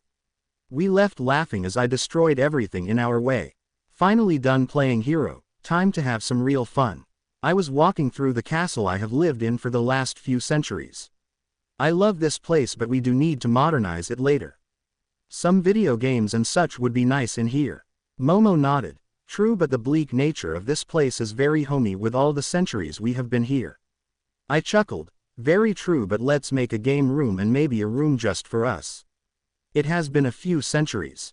We laughed and I began to create everything. Once I was done, I sat on my throne and held Momo. So my vampire queen, where and who shall we target? I want to destroy another agency soon. She chuckles as she shows me a few good targets and another American hero on our turf who needs to die. Her hero name and quirk is called Eclipse Sand. She creates sand in some bone-like structures on her arms and face, which she controls like Gaara from an anime called Naruto. She is strongest during any eclipse, so we decided to hit her then. She killed over 500 civilians trying to get a simple purse thief. I saw the video and the thief's quirk was a shield that formed out of his arms, so an easy target. We decide I would steal her quirk and then make her into a very bloody spectacle. I was kissing my vampire queen when Gem Izuku was dragged into the room by Gem Bitch, an Onyx slut. I didn't recognize him at first and I helped him with his girl problems. I keep forgetting I used to have morals, so I try to keep it very simple and legal for him. Once he leaves, I come up with an idea. Momo, remember that odd parasite from the comic books? She grabbed multiple comics and I chose Venom. With a smirk I created the symbiote and give him a fake host to use. Hello Venom. I made you to help us take over the world. If you help, I will remove the need for a host for you. The symbiote smiled and nodded. Will I still need to eat brains? I laughed. I can give you an infinite source of the chemical found in human brains that you need. You can eat them if you want, but only true villains and fake heroes. He chuckled. Sounds like a fun picnic. I send him off to find a host and smirk as I see who he grabs on TV. Venom had grabbed Uraraka, and because I made him much stronger, he easily puts her under his thumb. Such a good show. Looks like I will need to get corruption serum to make her truly evil, so Venom is at full power. My dad laughs. You truly are an evil mastermind, son. So how shall Eclipse Sand die? I chuckled. Tomorrow during the hour-long perfect eclipse. For the first few minutes I will be defensive before I take her quirk and use it to make her fake hero paste. We partied into the night before we struck the next morning. I went to town alone, and right before the eclipse I destroyed a few empty buildings, causing a ton of noise and attracting my target. You chose the wrong time to attack villain scum. Today I'll be really strong. The eclipse started and she started to create blood red sand. I formed a shield on my arm and blocked each of her sand arrows with ease. When she stopped to order me to give up, I said, "Thank you for shining up my shield. Your sand was just the weakness I needed to shine and not damage it." That's when she messed up. All of her sand, every single grain of it, came flying at me to crush me. At the very last second I warped behind her and stole her quirk. The sand dropping, the bone structures falling off, and her body losing some of its muscle mass made her face show the tastiest despair I've seen in a few centuries. What's wrong? Fire Opal got your quirk. She turned and tried to hit me, only for her sand to shield me and rip the skin off of her hand. She screamed as I ripped off the skin and jumped back as I licked up some of her blood, then spat it out. Gross. You taste worse than Endeavor. I've eaten corpses that tasted better than you. I retched and grabbed a random teenager watching the battle and drank some of her blood, boosting her quirk as I did it. So much better. Oh, plus yet you taste of Katsudon. I might keep you as my blood cow. This made Eclipse Sand furious and she tossed herself at me. This time all of her skin was completely removed. While she screamed in pain, I had the sand stop her blood from getting everywhere. After a couple of minutes I removed her throat. Shut up, you serial killer. Eclipse Sand eventually died and I took the girl to my castle. What's your name, blood cow? She stuttered, saying Jolene. I put her in a bedroom stocked with anything she could want. Well Jolene, you are now my favorite source of blood. As long you obey and take care of yourself, you'll live in luxury. Don't worry about me using you for anything other than blood. I have my own queen after all. I left her to play games on her TV as I headed to my bedroom. Momo was drinking blood from her own blood cow, as we call them. Once she was done the boy left to his room. About time you found a new one. It's been a century since the last one. I laughed. True, but her discovery was accidental. Eclipse sand tasted worse than a leper's corpse. Momo retched at the memory and hugged me. Venom got Uraraka full of the serum and she is almost as evil as us. I nodded and closed our double coffin. After sleeping we both got up and I headed to the basement where Uraraka was. Hello Uraraka, what a surprise, you are the best host for Venom. She pounced and kissed me. I have had a crush on you since the entrance exam and I am glad to join your team. Venom formed a small head to speak to me. She isn't lying. It only took 1/2 a dose to get her on your side. I've made her curvier too just in case, Master Izuku. He winked before retracting back into her body. I rolled my eyes. I do not need another sexual partner. My brides are already enough. Uraraka's eyes bulged out. Brides. I laughed. Momo, Shoto, Midnight, Miriko, MT. Lady, and a few others have picked up over the centuries. I smirked and left the room. Venom, take her to your room and have her help decorate it. I headed to my throne room and played with the sand I gained yesterday. After messing with it I made it into very sharp pigeon's blood shards the size of sand grains. Next battle will be fun. I'm going to destroy the Hero Bureau headquarters all over the world. Then I will destroy all hero agencies in every country's capitals. Everyone, tomorrow the real battle starts. Brides, go where I tell you and use blood sand to destroy the HB headquarters. When the day ends we should be working on agencies and capitals. By the end of this week anarchy will rule and then I will take over. They all cheered and I smirked. It's fun being king. I smirked as all my brides warped to where they were needed and I had Vanavati. They created the name, not me, go after what was left of All Might. As I got them into position I hacked into the global broadcast system and took over every channel. Hello citizens of the world. My name is Izuku Midoriya. You might know me better as Dracula, Vlad the Impaler, or my most recent name Fire Opal.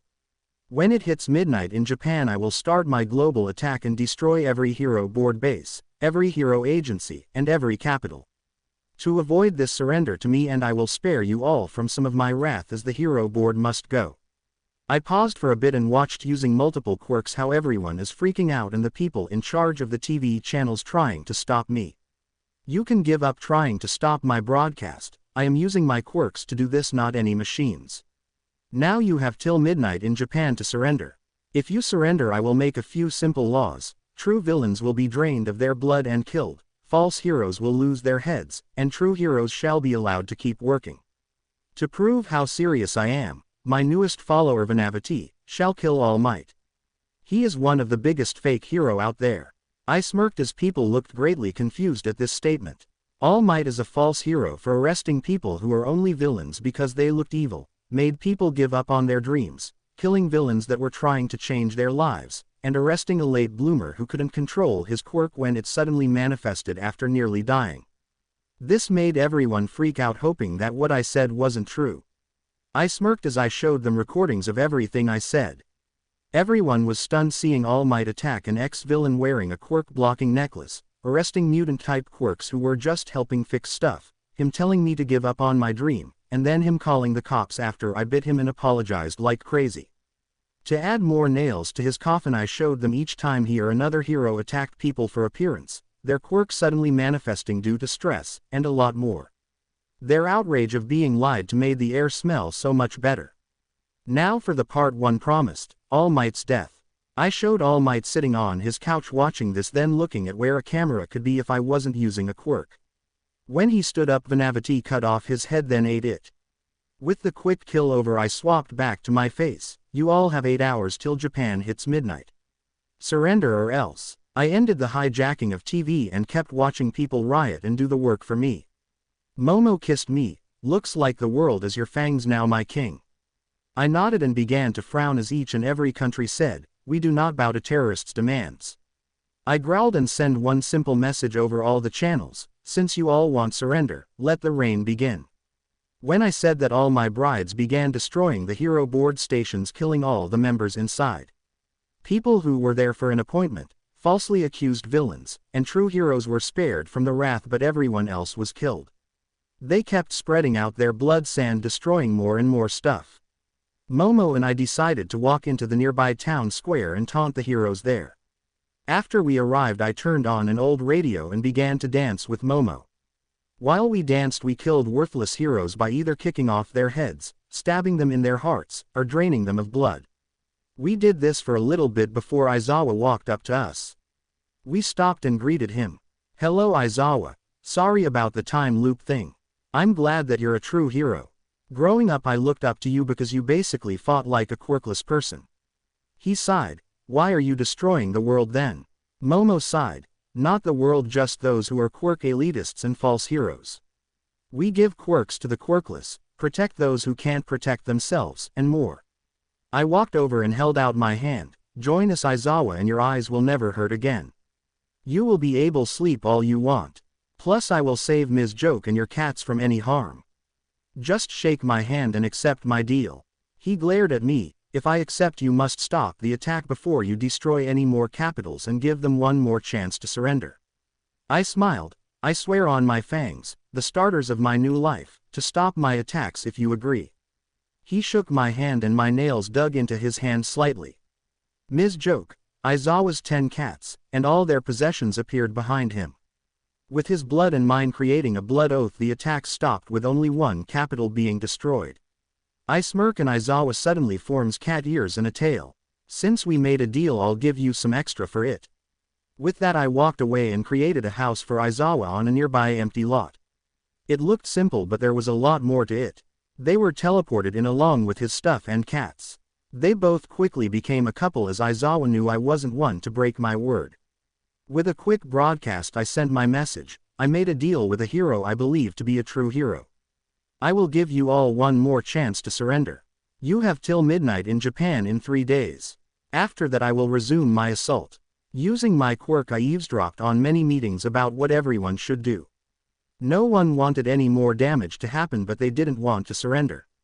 Just laughing I planned to destroy more cities. They decide to not heed my warnings, they'll pay the price. Momo and I were walking around my castle as we suddenly see something very odd. A cat that was made of smoke like kurogiri. I knelt down and tried to pet it only for it to hiss and run off. We followed it to see a giant green portal, another cat but with Cyber's chi next to it, and Cyber walking out of the portal and grabbing the Kuro kitty. Hi Vamp Izuku, how have you been? Sorry about this. The kittens I found gained quirks and I'm trying to collect them all." Cyber looked a bit more muscular than last time and he was a cybernetic Neko. Honestly, it suited him. I laughed. "It's fine Cyber, but why is there a Kuro kitty and a Cyber paw?" The kitten started to meow at Cyber and he sighed. "Fine, those are your new names. I agree they are much better than Gamepad and Mini Jiri. Now did any others come through your portal Cyberpaw?" Some meowing from Cyberpaw as Kuro Kitty goes back home. Izuku sighs. "I'll find Greycross, you go home and close the portal." Cyberpaw obeyed and Cyber leaned against the wall. "Can you answer my Izuku's question please?" Momo asked sweetly but obviously a bit mad. "Sorry, a few days ago we found some kittens in a lot I was cleaning. They are as smart as a human and forming quirks left, right and center. Some are getting quirks like who they like more or just random quirks. Kuro Kitty and Kurogiri are best friends and they do portal races now, and Cyberpaw and I game often. That cat is a pro at Fruit Ninja." He started to look around the floor with a holographic cover over his eyes until he found the kitten and got ready to send it back when a small Neko girl with white, pink, and green hair walked over holding an identical kitten. "Daddy, how are we both holding Greycross?" the Neko girl asked before the one she was holding turned into smoke and Greycross meowing proudly. The Neko girl bounced happily. "Yay, another one got a quirk. What's her new name?" Momo giggled. "So cute. Anyways, how about Duplicity?" The kitten nodded and Cyber wrote it out on a paper which he gave to the Neko. "Put this in the name slot and put quirk as clones. Now I'm gonna stay here for a bit airy. Now you be good for May, Mom, Dad might, and all for one okay?" She nodded and he closed the portal. Momo whispered, "I kinda want her as a daughter. Think we will find her here?" I shrugged and Cyber's ears twitched. I'm not sure if Eri would be good in your care since you drink blood and honestly reek of evil." Momo hissed at him and he was unfazed as his metal tail split into multiple which he used to lift himself up. "I'm just being honest. Being part cat lets me smell stuff like that. I kissed Momo and motioned Cyber to relax. Where did you find your Eri? I'm guessing from the scars on her arms she was abused. The next hour he told us what Overhaul did to her and where he found her. Momo and I decided to go and get her now and asked Cyber to join us as a metal Neko. He shrugged and formed a metal shell around himself. As we walked down the hall to go attack our reality's Overhaul, Onyx Slut tackled Cyber saying how cute he was, thinking he was a robot. Get off me, you're denting my armor. I don't need more bruises, May will kill me. I laugh as she backpedaled in shock and apologized. Cyber growled as he removes his shell, fixed the dents, and put it back on. He looked her over. Wait, is that Midnight? Momo kissed her gently. She used to be. She's Onyx Slut and one of Izuku's brides like I am. Cyber scanned them and looked over the results. Incredible. Vamp, can I copy your quirks later? Most of the ones they have are awesome and seem to be linked to you. Wait, why is Laser Farts a quirk in your collection? I couldn't help but laugh as I remembered the day Dad gave it to me. Dad gave it to me as a joke. Right after I got it I farted, destroyed a bookstore, and had to run so we wouldn't get in trouble. He laughed and shook his head. At least your father isn't a complete crap. My stepfather, I guess, was a hero called Dragon Lungs. He abused my mom and tried to put me under his thumb. He attacked my fiancée and daughter and I put him in jail for so long he lost his hero license forever. Momo hugged him but he laughed some. Don't worry, All Might is actually engaged to my mom and All for One is actually my dad and is changing to be a good person. We congratulate him and we kept heading to Overhaul's base. Cyber looked around and watched how people ran from us walking down the street. I guess you did something really big. I've never smelt so much fear before. I nodded and told him as he copied my quirks and made a ring of pigeon's blood sand around him. Wow, this is awesome. I'm definitely going to use this as a possible quirk for undercover work. I chuckled. How about a pigeon's blood Neko with that sand? Call yourself Blood Claw. He nodded and began to punch the ground repeatedly until a huge hole formed. Once that was done he hopped down and made his voice robotic. DNA signature found. Target is down hall. He robotically marched down the hallway he uncovered. We followed him and killed anyone who got in his way. Once he got to Aris' room he broke the door and walked in. Eri found. Please come with me. I was programmed to save you. He gently picked her up and started walking away. We followed him to the hole he made only for Overhaul to seal it up. You will not leave with Eri, she is staying with me. Cyber looked at Eri. Sorry but you must live. He handed her to Momo who instantly cuddled her and formed an emerald shell around the two of them. Izuku Midoriya, stay back. I nodded and he launched himself at Overhaul. The flurry of punches, rings of sands, and hits with the tail surprised us all, especially Overhaul. What got me the most was the bloodlust I sensed from Cyber. So all Izukus have a seed of darkness. Good to know. What I saw next was actually a bit hot, then again blood turns me on. He bit and tore out Overhaul's voice box. The scream of pain suddenly turning into a gurgling noise was delicious. He then created blades where he cut off his hands and incinerated them. For the next half hour he slowly killed Overhaul. Right before Overhaul died he whispered, "Say hello to Mother Death for me. She will love torturing you for all eternity." With it over he broke open a new hole and we left, destroying the entire base. As we walked home Momo whispered, "Is it just me or does blood make us both ready to go?" I nodded and Cyber licked himself clean of Overhaul's blood. I kinda wish I saved some. Justice bloodshed tastes so good. This made Momo and I chuckle before we waved goodbye to a now clean Cyber. Eri was unconscious through most of the battle thanks to Momo using Midnight's quirk. We got home and took care of Eri. For the first day she was apprehensive of us until we proved we wouldn't hurt her. After that we played games, ate multiple apple recipes, and I made her a Neko since Cyber told us she would love it. She did and loves us even though we are evil. We saved her and wants to see Metal Kitty, as she calls Cyber, again. I told her that he was another me and kinda taught her about other realities. She wants to meet another her now. All my brides love her and she loves having multiple moms. Mommy Momo, Mama Onyx, Mama Gem, and Bunbun Mommy. There's also Uncle Frosty and Auntie Trouble. We decided to extend the wait time for the next attack so we could play with Eri. Momo and I agreed on one thing. We should have rescued her sooner. She is so precious and we absolutely love her. Even Ice King Shoto is smitten by our little snow kitten as we call her. I walked down the street with Eri on my shoulders, her ears and tail twitching and moving around as she looked around. Papa, can I be a vampire like you? I know it's frowned upon but I like you and Mama. I shook my head. Sorry Snowflake, but you don't deserve a thirst for blood like us. You can stay a Neko and we will keep you alive as long as you can stand it. Her ears folded. Okay, can I get a kitten though?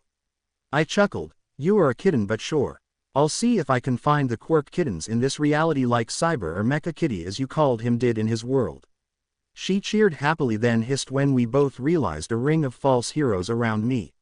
Release the girl and surrender Midoriya. You have no right to threaten the world. I sighed. Eri, be a sweetie and climb up the telephone pole but don't touch the wires. Also cover your eyes just in case. She nodded and leapt from my shoulders and onto a telephone pole across the street and climbed up it. Now let me say this, I extended time so you all can create treaties so that some chaos is contained. Should you attack me I will reduce the time left, you guys have to consider it. Now let me play with my daughter or you'll end up my next meal. Some shook but the rest stood firm. After a couple of minutes if a standoff one punched me in the back and broke his hand. 1 hour removed from ceasefire due to an attack against me, I stated softly but sounded like it came from everywhere and in every language. After that all of them tried to kill me. Once they wore themselves out and turned my body into sludge they cheered thinking they won. That's when I reformed behind them and slow clapped. Bravo idiotic false heroes, you just removed a week from the ceasefire. I made countdown timers fill the sky and appear in the corners of all phones, PCs, game systems, etc. This scared them all and I stepped forward. Walk away so I don't get your foul blood on my clothes. I rather be clean as I have playtime with my daughter.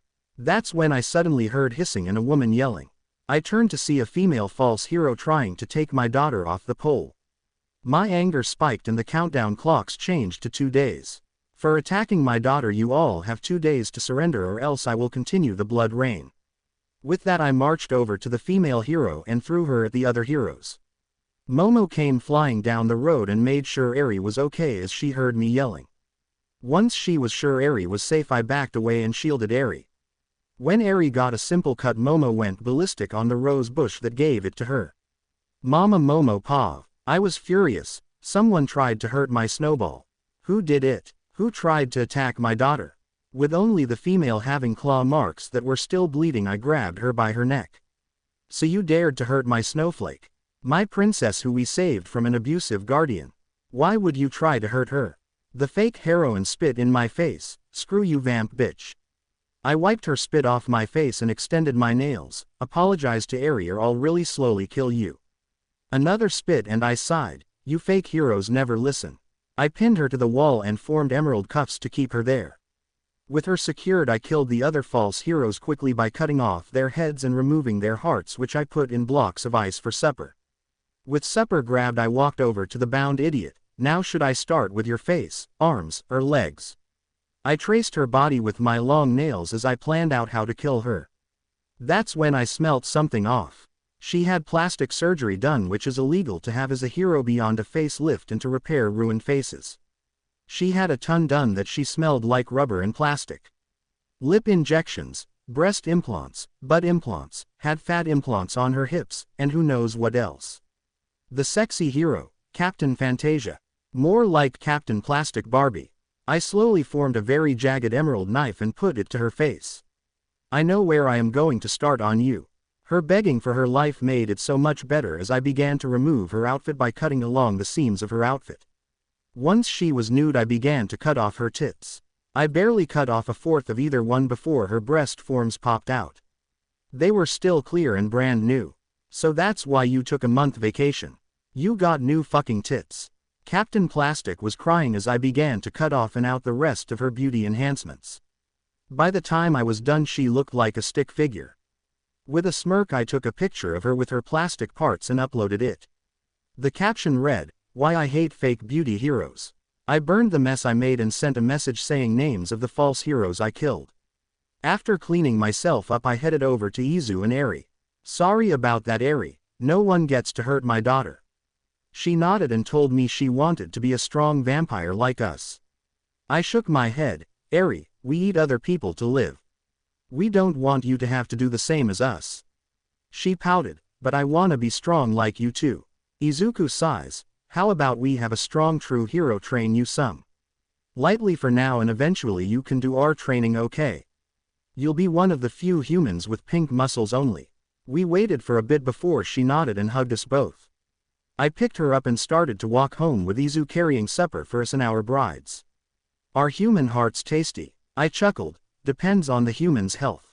The healthier the person the better. Even some heroes have bad hearts from bad habits. Eri tilted her head, does that mean when you take over there will be human farms to feed our family? This made Izu actually laugh. The laugh was so pure my still heart gave a few beats. Of course not Eri, we don't need their hearts for food. We drink their blood and from time to time we eat meat.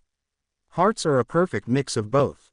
We do have mostly willing people as our blood sources which we take awesome care of but that's it. Eri thought for a second, so if I had tasty blood I could be a blood source. I held her at eye level, you will never be a blood source again. I don't care how much you believe you owe us. That beak-wearing jerk did more than enough of that.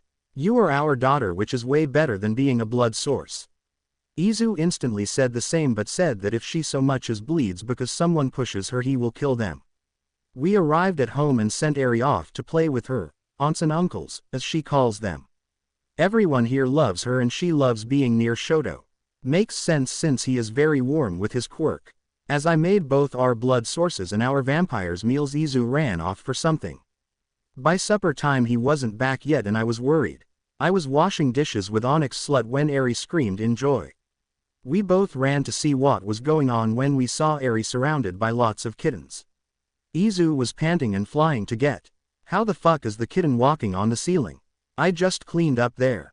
Izu. He froze and chuckled. Sorry Momo, I had to get Eri a kitten and what's better than a bunch of kittens with quirks?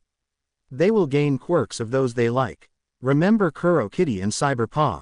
I found them. I growl at first and relax, get the kitten off my ceiling and I'll create an Eri-sized kitten obstacle course so Eri and the kittens can run it. He quickly caught the kitten and led them all to a room with heating pads and a litter box as he had this planned for a while. I love him but I might nail him into a coffin alone tonight. I sat on my throne and watched as almost every country denied to submit to me. The main thing that made me curious was the messages were almost identical. Only differences were country's name, their view of my quest for equality, and that they shall never give in. When they saw a few give in and become part of my team they called them weaklings and traitors. I watched as people flooded from the country as they disagreed with surrendering to me. Once they were all in I only had Japan, the Philippines, Australia, who already had fairness for all system, and Russia. Russia surprised me the most but then I found out the quirkless took control and joined me. I of course rewarded their pure of heart and created a system to find and weed out any spies. Only one spy was found on any of the countries that surrendered. I kicked that spy into America, not joking, I drop-kicked that bastard. I kinda love the mental image of some poor fool getting drop-kicked by the muscular, fanged, cinnamon roll. With that done I planned my next attack and Momo was having fun showing Eri the countries that surrendered. Eri loved playing with the kangaroos and the bunnies from their respective places. When she saw snow in Russia she understood her nickname was based on her hair and played with it. Once they were both back in my castle I started the first attack. Using multiple quirks I created unbreakable metal and gem bridges across to Asia. Instead of sending any of my new followers I went alone with an army of what looked like gem and holographic statues. When I was near China I smirked and started a broadcast to the entire world. To prove how powerful I am I alone will take over China with just 3 of my quirks. I use Living Gem, the code, and multi-broadcast. Let the fun begin. I simply walked over the bridge and onto the soil of China only for a holy water bomb to splash me. The water had no effect and I began to laugh loudly as I chipped away a bit of my now porcelain skin showing my pigeon's blood flesh. What part of Living Gem did you not get? Wait, did no one tell you about my multiversal counterparts? Oh well. With a wave of my hand the flood of statues came flying off the bridge as a flood of energy and pigeon's blood. After a week of me just having my clones march and peacefully push back everyone who tried to attack me. After that, the clones I had created in Russia began to march south and to the west where able. It only took a month to gain control of Europe and Asia. With that done, I yawned and made sure the world know I just did that without any casualties, and if they don't surrender I will get worse. The USA actually tried to nuke Japan. I recorded me literally eating the nuke and just burping some smoke. That's one spicy meatball. With me eating that nuke, they sent more and a lot stronger ones. My clones simply ate them as I did while I walked on water to them. Once I got to California, I simply said, "Boo." The beach cleared so fast I was stunned. You would have thought everyone had a speed quirk. I began to form a wall of clones that slowly marched surrounding all of both North and South America. With the wall created, I warped to Africa and did it there as well. With them all surrounded, I yawned and warped home to play with Eri. I missed my Fang Queen and my Snowball Princess. 3 months away was long enough. As I got home, Eri and Momo tackled me. Eri was begging me not to eat a nuke again. Momo was beating me up for scaring all of them, especially them. I of course apologized and showed them some stuff I bought for them. Eri loved the cat plushie and Momo loved my gift to her. Let's just say I had a lot of time with her to make up on. With Momo finished catching up with me, I showered, became flesh, and played with Eri. We had what she called the Nako races. There was an obstacle course she made that needed you to have the Nako quirk to have a chance. We raced twice before I learned the course and began to win. After that we played tag, hide and seek, catch, and the normal bonding stuff. When a few days had passed, Africa surrendered and wanted a treaty. Of course I gave the pure of heart good quirks, removed them from evil hearts, and set up the new equality laws. With Africa under my thumb, I went back to play with Eri and create new quirks and relics to cause trouble for USA in particular. Let's just say I might just wipe them all out. So many impure hearts are there. I walked through the mess I created. No one was left, not a single person was left. Each heart I found here was so corrupt and evil. The USA is no more. I destroyed it all and I regret it. They may have been a corrupt country, but I had to erase everyone, including kids. The pets still live, but I might have to erase them too. There's too many pets left behind and I can't take care of them. I was lied to by their current president. A person who, in the public eyes, was a nice man who only looked out for his citizens. He wanted to make a treaty with me in his office. What happened was far from what I was hoping. It was a trap and it almost killed me, as I had removed my immortality quirk a long time ago. He had a quirk that can kill people if he removed his glasses, similar to Medusa. I was turned to stone and for 3 days I was stuck that way. He laughed and boasted that he beat me. After his 10th time mocking me, I broke through the stone shell and growled, "Shut the fuck up. That was the best nap, except you kept fucking mocking me." I then killed him on global television with a simple bitch slap. Needless to say, I wanted blood. That's when his bodyguards, high on a quirk boosting drug, tried to kill me. They were slightly harder to kill. I had to destroy their balls then bitch slap them. With them dead, I drank all of the trigger on them and killed all of the USA with no problems at all. I think I will have Dad figure out the pet issue.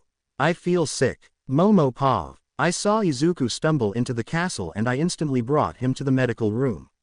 Our version of Recovery Girl couldn't save him. Izuku took too much trigger and his body is literally killing him. There's no way to save him. Once we found out that, Izuku instantly turned to dust, crying and apologized for being a rage-filled fool. I collected the dust from Izuku's body and quickly used the quirk-making quirk to warp to Cyber Izuku. "Cyber, I'm Vamp Momo. I need you to save my Izuku." I scared his girlfriend May, damn gearhead, and their Eri. We talked for a while and he returned to my world, where he found Izuku's soul and put it into a new body made from his own blood and the dust from his body. Cyber then bitch slapped my Izuku.